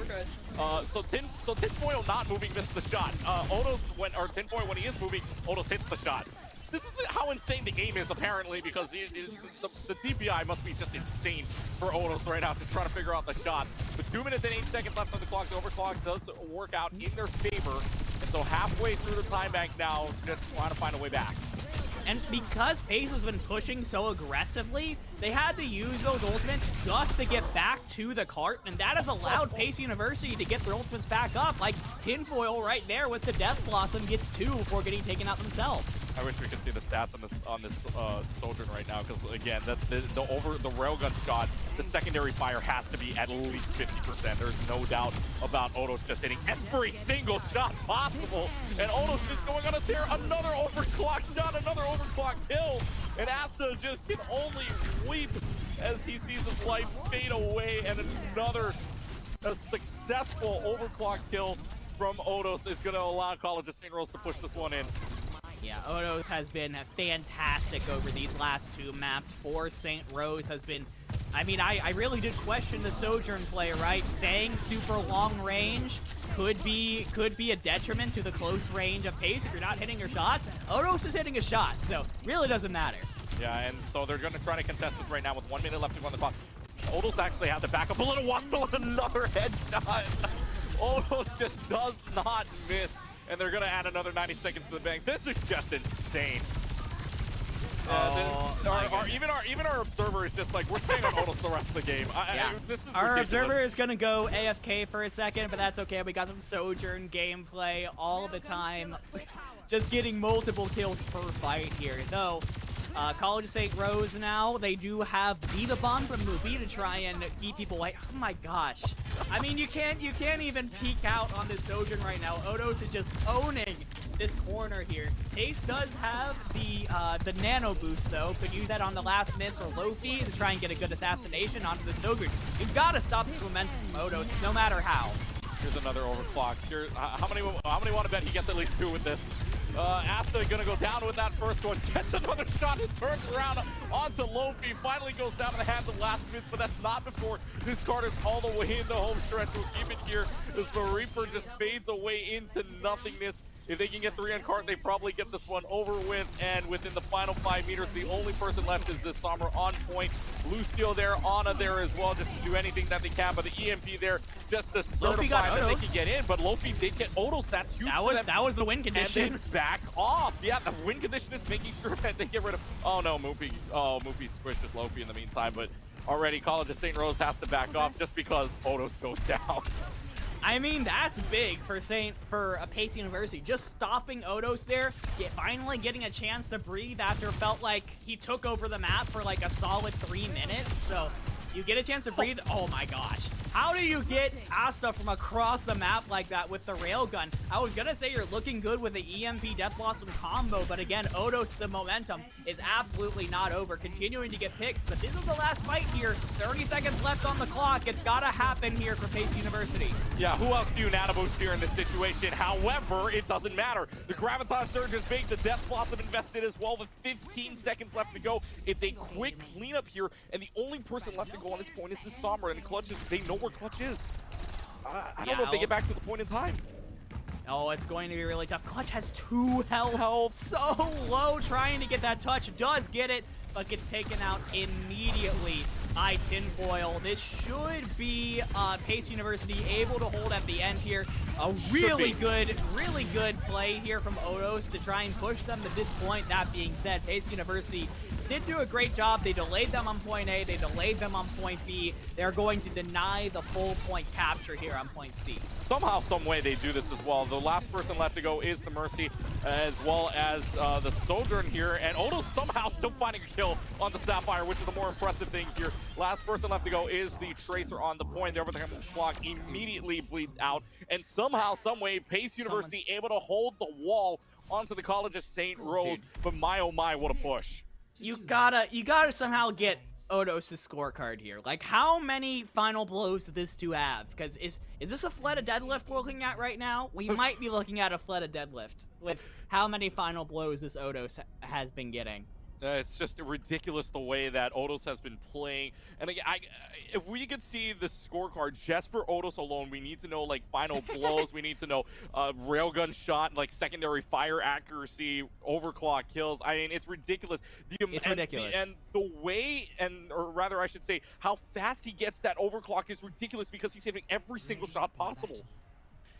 But with how much we are raving about Odos' individual gameplay, and we definitely deserves the raving, they didn't finish the map, right? Clutchy, they weren't able to finish the overall objective of the map, and that is because Pace University, I mean, they bent to Odos and the rest of St. Rose, but they did not break. Throughout point A, they won a couple of fights. They squeezed some time off the clock. Point B, they won a couple of fights. They spawn held for a little bit. You saw Last Miss really giving it to Moopy with the remat kill. They took it out a little bit. They used their ultimates well to try and limit the effectiveness of St. Rose. They took advantage of the fact that this Mercy Ana deep support duo really doesn't have that many team-wide defensive tools.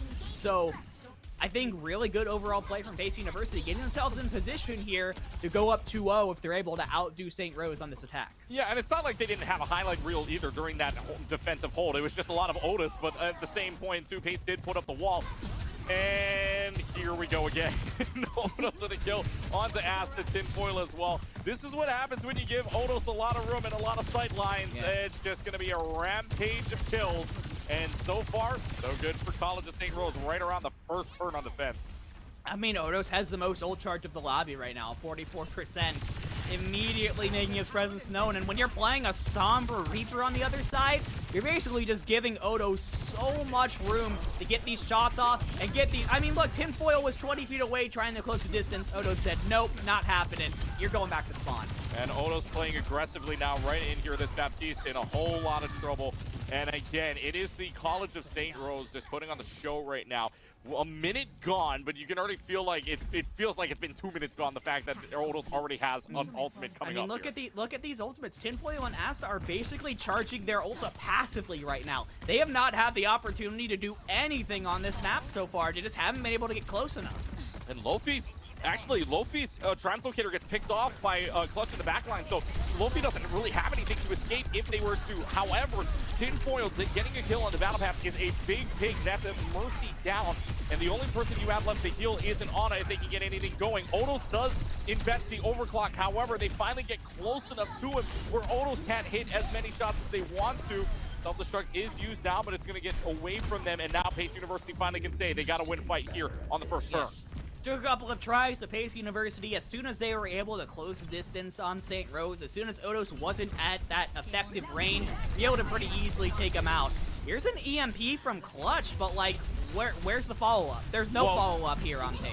He did get 4, and Odos does get a kill out of it. However, it wasn't enough time for anybody else to contest it because he backed away right off, and that adds 2.5 to the clock. The doors open up, and now it's all advancing for Pace here on their attacking side. The Death Blossom is there, but gets slapped. The defense matrix just a half-second too late there to save the Reaper of tinfoil from anything else. The self-destruct is out. That's going to catch Halfcraft in the back line as well. And now the Diva and the Ana out. This is basically a fight win here for College of St. Rose, or rather for Pace.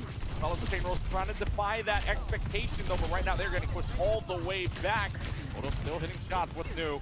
As, yep, I mean, they're just so close to him at this point that they're winning, but Odo's trying to self-carry the team here, self-sustaining on the soldier, and you can't get away. You can only run away for your life as far as you possibly can, and Odo saves the fight yet again. Not only is Odo's hitting the railgun shots, but he's hitting a surprising amount of those primary projectile shots too. That is a lot of aim skill on the side of Odos to go from projectile aim to hit scan aim back and forth consistently and be just as good on either side. I really love that. Because Sojourn, to get as much value as Otis is getting out of it, you really need to be good at both parts of the DPS aiming conventions. EMP is out, entire team in it. St. Rose only probably needing to invest one all, nothing else. The EMP is the deciding factor, and there goes the team, and Odos, another overclock available. I mean, this is such a strong position here for Sojourn, and snipers in general. You're able to sit up here on top on either of the high grounds or maybe on the spaceship if you'd like, and you're able to just get free pot shots in. And again, there's Odos right there. The second that Lofi has the EMP available, nope, you're back at spawn. Yep, and there goes the sound barrier as well, invested by Asta. This could be a fight win here for Pace because they are pushing up on Odos just a little bit more, but with Mupi just defending their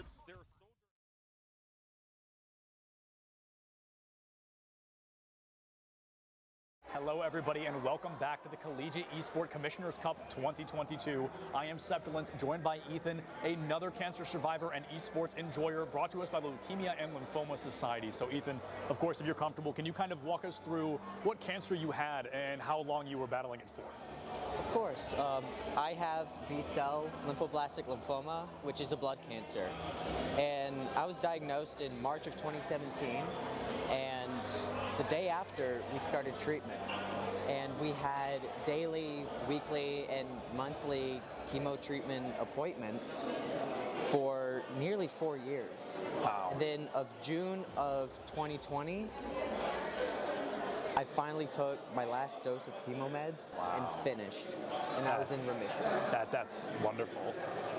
I mean, that's fantastic. And you and I were talking a lot about kind of how you have a really unique kind of connection to esports, right? We talked about this off camera, and how you aren't a streamer like Brenda was, and you're not a player, you're simply an observer, you're a spectator, and how even being outside of the game can still be so impactful. So during that difficult time, what video games or esports did you find yourself kind of magnetized towards, attracted to? Esports have always been something that has been close to me, and video games have always been close to me. But it really shone and really attached to me during treatment, because I was isolated. I was in the hospital for nearly weeks at a time. And watching streams in esports, I was able to interact with other people that I couldn't do physically in the hospital. It brings people together. It's a great community. And with video games, I'm able to log on to Minecraft with friends. Right. Go and screw around in a world. Yeah. When they got back home from school, and we could talk and just enjoy each other's time, even while I'm in the hospital. Absolutely. And you know, that's really interesting as well, because you and I had the chance to talk about how a lot of people are hesitant towards esports, right, and kind of video games as a whole, but you give such a unique kind of circumstance about what it can mean to somebody outside of the traditional life, outside of kind of what we've lived in. So if somebody were to kind of look at you and your connection to esports, how do you think you would kind of explain the impact it's had for you? Has it just kind of been that constant flow of positivity in such a dark time? Yeah, I would explain that people are afraid because it's not traditional. Right. It's not something like football that's been here for dozens and a ton of years. Yeah. This is something new, and something that's bloomed from the first computer ever made, and that esports is able to bring people together. It's a big community that reaches all around the world. And that's the most important part of it, that it could reach people that you cannot talk to physically. Yeah. You can all enjoy something together, even when you're apart. Beautifully said. Very well said. And before we kind of end our interview, I want to give you the opportunity, if there's anything that, I know you mentioned you don't stream, but if there's anybody you want to like shout out or just say thank you to, or anything you'd want to plug, I want to make sure you have that time. I definitely want to plug LLS, and there's not really anything else I want to plug. Just LLS itself. It's so important. They work so hard. Do you kind of want to explain something that we actually probably should have done earlier? Do you want to explain what that is and kind of how that brought you here? LLS works really hard to fund top researchers and to find amazing things for blood cancer, to help prolong kids and adults with blood cancer's life. And they're really important. Absolutely. Well, Ethan, thank you so much for joining us, and thank you for sharing your story. Yeah, thank you for having me.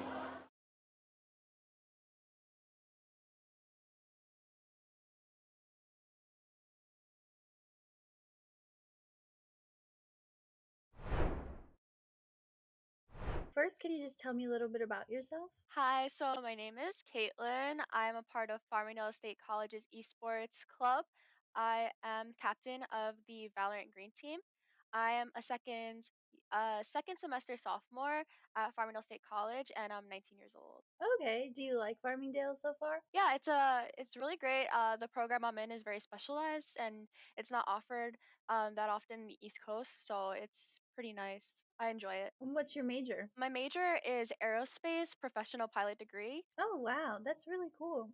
Thank you. So, is this your first time on an esports team? No, so I've been a part of the Valorant team for 2 semesters, and this is my third semester, and it's my first time ever being a captain. Okay, oh, that's awesome. Can you tell me a little bit about what it's like being a captain? So a lot of times I'm organizing the team, making sure everyone is properly set for upcoming games, um, getting scrims for our team, and kind of just making sure everyone is there, present, and possible, and able to play the games that we're gonna, you know, be participating in. We're participating in 2 leagues this semester, so it's kind of hectic. Oh gosh, yeah, definitely. I can see that. How is it different for you as a player versus as a captain? Do you feel a lot of responsibility? I basically have the responsibility of choosing who, really plays, what type of characters everyone's playing, and what positions and roles we are all doing, as well as being there not only as a team member, but also being seen as in a leadership role and having that sort of respect there, and being able to delegate everyone's role in the team. So it's definitely a lot more different, and my voice is most definitely heard. So I like it. I like being a captain. Yeah, that's really good. What games do you play, or what is your main game? I know you mentioned Valorant. Right. So I play Valorant, but I started off with Counter Strike, and I really always have been interested in FPSs.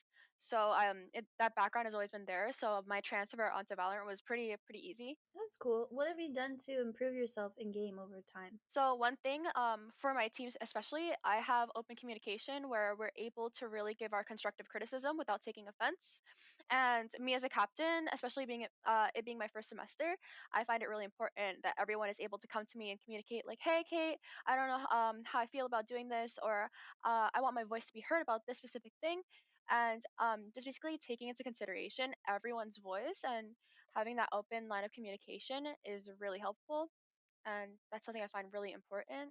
Okay. Do you carry that strategy into your everyday life as well, would you say? Yeah, communication is really important to me, especially in aviation with crew members. You're always trying to communicate properly and efficiently to get the assigned goal completed, and that works in video games as well as in aviation. So I feel like it transfers very well, and I put my 100% effort in everything I do. I put 100% in the team, the leagues that we're participating in, communicating with opposing teams that we might be going against. All those things I take it really important and can transfer it very well into everyday life. Can you tell me a little bit about what you think about CECC and just competing in general? It's a lot of fun, and we're so grateful for the opportunity to participate. And this is something that every single member of our team has said. We've never had the opportunity to really compete in a fashion where it's not only fun, we're able to make friends, talk to other people from different schools. It's just an amazing opportunity and something we would love to participate in the future as well. Yeah, we're really happy you feel that way.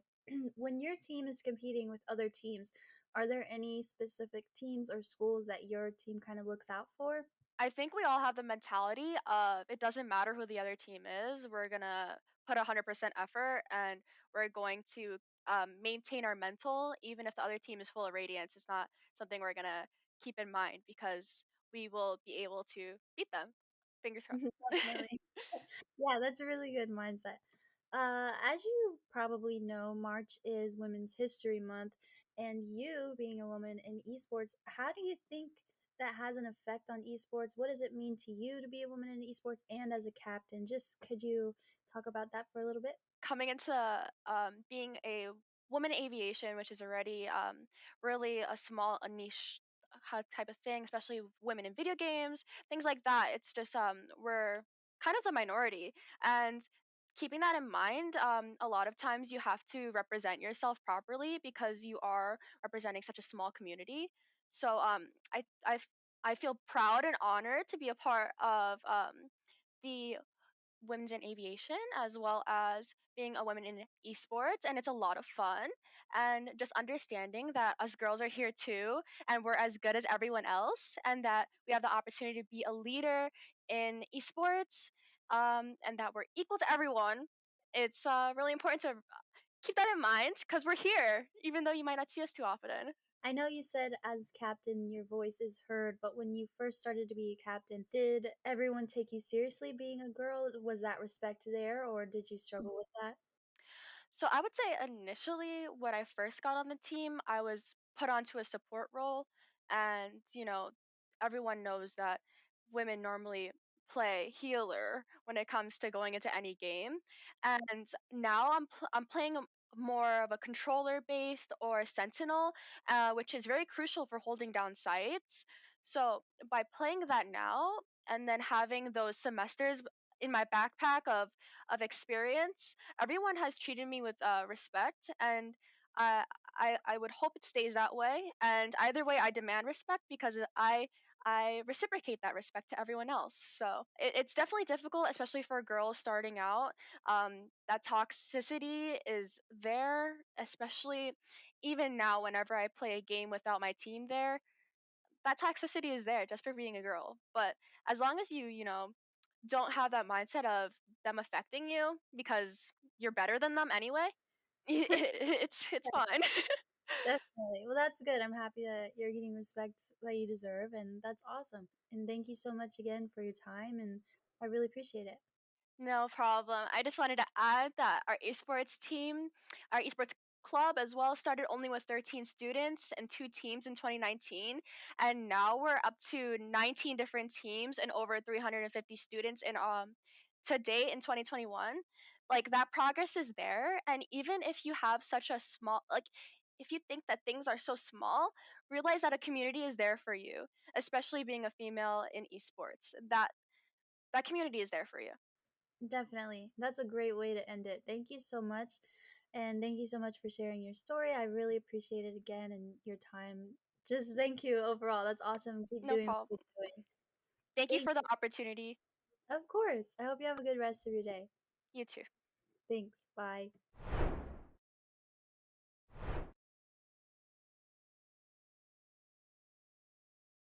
Is that we don't have these preconceived notions, and we're willing to listen to our membership and read the room, read college athletics and how it's connected and how it's not, and take what we have expertise in championships, and but also throw out some of the other stuff. I remember when we first started, there were some conferences were applying their amateurism rules to all of their esports competitors, and I think we knew enough to know that no, that's not going to work in an esports culture. It's got to be very different. And by the way, the NCAA was going in a different direction. You could see the train had already left the station on that, and so it's an incredibly dynamic area and ever changing, and will continue to change. And just as we didn't know when we started what it's going to be looking like, I think similarly we still don't know what it's going to be in another 5 years.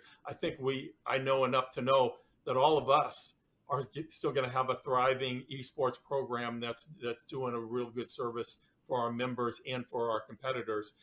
But we still don't know necessarily what some of that is going to look like, and that's pretty cool about it all.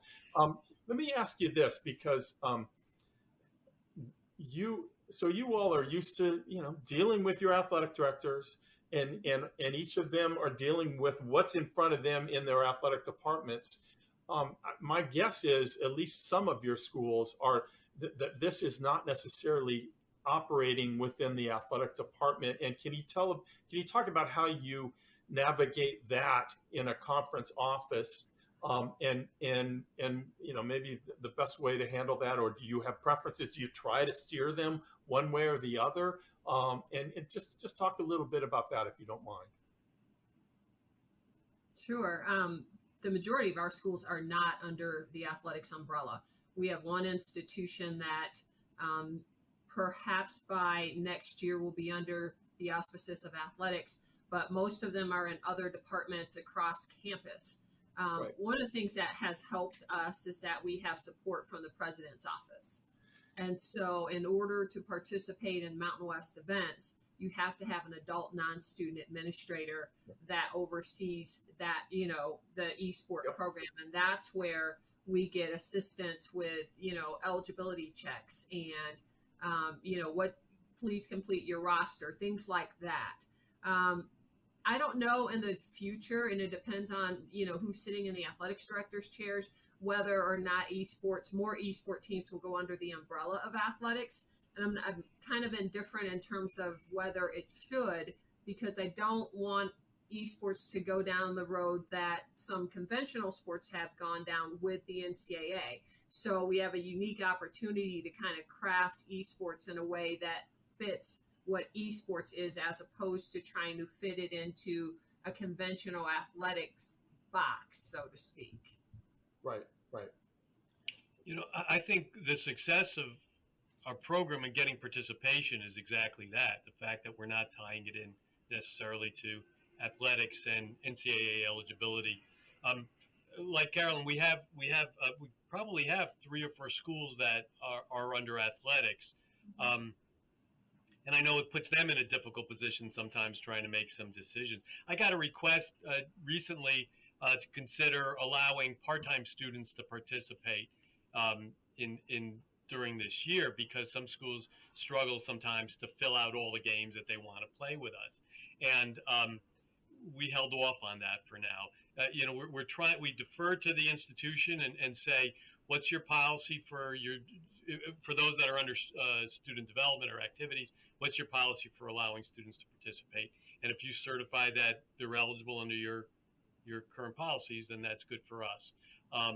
I also think, and I was part of some of the conversations early on with the NCAA years ago about the NCAA getting involved as a Division II representative, and I was crossing my fingers that wouldn't happen, just because I think this needs time to grow, and expand. Can I ask Bob a question, because you mentioned part-time enrollment, and one of the things that we've done here is that as a conference, we've just set eligibility standards, full-time enrollment, making progress towards your degree as the institution defines it. Are you guys doing something like that as well? Because we've gotten that part-time enrollment question and we've said no.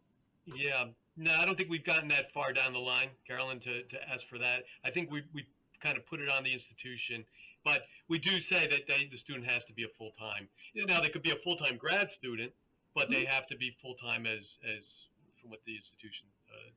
Yeah, our eligibility requirements are just as simple as can be. You have to be a full-time student in good standing. Yes. And after that, and that's about it. Now I think we wanted as few impediments to getting this thing rolling as possible in the outset. I do think as schools get more competitive, they will start to distrust one another, and that's why we have this 500-page NCAA manual, because schools distrust one another. But we're not there yet. Right now there's still a collective. Let's move this forward, and the fact that the NCAA is not administering it, I think, is really helpful to the growth of it all. And yes, we allow grad students. We don't even have a 4 or 5 year clock. If you are full-time enrolled for 10 years in good standing, you can do. And why not? Why would we not say that that's okay? Now, eventually, like I said, we may change our minds if the schools require it. They say, no, this is crazy. Look what they're doing over there. We don't like, but I think we're still a long way from that. Alex, do you have anything? Yeah, I mean, I echo everything that really Carolyn has said. You're gonna have to forgive me. What was the original question? It's been a minute. I know. I'm sorry. Well, just kind of what you set out to do, and then what maybe the realities of it all.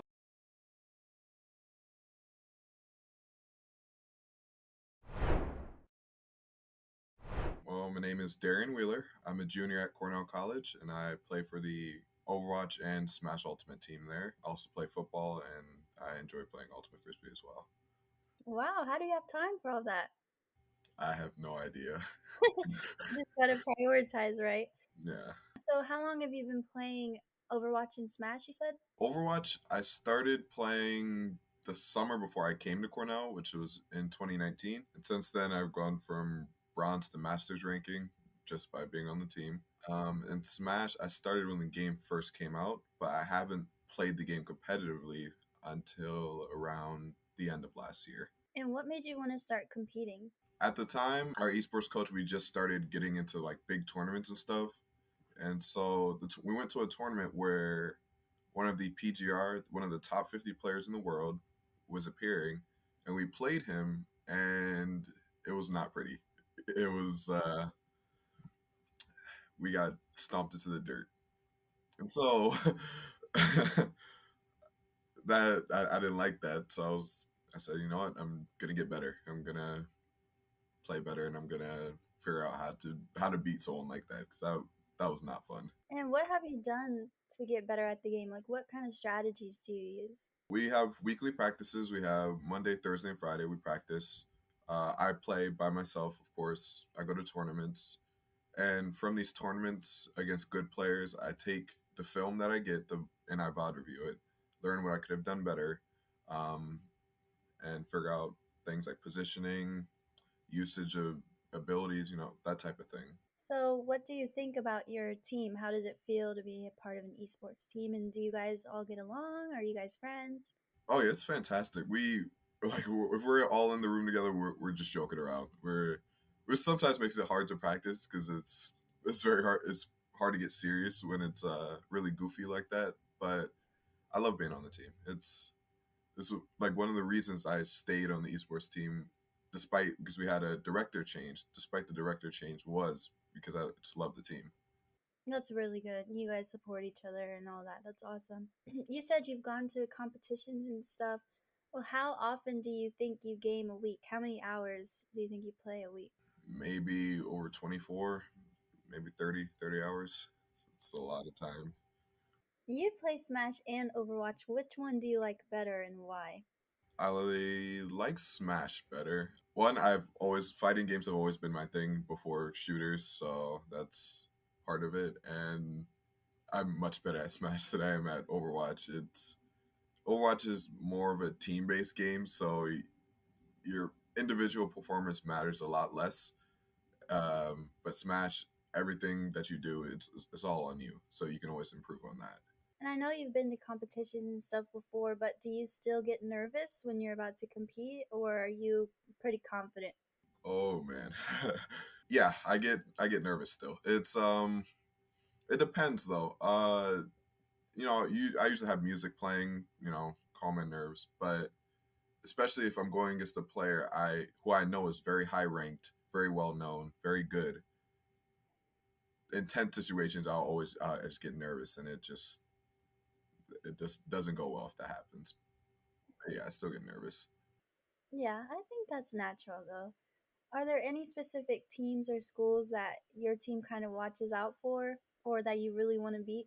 Iowa State, their team is crazy. So they have most of the top ranking players in Iowa. So those guys they have a big target on their backs. Can you tell me a little bit about what you think about CECC and do you think your team will go to Atlanta? Currently, our team we're going over a massive overhaul because we're down a lot of players due to transfers and other things, but it's still possible. I think we can do it. Okay, yeah, we hope to see you there. um, Backtracking a little bit, what are you studying in school? What's your major? Biochemistry. Okay. Geez, you do it all. What the heck? What do you plan to do with biochemistry? And do you ever see any overlap between what you're learning in school and esports? My initial plans were to possibly go into medicine, but I'm leaning more towards biochemical research. So I don't know if that overlaps somehow, but if it can, that'd be great. Would you ever want to be an esports coach? Of course. It's so fun. It's so fun. Yeah, when you're not doing medicine and you find time between football and the ultimate frisbee, maybe you can be an esports coach. I'll find time to do it all, I guess. Yeah. Are there any players on your team that stick out to you, whether it be a success story, their growth, or even yourself that you want to talk about? Let's see. Well, of course, myself is a good success story, I guess. Because when I joined the Smash and Overwatch team in 2019, I was garbage. Like it was bad. Like I said earlier, I was bronze rank in Overwatch, which lowest possible rank. It's terrible down there. And then from there, I went to Masters, which is the second highest rank, which is just ridiculous. And then in Smash, I was also bad. And now I'm one of the top ranking players in Iowa. So it's pretty good. So, what has been your proudest moment or specific moment? I know you jumped ranks there, but has there been any specific moments in a game or tournament that really you're proud of?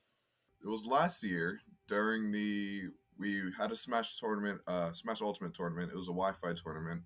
To qualify for the national part of it, we needed to beat this one school, and the school had some really good players. Like I think they had a Link player, and I forget the rest of them. But we were losing. I fumbled hard. I lost all 3 stocks, and I didn't take any. It was bad. And then my team rallied, and we beat them, and the whole room exploded. It was fantastic. Everyone was jumping all over the place. It was a great time. Let me imagine the energy. That's really awesome. So my last question for you is, do you have any goals for the rest of this school year that you want to accomplish? Well, for Overwatch, I do want to rank up again. I want to get GM. And for Smash Ultimate, I want to get a higher rank. I think so. In East Iowa, I'm ranked I think 4th or 3rd, but I want to be 1st. I want to be the top of the ranking. I don't like being under 2 other people. It doesn't feel right. Well, I'm sure you can do it. Is there anything that you would like to add about your team or you before we go? Anything you want the world to know about you? Join our team. We're great people. I don't know. Good. That's good. Well, thank you again so much for your time and doing this interview with me and fitting me in your schedule of all the stuff you have going on. I really appreciate it. No problem. No problem. I hope you have a good rest of your day. Thank you. You too.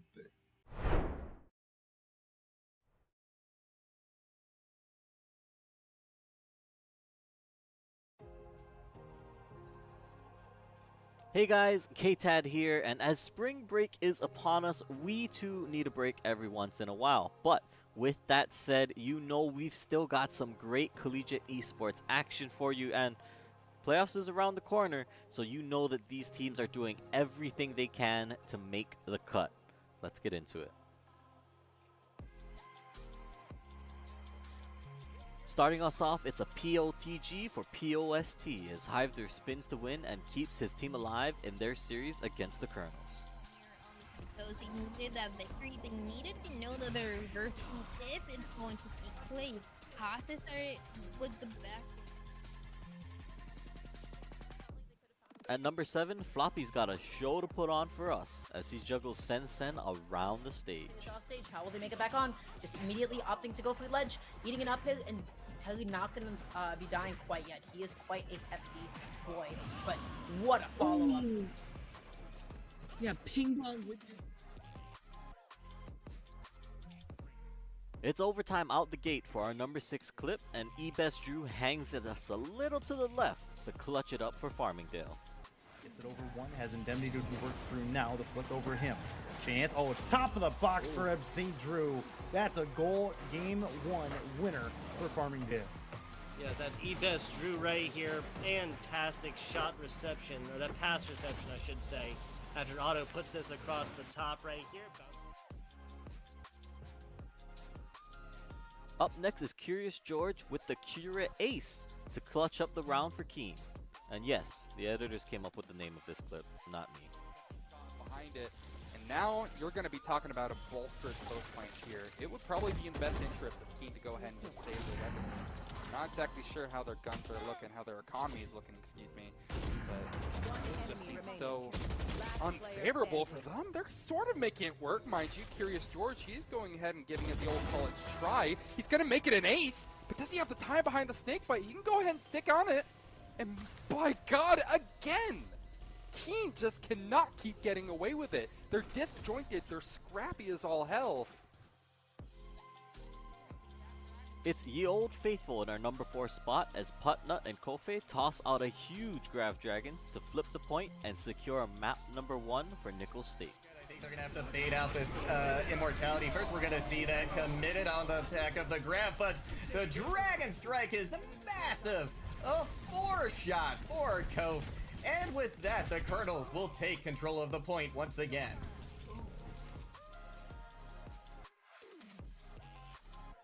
Now this might only be our number 3 clip of this week, but you guys have to check out this play from Not Leopard as he pulls off these ridiculous moves to juggle the ball right past the defenders of Central Missouri and into the net. It's possible, setting up a counter-attack potential, but Fan Shui here, Not Leopard. What? Oh, Not Leopard! They have families! Stop it! They beat all 3 defenders! I finally figured out why it's not Leopard. It's not Leopard because it's Messi. Messi with the dime, the dish, the left to the At number 2, this is probably one of the smartest plays we've seen in a while. Now UNM's Wicked Pro, after finding the spike on A, decides to ult and immediately rotate out after getting the info that the rest of the attackers are mid. What happens next? We'll just watch. A bit frustrated about that one. Oh, and this is a great play going around from the smoke from the belt. They have the perfect opportunity. And once that falls, everyone will be revealed. They'll be hit with the decay. This could be huge. Yes. Fisher Row. Caught on the zip line. Wicked gets 2. Another 4K for Wicked, who is playing out of their mind. The 500 IQ play. You knew that it was a weird angle to have that Viper spit. You knew that they were going to check everywhere inside. And Alright, number 1, let me break this down for you. Series 3, last man standing. The anchor in Atata as he somehow manages to bring Illinois Wesleyan back from being in a 1v3 for this series. Big lead here for Wayne State, but we'll see. You know, Atata's not out of the count just yet, and they might be looking, I mean, they're definitely looking to take this away with the restock, but they can't play too risky. Okay, we see the NBA flash there. They're going to make it back to ledge. We also saw a pretty Hail Mary forward smash there at low percent at that. The risk reward on that is a little skewed. Ooh, look at this jab reset into the forward smash. What a beautiful combo. They just feel confident in their team, and there's nothing more that I love with that. But the mess is already trying to make a statement saying that you should have brought the person who could take the stocks first. That is amazing right there. We saw the PK fire, multi-hits goes for the downer. There's an off-stage air dodge. Suddenly, this is looking very bad for Younglink and potentially Wayne State as a whole. Side, don't let them grab you. You still gotta be careful. Ness is a threat no matter where they are on the stage. Nice rising fair to kind of even that out. Good blade beam to catch the PK fire. Maybe the PK fire is in reaction. There's a climb hazard. This is Ness's time. That forward tilt takes it. And IWU, Illinois Wesleyan Titans, takes it over Wayne State College 2-1 across the set. The final game going 2 stocks to Atata over Chef Louis 0 stocks. Oh my goodness, what a heart wrencher. Well, there you have it. What a crazy week it was, and honestly, I know it's only going to get even crazier as we move on. Now, the competition is fierce not only just in Division A, but even some of these open division matches are going the distance and coming down to the wire. Now, as always, if you want to stay up to date on everything, give us a follow on Twitter at ECAC_esports, or if you guys want to check out the matches live, we broadcast Mondays and Tuesdays at 8 p.m. Eastern, Wednesdays at 7. Once again, a special shout out to our partners at Esports U for providing additional coverage of our matches on their network. But I mean, that's it. That's all I've got for you guys this week. We're only 2 more weeks out after this, and I mean, I'm really curious to see how the playoffs shakes out this year. But don't go anywhere, guys. Come back right here every week, every time. Same day, same time. You guys know how it runs. And don't go anywhere. I'll see you guys next time.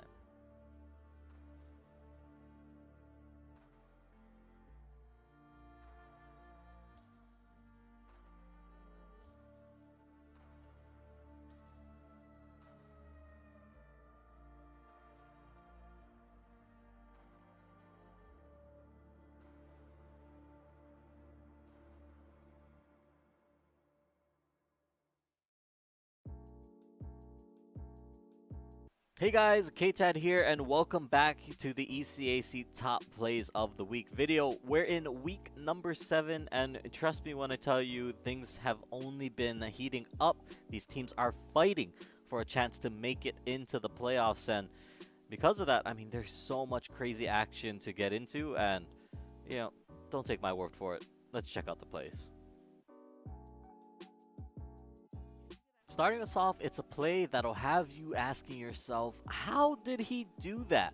As Melee juggles and ping pongs blighted right off the stage. Because the projectiles are so ever present, that reflector right there that you just saw is going to be in the back of Melee's mind throughout this set. But right now, Melee's doing a good job of getting around it, has the percent lead, and make it 64 right now on blighted stock. It's still being worked away at the combo setup.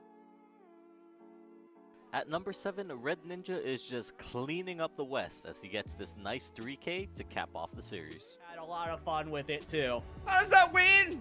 I don't know. How does that, in any world, how does that possibly win?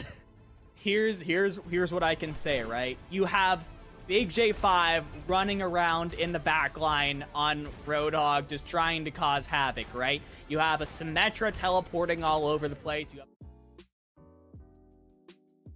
Up next, there might just be a 4th member on the squad of RPI as the corner comes in clutch to take them to game number 5. It's about as good as you're going to see for a team play off the corner wall, and RPI takes a 3-goal lead. And with that, we have the fastest goal in this matchup so far. We started off with the quickest goal, the least amount of time. Okay, spoiler-free intro this time. Someone gets a 4K clutch in this round. You just have to guess who. Like the first time we've seen A-side, now it's going to be Wukian with that immediate elimination onto Relay, making it a 5-4, but Opso might be able to, will find the elimination onto Louis, tying things back up. Not for long. Wukian with that operator takes out Safari.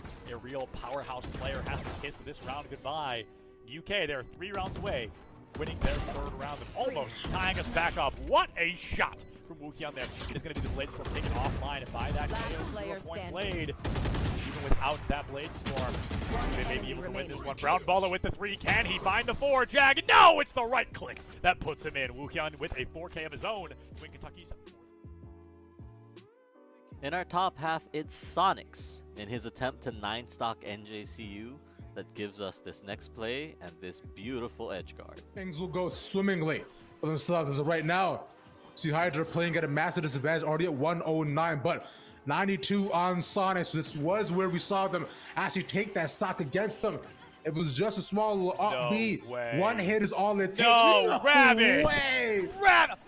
Oh my! Sonics is too clean with it! For number 3, Shrusi's got some things to say as he just pops off for King. So much to bear, and well, too much to bear. Shrusi, why take on 1 defenders when you can take on 2, maybe even all of them? Why get a hat trick when you can get 5 goals instead? 30 seconds to go. Literally every goal of this game has been from Strucy, and you would go to think, you know, oh, obviously he's got a million shots. That's why he's just been putting on the pressure. Not really. He's 5 for 7. He's really accurate with what he's doing here. Not wasting his time because shots like this, they don't come every day. But for Strucy, it's another walk in the park. Give him the time in the air and he will do things like this. Somebody call it. Somebody call it. This is unfair. And in second place this week, it's the perfectly timed EMP into self-destruct combo that completely wipes out Wichita State in the opening map against Johnson and Wynn. Self-destruct is there. Gentalian and Rogue combining for a massive fight win right there. 95%. And in our number 1 spot, it's a tour de force that some would say is almost excessive from Nagwin as he shuts the door onto Delaware. On the right side of the kill feed. Nagwen playing C-Long and doing a great job at it. Oh my goodness, even better! Trying to turn 2 into 3, not able to line it up yet, but there it is. That tour de force is a tour de force to be reckoned with. Nagwen taking out 4 to win the 7th round for UK. All right, and that is it. Now, I mean, what did I tell you guys? Things are only getting crazier and crazier, and with this wrapping up, that means there's only 1 more of these videos left to make. That means there's only 4 more weeks of playoffs left on the table that's going to be starting up in just a little bit. And, I mean, what a crazy season it's been, and what a crazy season it's shaping up to be. Special thank you again to our partners at Esports U for providing us that extra broadcast coverage. But if you guys want to stay up to date, I mean, you already know where to go. But hey, if you haven't, if you don't know yet, you want to give us a follow on Twitter at ECAC_esports. And you want to make sure you tune into the action live at twitch.tv/ECAC_esports. We are live on Mondays and Tuesdays at 8 p.m. Eastern, Wednesdays at 7. Trust me, you guys want to be there. We've only got so much action left in the season. And then, hey, before you know it, we'll be back again right around the corner for fall semester. But once again, I've been KTAD. Thank you guys for joining me, and I'll see you next time.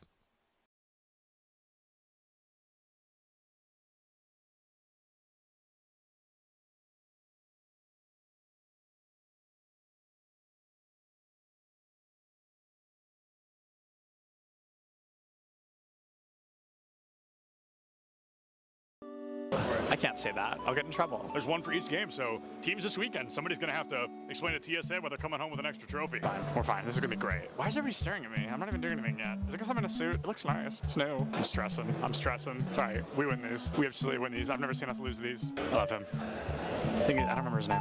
What is going on, everybody? And oh, are we ready? I'll start over. Okay.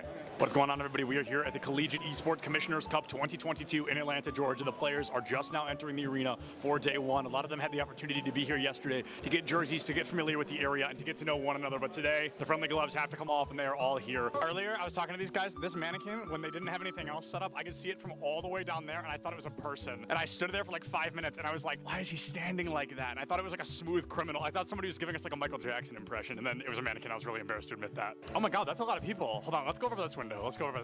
It just keeps going. There's so many people outside. There are so many people outside. We're going to interview people when they come in. I don't really want to go outside. It looks like it's going to rain, and this suit is new, so. Oh, there's Doc Haskell.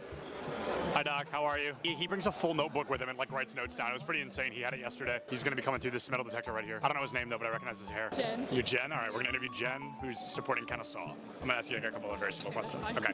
Are we ready? All right, great. College. I really like Georgia College's color scheme. It's just red, white, and blue, I think, but I think they did it in a really clever way. Mineral area wearing hoodies, even though it is 75 degrees outside here in Atlanta, Georgia. Absolute legends. If only Nick could hear you. Nick, come back. If he's over 100 feet away, he can't. You were whispering something, and he started smiling. I'm like, are you whispering? Oh yeah, because he's got his headphone in if we're close enough. But Bless you. Gesundheit. Gesundheit again. You're welcome. I'm gonna go find him. Oh, there he is. Oh my. Oh, okay. Real stuff is starting. Real stuff.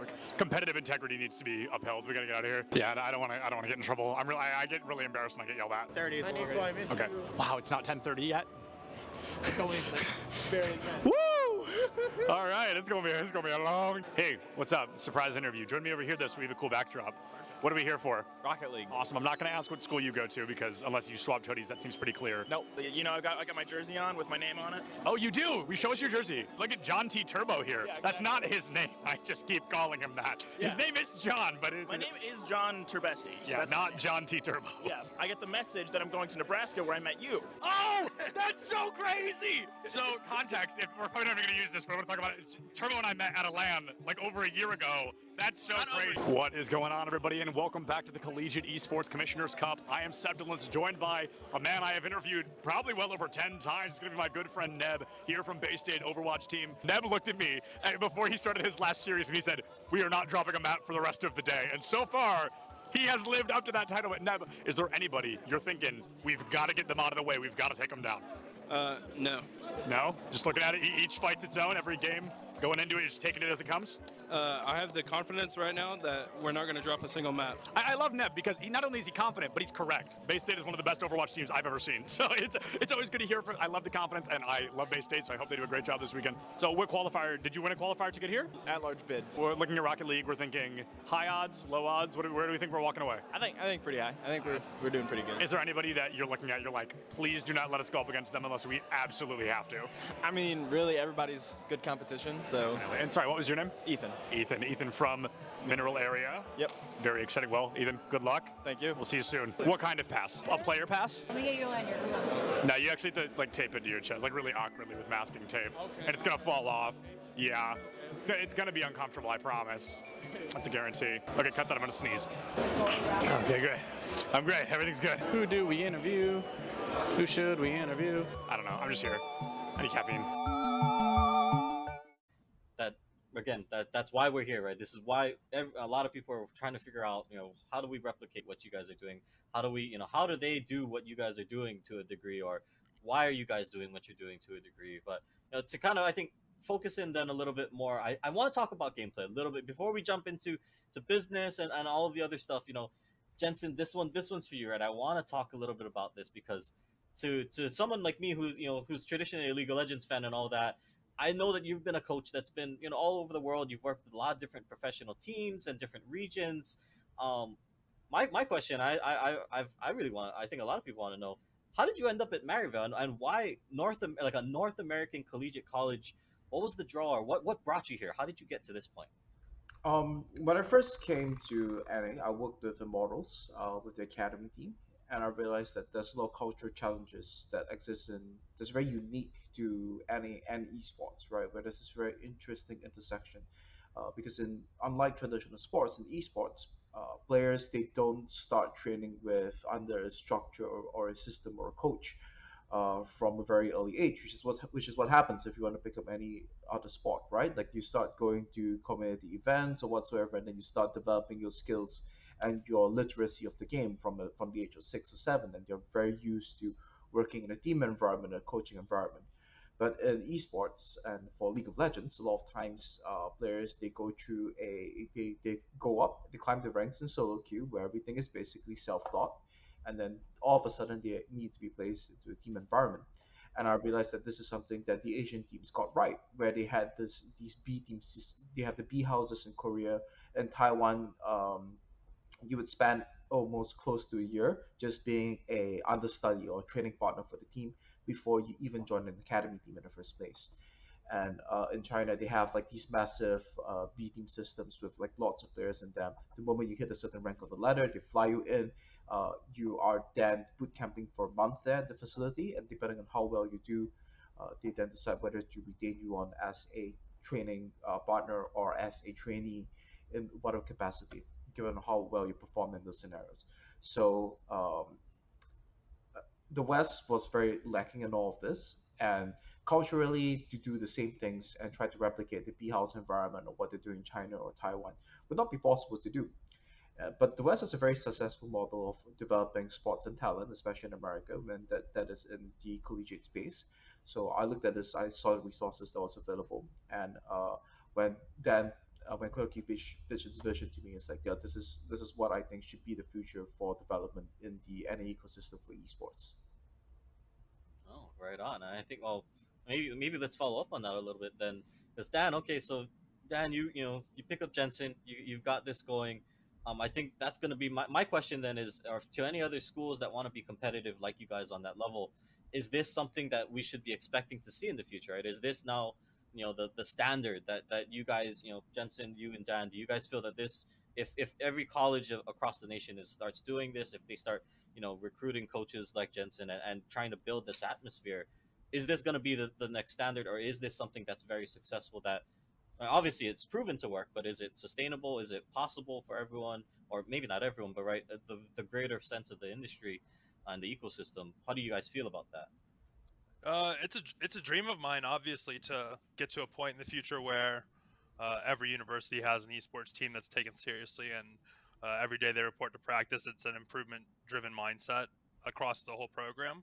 Um, I think for me though, like the reason isn't necessarily like to see like a March Madness with millions of dollars flowing through it. For me, it's a little bit more simpler than that. The reason why this is my vision is just because uh, it's best for player development and just players in general.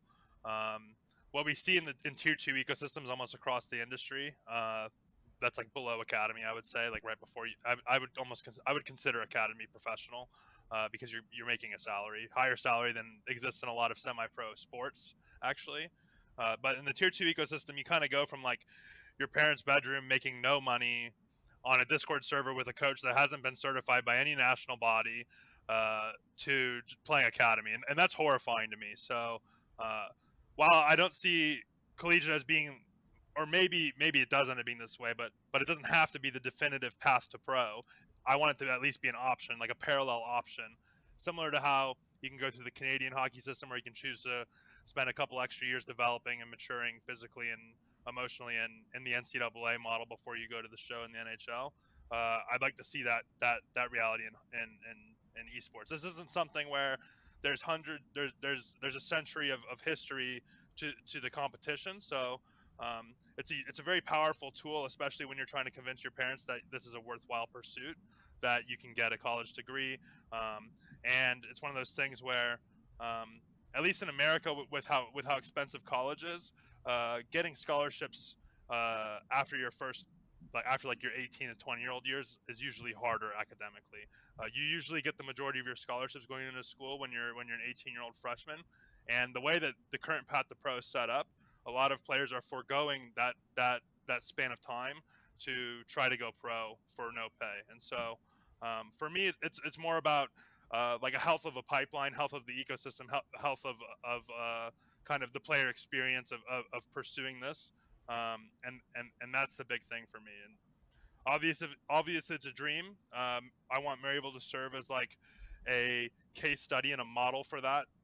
We want to show results. We want to eventually be competing to win proving grounds, to show that this can be a functional alternative to the traditional tier two within esports, and that's what we strive for every year. And I can add to that a little bit, just from a business perspective. I think, we're very fortunate to have Jensen and Dan here at Maryville, but I think if you're a university looking at, just adding a coach, maybe not to the magnitude of Jensen, but I think you have to look at the metrics. I think if you look at what the ROI and the business case of adding relevant esports within your university, what that means to your student life and all those different things, all those things that they try to check boxes within higher ed. I think having a relevant esports program or a relevant system within esports, every university should be looking at it, because their baseball players and their basketball players and football players are all playing gaming. And a lot of these esports, figureheads and coaches, etc., are the relevant people in digital media. And it helps the school with a brand perspective. And I think just having any sort of relevant and adding bodies within the esports ecosystem at universities, you have 2 or 3 basketball coaches, you have 2 or 3 soccer coaches, both on male and female. I think having relevancy within esports, it has probably a 15 to 25x, return versus like traditional sports. And I can say that with my background and everything like that, and just knowing how we look at it. But at the same time, if you're not looking at esports as a relevant, not even revenue stream, but relevant digital eyeball within your sports and student life perspective, I think you are sort of behind the times. Hey, what's up? It's Honix back at it again to bring you the sickest clips from ECAC. But listen guys, here's the thing. Overwatch 2 still isn't out, and it's been so long that I understand what's happening in the VALORANT clips now. I don't know how I could have let this happen. Anyways, let's check out the action from week 2 of ECAC. First up, we've got Nico Baca, who's got a need for speed. But they have to be careful here. That kick not quite in their favor. Patrick has to be quick to him, and Nico Baca, he's just soaring through the sky with way too much pace. Yeah, you knew this was coming. When this one lingered up in the air for a bit too long from J-Neil's touch, Patrick tried to go up for this one, but Nico, like we said, he's been the fastest player in this lobby the entire...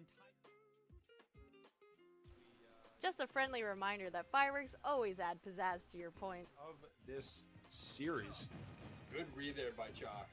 Because if he didn't place down that block, that would have been a really early stock lead that he would have gotten. And wow, that nade. Absolutely sniped out of midair. Everyone is in flux when Mount St. Mary's is on the point. That piece, and that is the bulk of your healing if you're Emery and Henry. Now you're coming in with both DPS ult and the Shatter, but again, a massive gravitic flux comes out from Mount St. Mary, stops it in their tracks before they can even get started. Yeah, the tac visor gonna deal the final blows to several members of Emery and Henry. Eve has got beef with BSU and wants everyone to know it. One situation left to clutch it out. No. I'm a little bit afraid here that the wide swing's gonna come out, but Ian's waiting. Ian is being a little bit patient here. Eve is not going to be able to get the first one, and maybe if Ian was able to wait there a little bit longer, Eve would not have been able to get that free.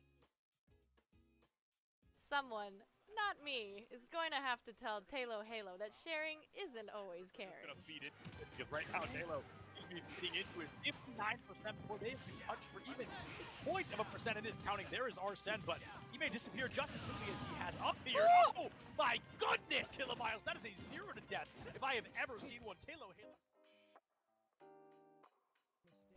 Don't let your guard down. You never know when Rhino will come charging in. Is all the way back. That just goes to show how much they're not wanting to make it, but Rhino with all the control gets the one on the board. Talk about getting one in there. That he actually picks it up initially from a mini pass to himself. That an expert is expecting an expert to do something expertly, right? That is just about as simple as it gets, right? Just literally boiling it down to more basic Rocket League right there. Oh my God! And again, Rhino does it twice in about 30 seconds after no scores. We're bringing it around town with Chowan University. Big fights out short. Town, though, just gets the better of it. Great spray control. Takes 2 down with him, and already Chowan is looking at a 2-0 right now. Gonna try an entry onto the site with quickness. Not willing to take his foot off the pedal, and Town's got a 3rd. The last 2 coming from CT, and Town wants to put the nail in the coffin right here, right now. One's there, he's gonna hear them both. He has a head in front of him, 4 before he goes down, and all it takes is just to finish this one off. Last but certainly not least, Big J5 coming in hot with a big 5K. And Kentucky, they may get the 2nd point for free. Oh, that headshot? The second headshot? What? He's got another dragon already. The 3rd? Wait, he finds 3! Big J, he's looking for a 4th! Oh my God, he finds it! He is single-handedly destroying Kentucky right now. Oh my goodness! 4 eliminations, 1 Hanzo, and a brand new Dragons Online. The question... Wow, I miss these awesome clips and it's only week 2, so make sure to keep up with the action on Twitch at ECAC_esports, Mondays and Tuesdays at 8 and Wednesdays at 7. And make sure to follow their Twitter at ECAC_esports. And thank you to our partner Esports U and to you for hanging out with me today. See you next time!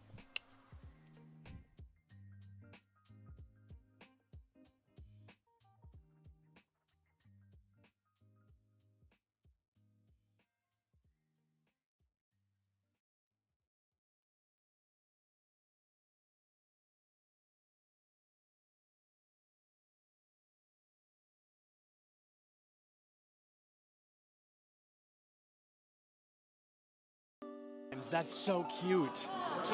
UCF, and it's really cute. So I'm gonna move down here. How do we feel? The odds for UCF? What are we thinking? They got it. No, we got this. We got it. We got it. Go Knights, charge on. 100%. My friend Nick is behind you. He's gonna record it. Don't look at him. You'll ruin the shot. Don't look at him. Don't look at him. Come on. Oh, let's go! Let's go!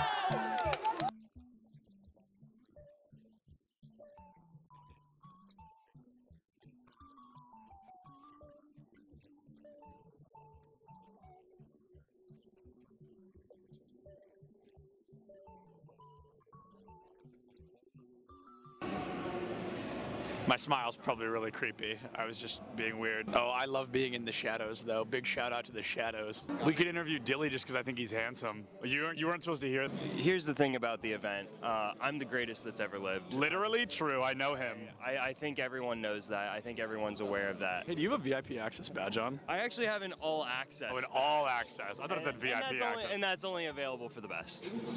That's true. He's right. That's a main stage TO right there. If this goes live, I'm suing everybody.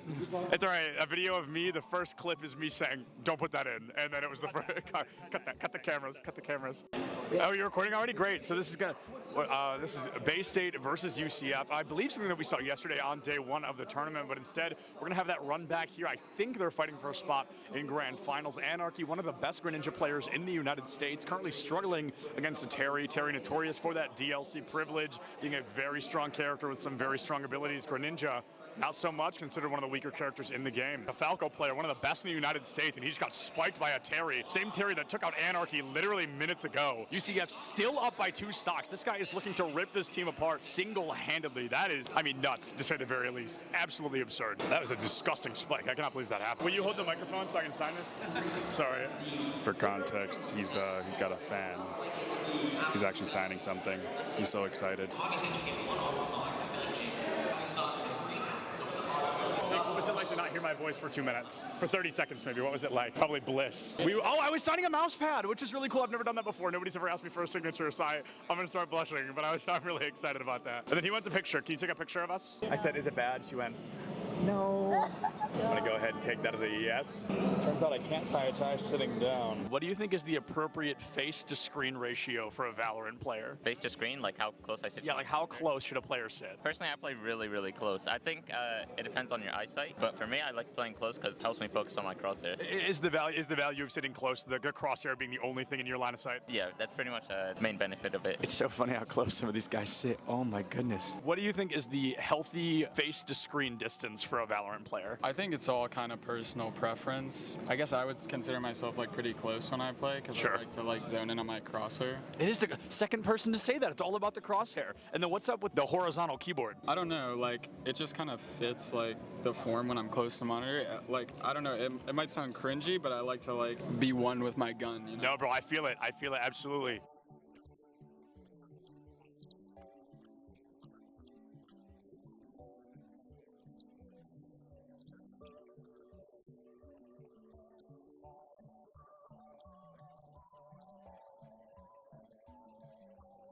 What is going on, everybody? I am here with some UCF fans. How are we feeling about UCF?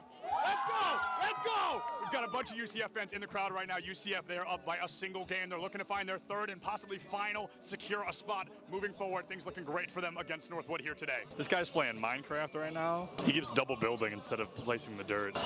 Pressure's on, man. Everybody's watching. Just kidding. Just me. Cameraman's not over here. Just kidding. He's behind you. There's actually always cameras on you if I'm around. Do you double build all of those? No excuses, bro. I can't play Minecraft. Your college esports Minecraft team absolutely rolled. L after L here. Let's hope UCF has a little better luck on stage, huh? What is going on, everybody? I am Septilence. I have the honor of welcoming you to the Collegiate Esport Commissioners Cup here in Atlanta, Georgia. All right, that was good. That was good. Good content, good content.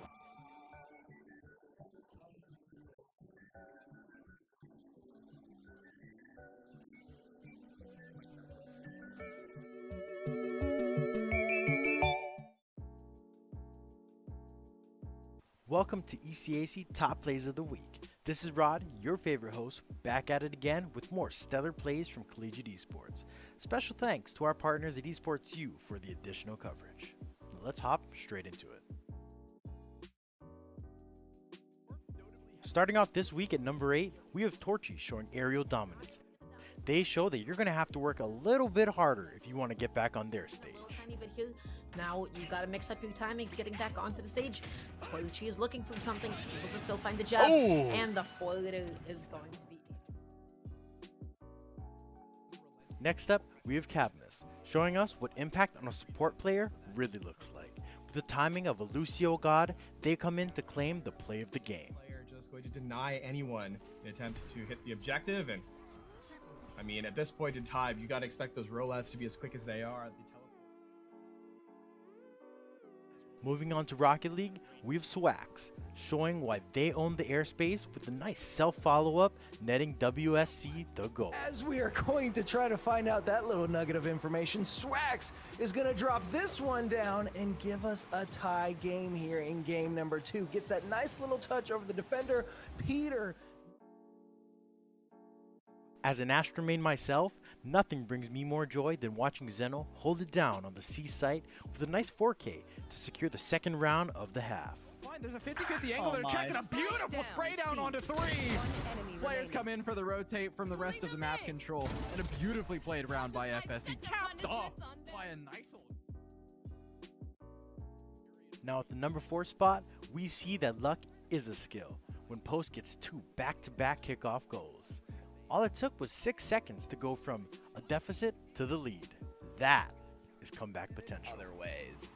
I don't... What? Okay, so Warda actually messed up their kickoff. They 100% did not mean to land like that and then just happened to get a wave dash into it. Hey, listen, fortune favors the bold, and sometimes it's better to have dumb luck than to not be lucky at all. So we'll take it 100%, especially if they get another one. Kabuki to tally it on, and they're proving it isn't just luck.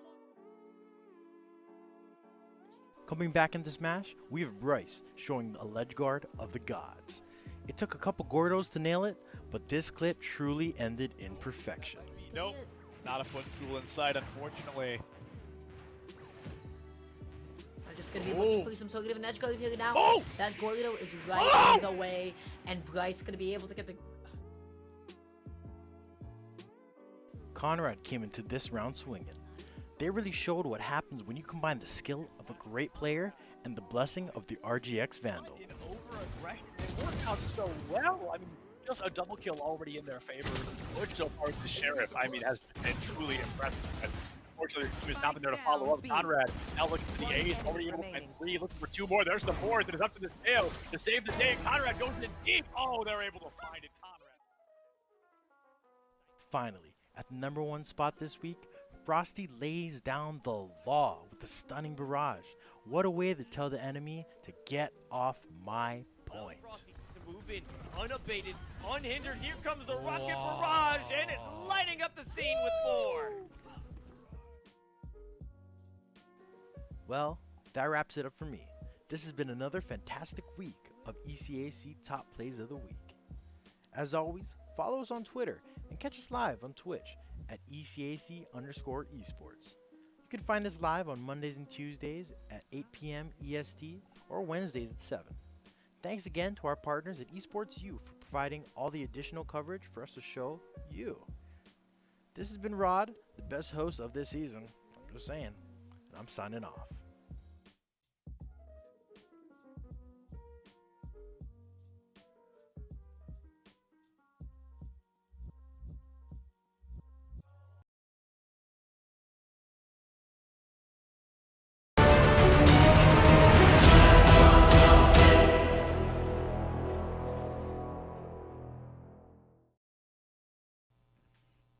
What is going on, everybody, and welcome back to CECC East 2022 edition. I'm still Septilence, still joined by Gompers, and before we get into Valorant or quarterfinals or anything, which we're going to jump into, first of all, just a big thanks for hanging out with us during that break. We know it was a little bit longer than we anticipated. There was some miscommunication between us and the players, and it happens, right? But it is out of the way. We're going to be jumping into our first quarterfinal and last game of the day. The last game of the day, I believe. Here we can, the Caldwell University versus Lebanon Valley College. And this one is going to be a fun one. I believe we have the rosters ready. So yeah, let's take a peek. I hope we get some cool pictures. I like seeing the faces. I know.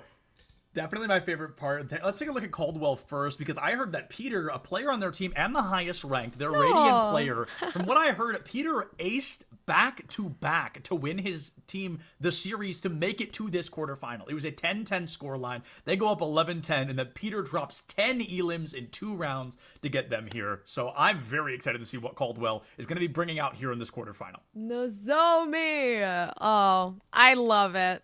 I love it. Sorry. I'm biased. Of course. No, absolutely. I don't think anyone's going to hold you for that. And it's a completely exciting reason to be biased, and a good one at that. And going against Caldwell University is Lebanon Valley College. We're going to take a look at their roster as well. Now, full disclosure. Okay, weird. They all look exactly the same. I know. It's kind of crazy, too. I guess, Lebanon Valley College just likes to hire people who... hire people. Likes to, have people go to their college who, look pretty similar. But yeah, that's kind of crazy. They're also built I wonder if they exercise. You've got to wonder. I mean, you got to, with a body like that, you've got to be going to the gym. These guys are ripped, clearly. I mean, it's pretty incredible. And the super exciting thing is the map was decided after we started talking to you, chat. So we actually don't know what it is. And we're going to live find out with you. We do know that it is not Fracture. It's not Pearl, unfortunately. But it is going to be Haven. All the same maps. We are ending where we began today, Gompers. And I've got to say, I am shocked. No Ascent today. Actually, yeah, I'm pretty shocked too. That map is a very popular map amongst college students, as I've learned before. And it's like the collegiate map, and we didn't see it once. Which is a good thing. I agree. I definitely agree on that. That means the metas are changing, guys. The metas are changing, which means hopefully less Ascent, hopefully more Bind. We could have done Bind 5 times in a row today, and I would have loved every second. But I am really excited to go back to Haven, especially with 2 different teams, because you've got to wonder, are we going to see those same niche picks? Are we going to be seeing another Astra? Are we going to be seeing kind of those weirder choices? Or are we going to see that tried and true, your KO, your Jet, maybe a Viper, Juice on an Omen, Sardog on a Reyna? So we are already getting quite unique choices here. Yeah, I'm really liking it. The Reyna Raze type of duo is very new to me, right? This you typically see a Jet or a Reyna. Yeah. You typically either just see the Reyna. So it is definitely an interesting pick to try to bring that double duelist out. And this is going to be very, very fast paced. I'm thinking, because Reyna's kit really only applies to themselves, unless you are using the lure to lure your team in, but otherwise that's literally the only thing that you can use for a team type of composition. Everything else is very self-made based, so you have to be such a good aimer, such a good duelist to be able to play Reyna. Yeah, and I'm actually really excited because one of the first things I talked about today, way back at 10 o'clock in the morning, was the Reyna changes. Her insane buffs, including the Leer no longer having a distance limit. If you can see it, it can see you, and it will blind you. And I think that's going to be really impactful on situations like A-Site, A-Site or C-Long. I think those are going to be very impactful places for that Leer to come in handy. I don't know if I like Reyna on Haven, so this is kind of a trial by fire situation. Sardog is kind of setting a precedent for all those Reyna players out there.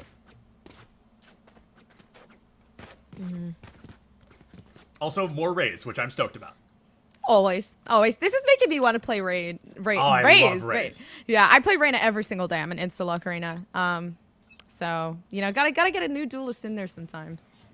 She is, no pun intended, a blast to play. I truly do enjoy playing Raze. She reminds me very much of another grenade-based hero and another very popular first-person shooter. And speaking of shooting, Peter's going to do just that. Takes down Sardog early, gets taken out. No ace here for Peter. Cannot find the 3-peat according to the statistics we got from last series. It's going to be a 4-4. Already getting flashbacks of our most previous series where every time there was an elim, it was immediately traded out. But I'd love to see one of these teams take a more aggressive dominance. And Jungkook, with that frenzy, might be able to do just that. A timing diff, if I have ever seen one. That Viper going to be forced out, tries to snakebite sewers, but it's too little, too late. Juice is in, takes out Nozomi quickly, and it's a 3v or 2v4 in favor of Lebanon Valley. They have gotten in here quick. Yeah, really good. If Jungkook, is that a BTS? I truly don't know. Is that a BTS fan? Anyways, Jungkook. I don't know if that's BTS or not. No, BTS is Jungkook. J-U-N-G. I just searched it up. Okay. Oh, that's why I was confused. I was like, how do you spell it? But yeah, no. Seems like here though, Matt is getting a really good entry, and do they have util to kind of secure maybe just a bit more? 16 seconds until they can get a possible suppression, but Lebanon Valley, I mean, they just take this one home. Yeah, and it's important, while we're talking on Jungkook, while we're on the discussion, also a weightlifter. There's a lot of those today, and it feels very important to bring that up because it is interesting to see that for no particular reason. When I think of, you know, how many bodybuilders did I think we were going to see today, the number was definitely not 5. Yeah. And we're already up to 5, so that's kind of crazy. Still. Yeah, it's interesting too. Have you ever noticed the Stinger meta that's starting to come up? Yes, and I don't like it. So the Stinger, it's the only gun in Valorant I have never used. Me too. I almost refuse to use it. I don't like it. There's a better gun than the Stinger in almost every direction. I think the Frenzy is better than the Stinger. I think the last time I used the Stinger was in beta. Yeah, I don't think I've ever used it. I had never even used the Bucky until like a week ago. I'm still learning. But Matt, with the Frenzy, goes to prove that it can be a very effective weapon. Juice brings out a Spectre of his own. I love the elimination from Zario here. The elimination of space rather than a true elimination. Reliable, using all Reliable to prove just that. One chamber dismisses another. Lebanon, they've got the numbers advantage again. And it's just getting bigger here. It's going to be a 4v2. It's going to be a tough one to win, but Nozomi, she's not going to go out without a fight. Yeah, this is good though. The Fade util being used to create somewhat of that opening, though leaving the one here to Blonded, and Blonded managing to find one. But all you can do in this situation is maybe play the exit frags, try to get some of these picks, and then end up going down with the spike, because once again, you can't necessarily save here. Yeah, and I've got to say, I'm surprised to see Reliable so hungry for this kill, because those bullets are expensive. Honestly, if I was that chamber, I would have chosen to hold on to those couple of Headhunter bullets and use them in the upcoming rounds. Oh, yeah. I guess it doesn't matter. It's only the pistol round. They didn't buy up, so not the end of the world. But still, you know, it's such a little thing, but I believe that's 300 credits that Reliable just kind of sunk down the drain.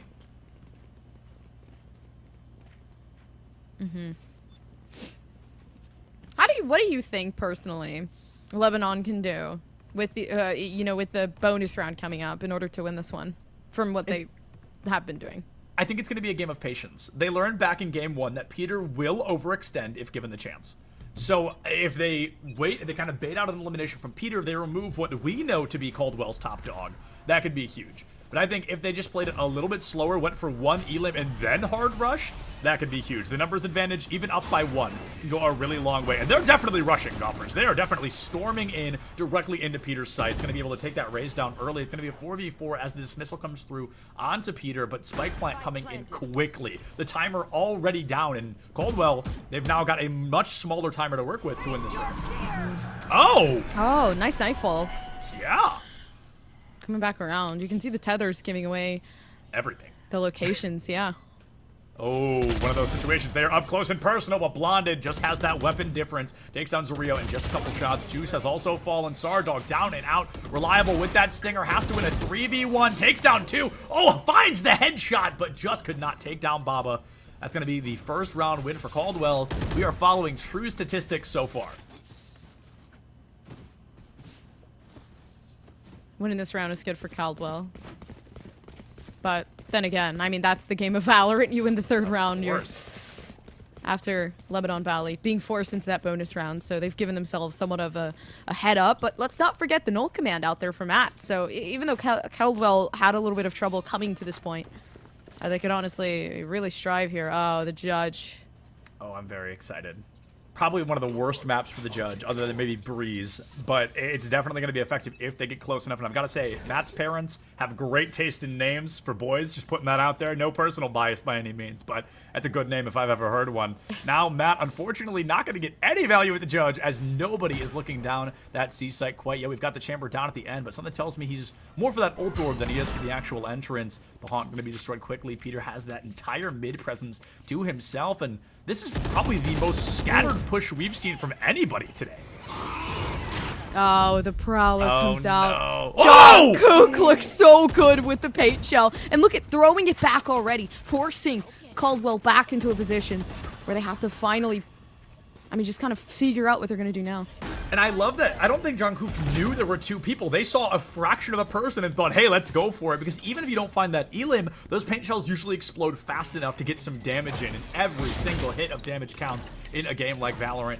Now, Lebanon, they've got that spike down again. They're playing it notably slower this time. They know they've got the numbers advantage, and they don't want to push their luck. And let's not forget, folks, Matt is rocking a judge right now, unless he swapped his weapon. So it could be difficult to do much of anything. Baba's got a Vandal of their own. Juice able to find that elim, and Matt goes down quick. We don't even get to find out what gun he had. John Cook with the 3-piece to win Lebanon their third round. I think, man, it's interesting too, because whoever wins this can continue on. Yeah, this is a best of one quarterfinal. Yeah. So this is like a very, very scary spot to be in. Now, to be fair, it's not as scary as it could be. Caldwell's only down by 2. They should have... No, they're going to have a tied weapon situation next round. They are definitely in a short buy scenario. And a bit of a Frankenstein buy, as I saw a Vandal in the lineup there. Baba with the classic. Not sure what kind of flank play we're looking for, but if you find even a knife kill, could go a really long way. Sneaking up in the chamber, no one's going to expect you to be here. Chooses not to take the knife kill, but chooses to take that Vandal. 5v4 in favor of Caldwell. Now, in a moment where they really need it, if they can win this Thrifty, Gompers, they can flip this entire series onto its head. It's going to be a 4v3 now, but this, oh my goodness, this Viper refuses to go down without a fight, and Jungkook with another 3-piece, looking to make it 5. The ace still on the table, and that showstopper in hand. Oh, you've gotta. I know Jungkook knows. No, nice suppression. Yeah, that's gonna cancel out that ult. Might be able to get a 2-piece anyway if they turn fast enough. One already goes down. Oh, no, yes, please! Let's see the ace shoot it into the ground! No way! Baba chooses to challenge the showstopper and lives to tell the tale. That is an ultimate down the drain. My question is, right, you pull out the showstopper, you're sitting under hell, but you've made such a big commotion already with the showstopper, so Baba knows where you are. Instead of running it down, because you have the showstopper, why would you sit in a corner and wait? Also, you have to take that angle firsthand. Yeah. It's just confusing to see that, and it feels like Jungkook played maybe a little bit too passively there. I have to agree, and I want to take a look at the aim, because I assume we're going to get to see it. Why were they aiming up? I feel like if you aim at the ground there, worst case scenario, you take both of you out, and that's a good thing, because the spike's going to explode and your team's going to win the round. I definitely agree. I think we're seeing a little bit too much passiveness. Oh, I love that. The rendezvous right in and out of that 0-point knife radius. But, at the same time, Jungkook is 8-3 right now. So maybe that one mistake cannot overshadow what we're seeing in terms of the good, because not everybody's going to have the best round, but I have to agree. Too much passiveness there in that ultimate 1v1 situation. Hopefully we won't see it again. Speaking of passiveness, Blonded popping the Viper's Pit early, but this is the situation in which we should be encouraging the passive gameplay. Yeah, Viper's Pit open for Caldwell, and they used it over towards A, but Matt sitting in this corner. Oh, I'm surprised. Oh, has to give himself up. That Prowler gonna catch him. Here comes the second one. Now they know his location. Matt tucking tail, trying to get out of dodge. The 1v1 comes through again. Sardog finds Peter, who just found Juice. It's gonna be that 4v4, 3v2 on the board. This next round win can really change the pace for either team. He's only holding the corner. It's a little overzealous, but she's still gonna pick up one before she's taken out by Zario. 3v3 again, taken away by Reliable. Lebanon back in the lead. Yeah, with time ticking and Baba having the sort of force here. Oh, nice shot. off of Reliable. Lear comes out. I love it because Matt stuck in a really precarious position. Cannot overpeak, cannot walk out backwards, or he'll give himself away. And the worst part is, I think they know his location. The shorthand flash, not going to be nearly as effective as it was before this most previous nerf, but longhand, I don't think was impacted too aggressively. 0 point, not going to pick up squat, but Baba is going to be the one to pick up 2. They're both so focused on the KO that Chamber walks right in, should have this spike defuse in the bag, and Caldwell has tied us 3-2-3. Coming over to the fun facts, because we haven't done this yet. I'll do 2. I'll do 2 right now, 1 from each team, right?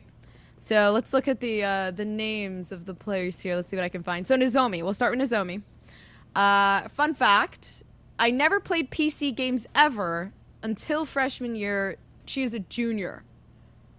Nozomi and I actually have that in common. I did not play PC games until my freshman year of college. I was a console Carl. Console. I actually played a lot of console too. I was goated with the sticks. PC's a whole new beast. This is a very difficult thing. Yeah.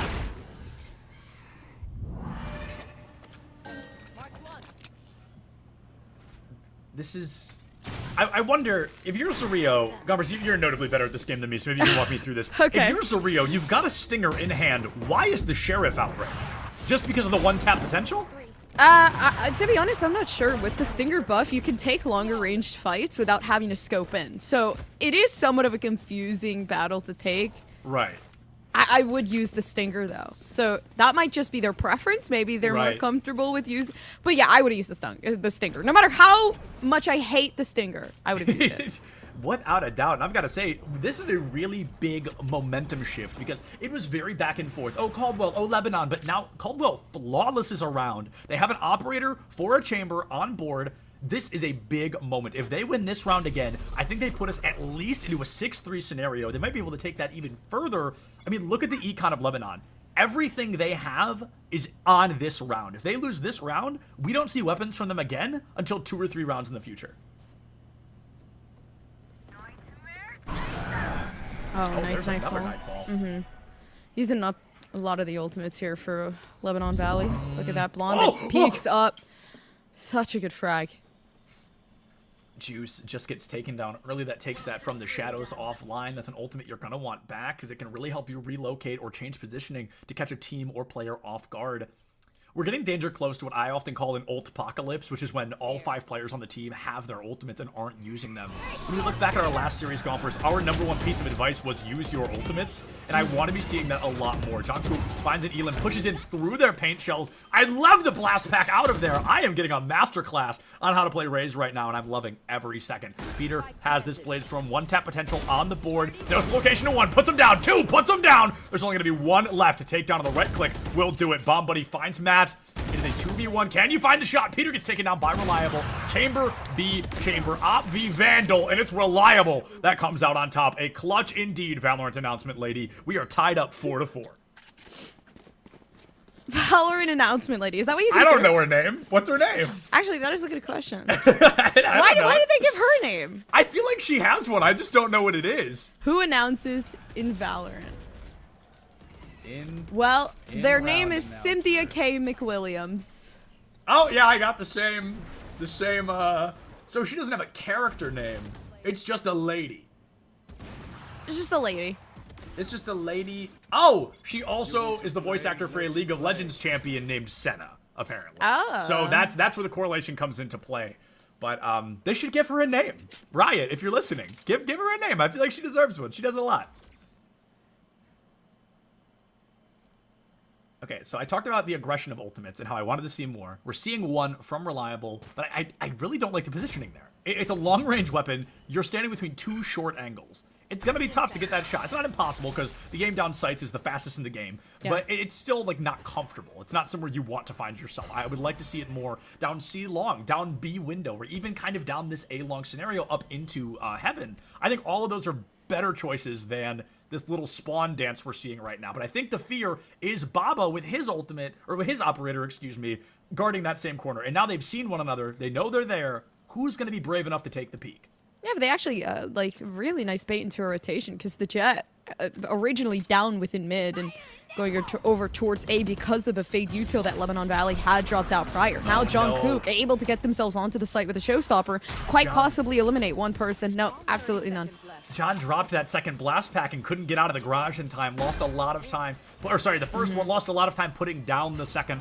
Not the end of the world. Your team still made it in. You still made the space. And I think that was the true intention of that showstopper. Matt gets taken out early. Peter finds the counter kill, but John Kook cannot be stopped right now. Okay, now I love this because this is exactly the angle that chamber should be holding. C-Long, it's very difficult to block through into defuse with a chamber. Fastest fire rate in the game with that weapon, with that tour de force. It's going to be very hard to find yourself a win. Nozomi can't even make it out of garage. She's taken down, and Lebanon flipping the script once again. Yeah, time and time again, Lebanon Valley just know how to take things back. But a 2-win streak to start things off. And this is the last round economy-wise that Caldwell can really pull a lot of that effort into. The biggest thing, again, Matt, closest to their null command out of everybody. So really just trying to farm those picks, trying to farm those orbs, and trying to give a sort of win condition for this team. The win conditions are obviously what each and every round is about. That's the interesting thing about Valorant is per round, your win conditions can change. It's not as simple as, oh, you know, use an ultimate here and we win the series. It's, oh, it's find a wallbang here and we might win the round. Juice taken down immediately. And this is kind of a Frankensteinish buy from Caldwell. I think we have 2 Vandals and 3 Spectres. Those numbers might not be perfect, but you guys get the point. It's not a full buy-up, and that can be dangerous. John Kook storming in. Might, no, will find one. Trying to turn it into a double, but Baba finds the headshot onto Sardog behind as well. I mean, this chamber, reliable. He's been just that. He's been very reliable, but I mean, essentially acing here is going to be difficult. Great trigger discipline. Finds Matt, but misses a lot of bullets. Now they know this chamber's exact location. He's got to get out of dodge. Oh, this is such nice positioning from Baba. Yeah, they have to take that one. Yeah. I do want to do a fun fact, though. You know what I realized? This was one of the funniest fun facts that I laughed at, and I didn't realize it. So, John Kook, his fun fact is weightlifting, comma, anime. That's it. I don't know why I thought that was so funny, but it was. That is pretty funny. It genuinely was. Weightlifting and anime. Who says you can't do both? And Immortal 3. Yeah, that's kind of insane because I do one of those two things. Feel free to guess which, everybody. And I'm not Immortal 3, so I'm pretty impressed by that. That is a pretty difficult thing to do. Oh, Zario just tanks every util in the game. Could not make it off that corner. That is insanely unfortunate. But Caldwell, they're doing this kind of tug-of-war where they're dominant, they're falling, they're dominant, they're falling, and it's not working out great, but at least they're keeping it even. This is the first series we've seen in at least the last 2 where it's not a 6-1. We're seeing a true 5-5 right now. Very realistically, most likely going to be a 6-6 at the half. Taking back the TPs here for reliable. Oh, reliable. Sitting outside of garage. I mean, this is good positioning because they're going to catch any mid flankers, if anything. But it seems like Sardog, yeah, getting the first one. And there goes reliable. Reliable finds Baba. It's going to be that one-player advantage for Lebanon still. But as we've learned from quite a few times in this game, that one player can make or break the situation. Sardog puts down Peter, and it is up to this chamber to save the day again. Reliable's been doing a great job, but he's going to get caught by that 0-point insane game presence and knowledge from Matt. It's going to be Reliable with nothing but the gun, no abilities in sight. Yeah, I talked about Lebanon needing something to give themselves somewhat of a boost. It seems like Reliable not having anything other than a Vandal aim, and there comes the first, the second. Beautiful. Oh, I'm so sorry. I know I yell like that every time, but my expectations are defied every single time. I mean, it is phenomenal when these players clutch out insane things just like that. Such a blink and you miss moment. I know our fantastic production team's got that replay already. One bullet, sorry, 2 bullets to the dome onto Matt, 1 bullet straight into Nozomi. And Lebanon, they take the lead. If they win this next round, it will be the first time we've seen a 2-round lead in what feels like ages. That was very impressive, I do have to say. And, you know, coming out with the Vandal and kind of just trusting your aim and your presence overall is really good. Because now you can trust yourself, if anything, coming into a 1v3, 1v2 type of situation. Juice having a paranoia, so if they throw this up, it could work to open. Oh, John Kook takes out Nozomi immediately. Reliable finds Blonded in Lebanon. They are desperate for this round 7 win. They want it like they want their next breath because they want to establish that dominance moving into the second half. The Empress, it comes out because of course it does. It's the final round, and this time I'm fully aware of that. Tour de force from Caldwell as well. Could be a huge play from Peter, but I feel like being up here paints a target on your back just as much as it makes you, it puts you in a good position to find shots. Okay, see? Good example. They're just getting mowed down at this point from Lebanon, yeah.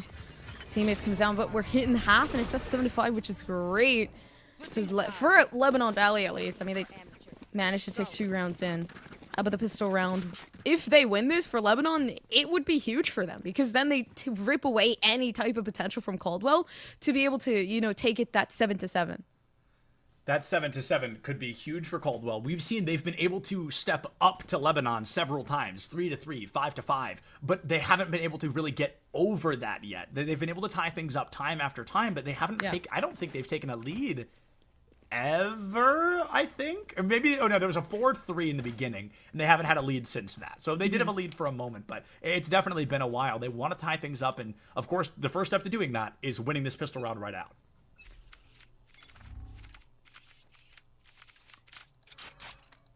Insane gameplay from Peter so far. Yeah, this is scary. They could pull out their... Yeah, they're bringing out their dash. Maybe their tailwind will help them get themselves onto the site, but you gotta check the corner. And this is it. This is where you get taken out. The 2 players taken out. I mean, creating somewhat of that punishment. They've lost their fade for any types of possible CT side information, or maybe just push back in general. But in Matt, I mean, 23 seconds until they can have that knife to be able to do anything. That was a very unfortunate. Second time today we've seen somebody drop a double kill from that spot. People have got to start checking that corner. It feels like it's a very common one to hide in. Blonded was going to get the kill onto Surreal, but Matt's the one to snatch it up first with that Elder Flame Frenzy, which does look very cool. 3v2, Lebanon, they're both stuck in the back corner here. Blonded might be able to sneak up and find at least one elim, and that pretty much guarantees a round win. It'll be a 3v1 at that point in the pistol round. That is a hard one to clutch. Nobody looks at Matt, who puts down 4. KO coming in handy there. Caldwell, they won the pistol round, Gompers. They did what we needed them to do, but they've got to win this next one, and then they've got to go on to win that third to take the lead for the first time in a long time. It always happens this way. Even when I say 7-5, when I say they can run with it, when I say 7-5 is so good for them to start off the round, it's always the other team that takes it. So 6-7. I mean, working out. Reliable had such good picks as well, but it seemed like everybody just got taken out after that.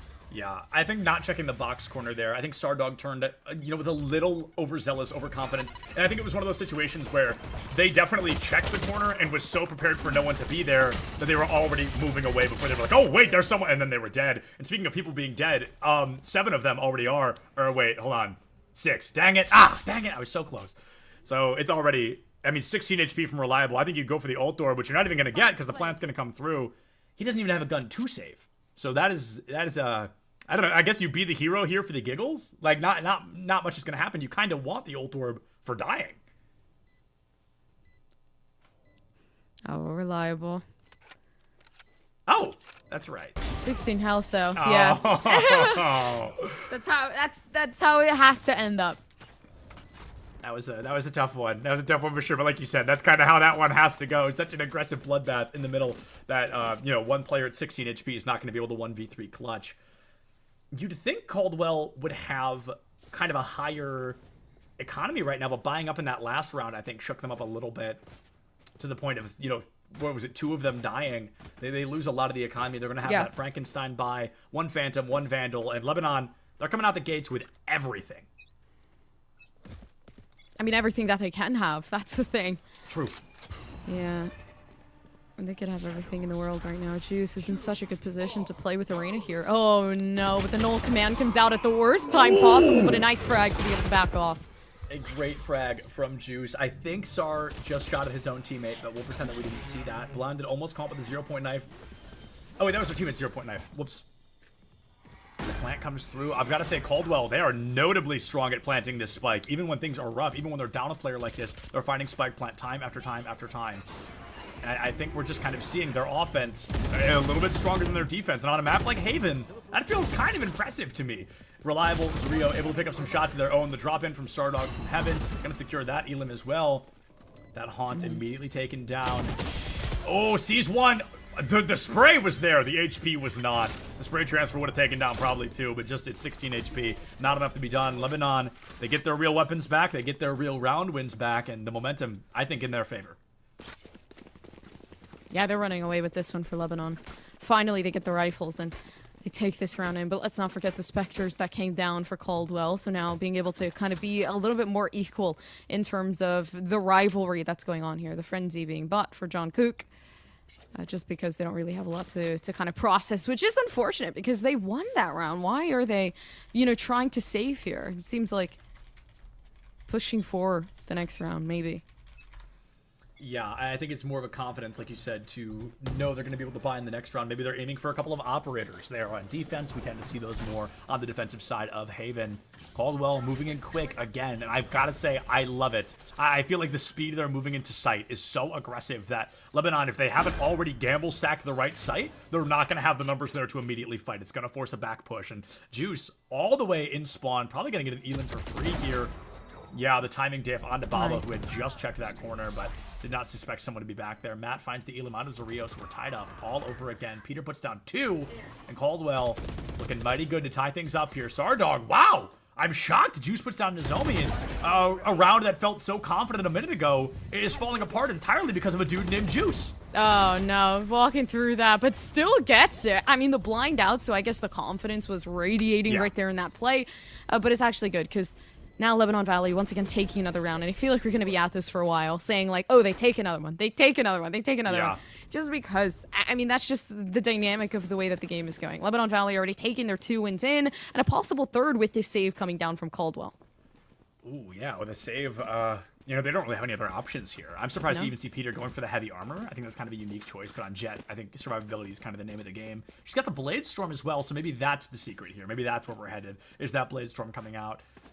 This is going to be a tough round to win no matter what. Now, we know Peter has the ace potential. Supposedly, it happened off-stream twice in a row, which is insane. You do not see that often. So if Peter clutches out, pulls an ace immediately, and yeah, okay, great, my brain feels gigantic. That could be huge, and that's a great start. Zrio goes down immediately. Caldwell, they've got the numbers. A full-fledged Blade Storm still in hand. Yeah.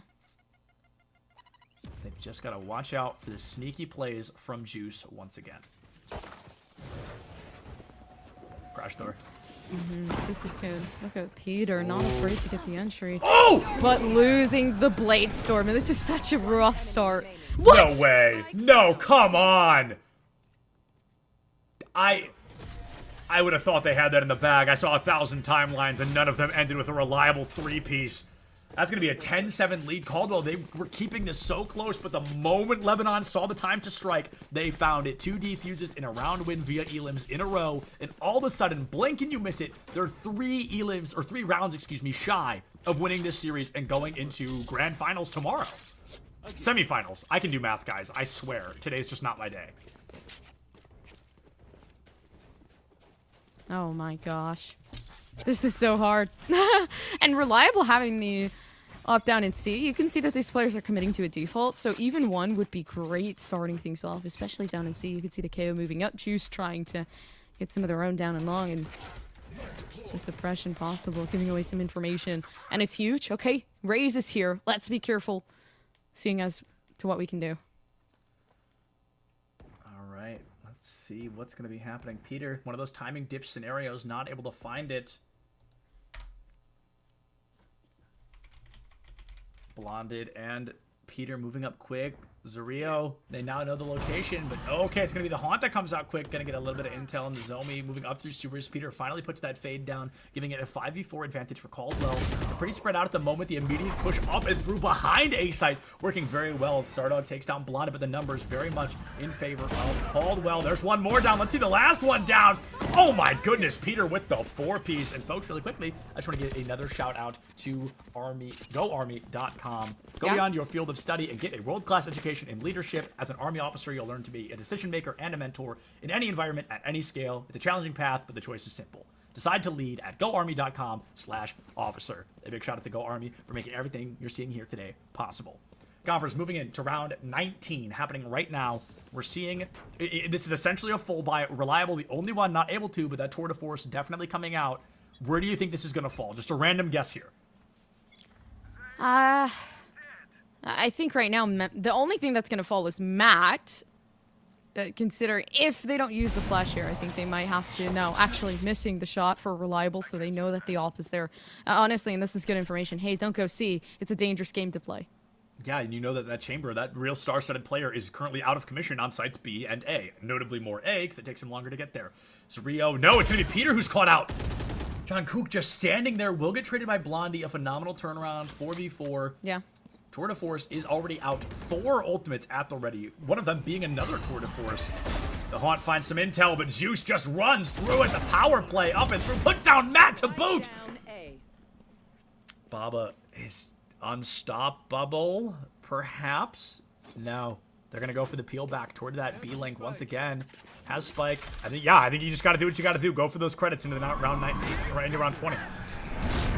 Really? Nightfall comes out. Nice from Baba. We've seen Baba clutch before. Can they do it again?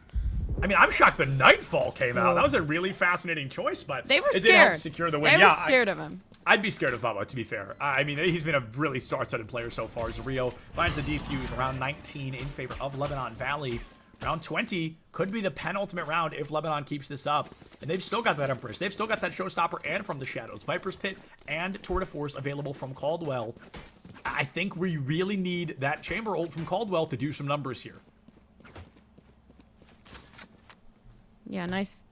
But also, I do have to say, like, even though, yeah, we made a joke that, yeah, they were pretty scared of him, that could have been saved. Yeah. For something a little bit more effective. So, I mean, is it going to be a game changer? No. There's 3 ultimates on the board, to be honest with you. It could have been more effective just keeping it for, like, a later round. Maybe they needed it at the match point, and that is completely gone and expended. Do you know what I mean? So, it kind of accounts to that. Slow push up towards... Okay, I think I love this.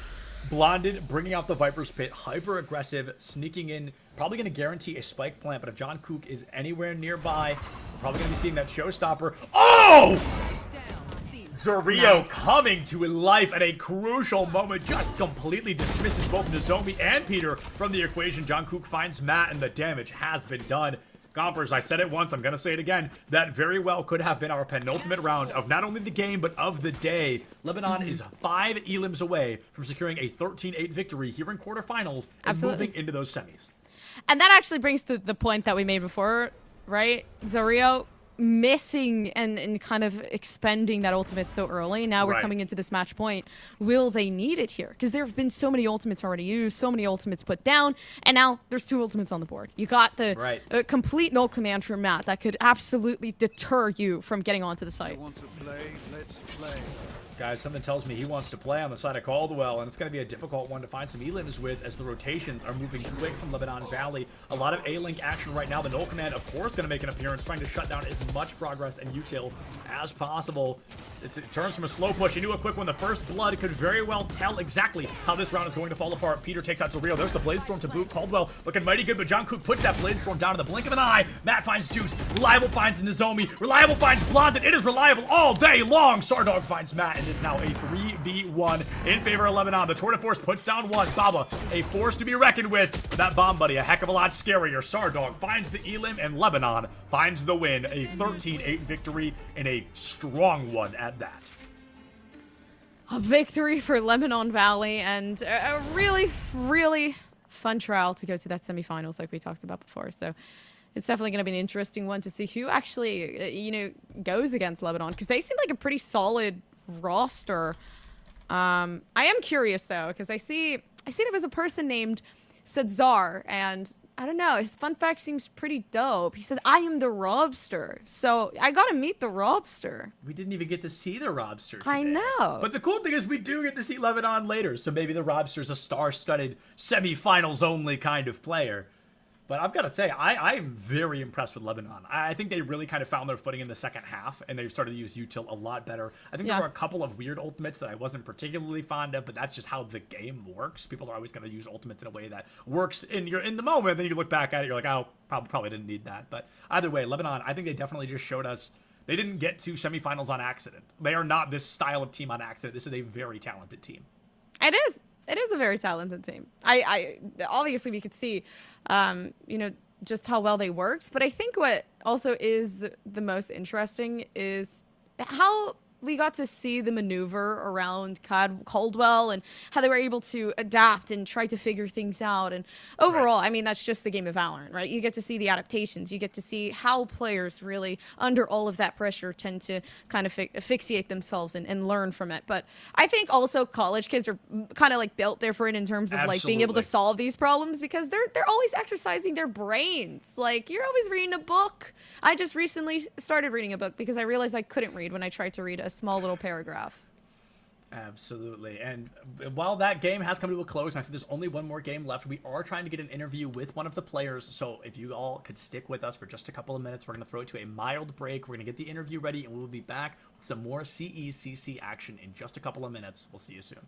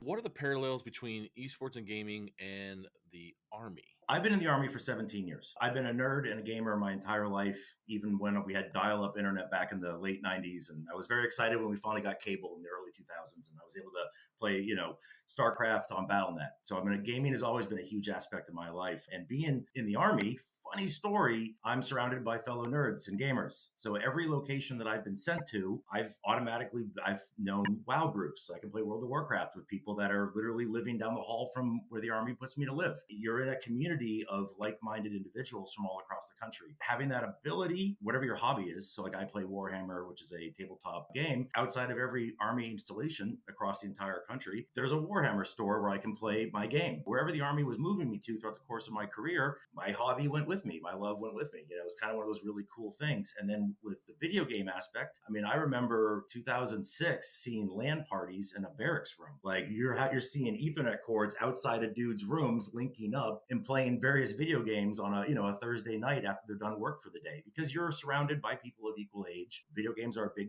aspect of everyone's life nowadays. So you're saying the connection, not so much like, yeah, there's games that are parallel to maybe how you operate in the military, but you're saying the ability to function as a unit or with friends, you're brought even closer together through gaming, it sounds like. 100%. You're going to meet fellow gamers. And, you know, when a good gamer meets another gamer, they're going to become best friends online. When they're living down the hall, you already have that immediate hobby that draws you guys together. You're going to make lifelong friends, and you're going to be meeting fellow nerds from all over the country. Because when you're stationed on a military installation, you're going to be in a barracks, which is like a really nice hotel room. You have your own room and everything. Your neighbors are also going to be fellow gamers. So it's kind of cool to be able to be like, hey, let's get a raid in. Okay, so you mentioned WoW, you mentioned rating. I'm a big WoWer myself since '04. You said LAN parties. Were you talking LAN parties like Halo, or what are we talking LAN parties? Oh, back in the day? Oh, Halo? Definitely. I mean, I joined in 2006. So Halo 2, LAN parties, money in the bank, having great nights. What's some of my fondest memories growing up where you go over to a buddy's house, you got 9 TVs there, and everyone's connected to a router.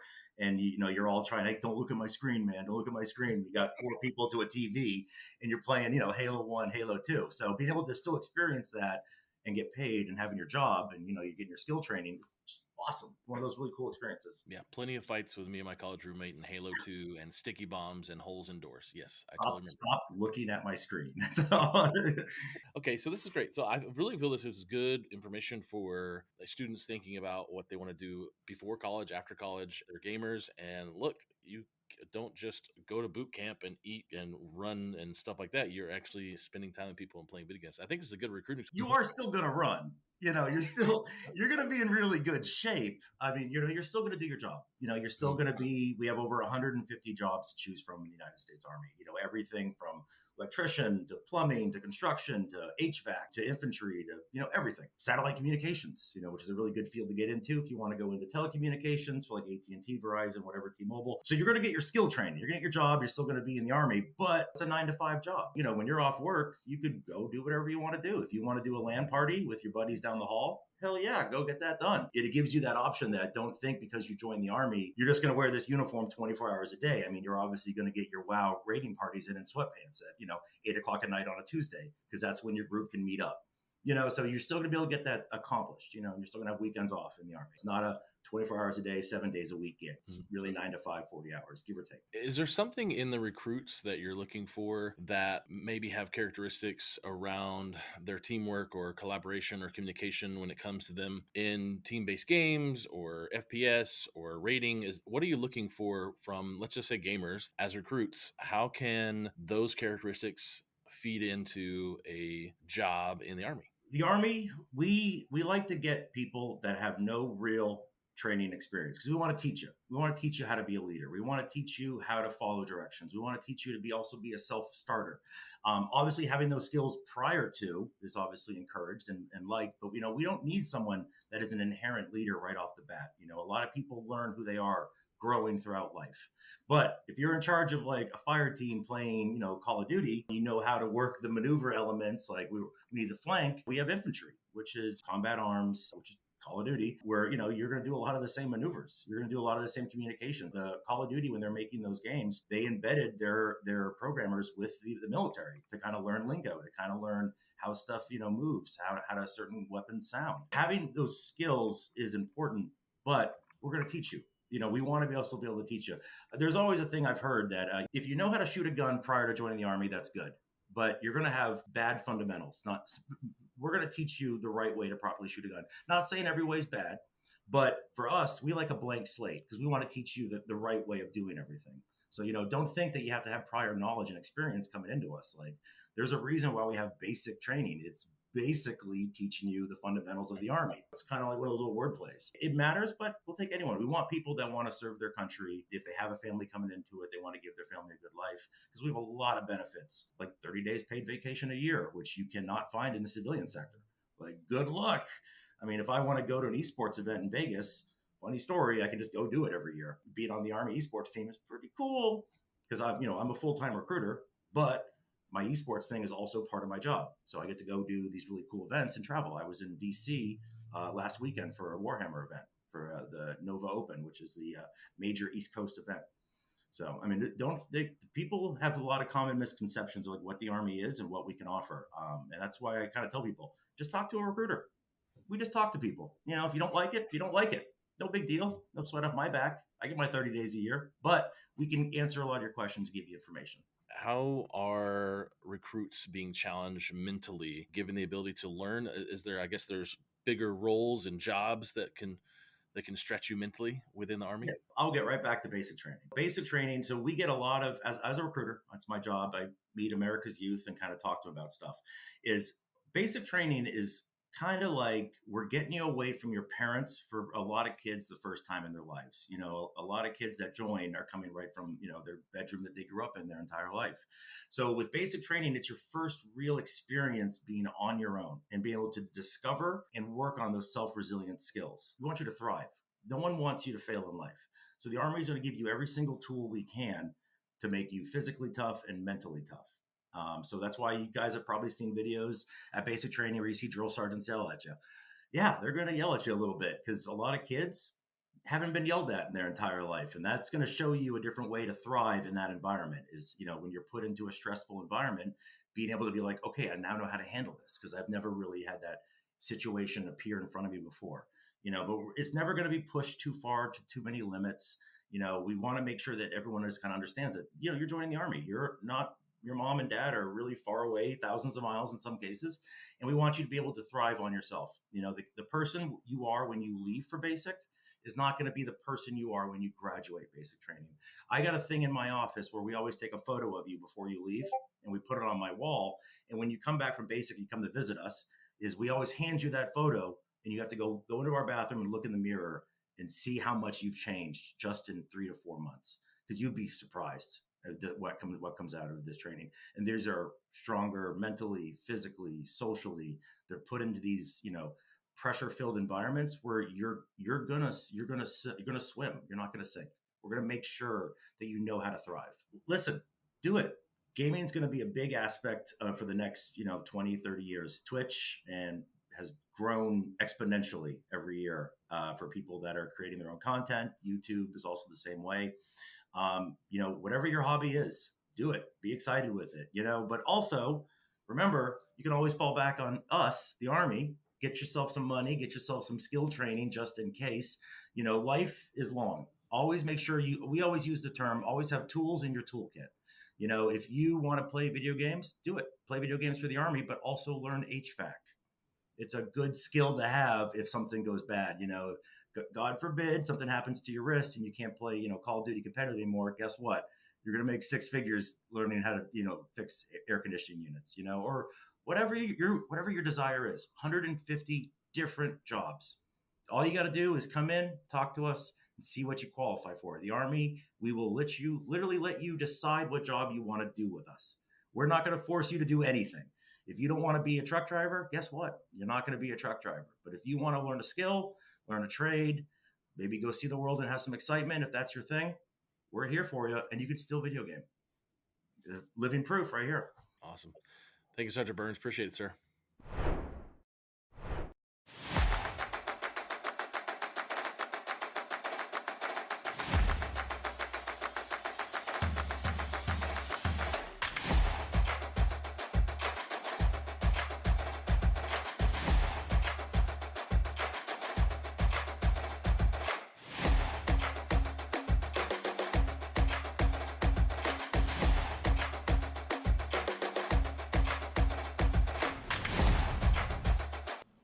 What is going on, everybody, and welcome back to CECC East Valorant. One last time here today, still Scepterlins and Gompers, but this time we are joined by Fade Extraordinaire from Lebanon Valley College.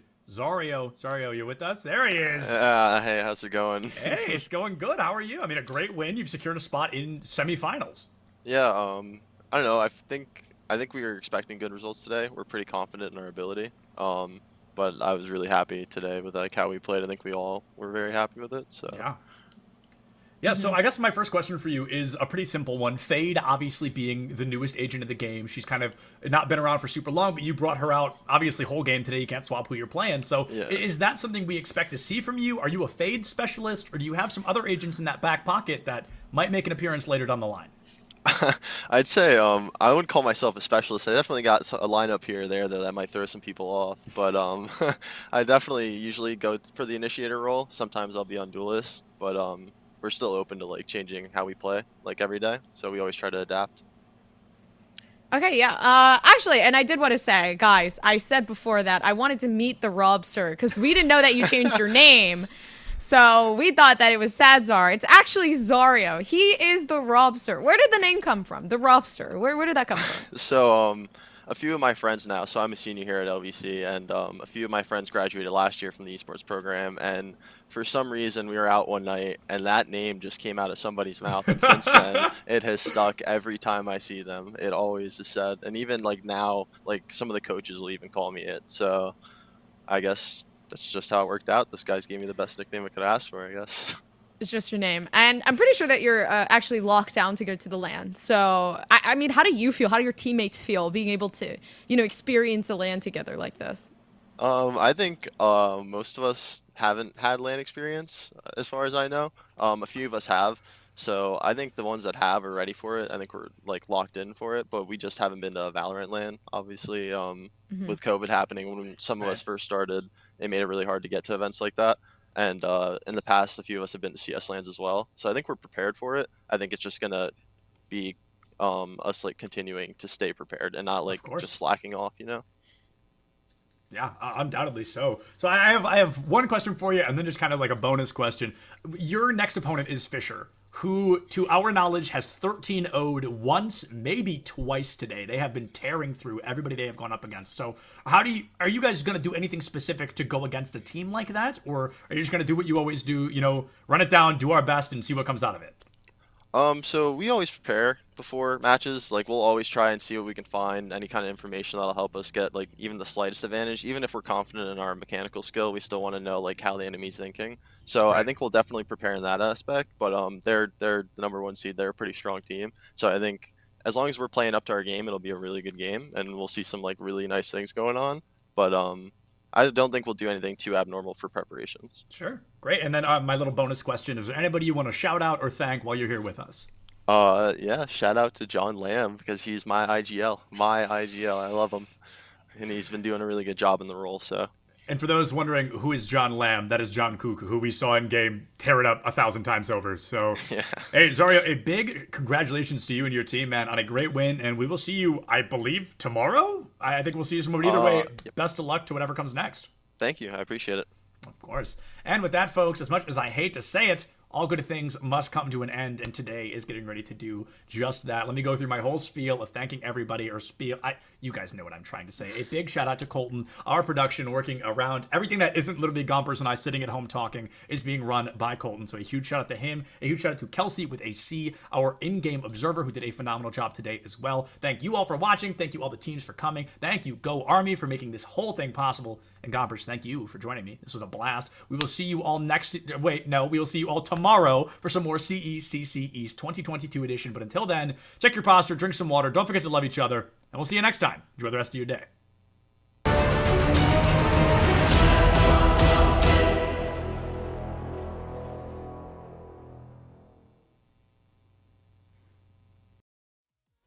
Based.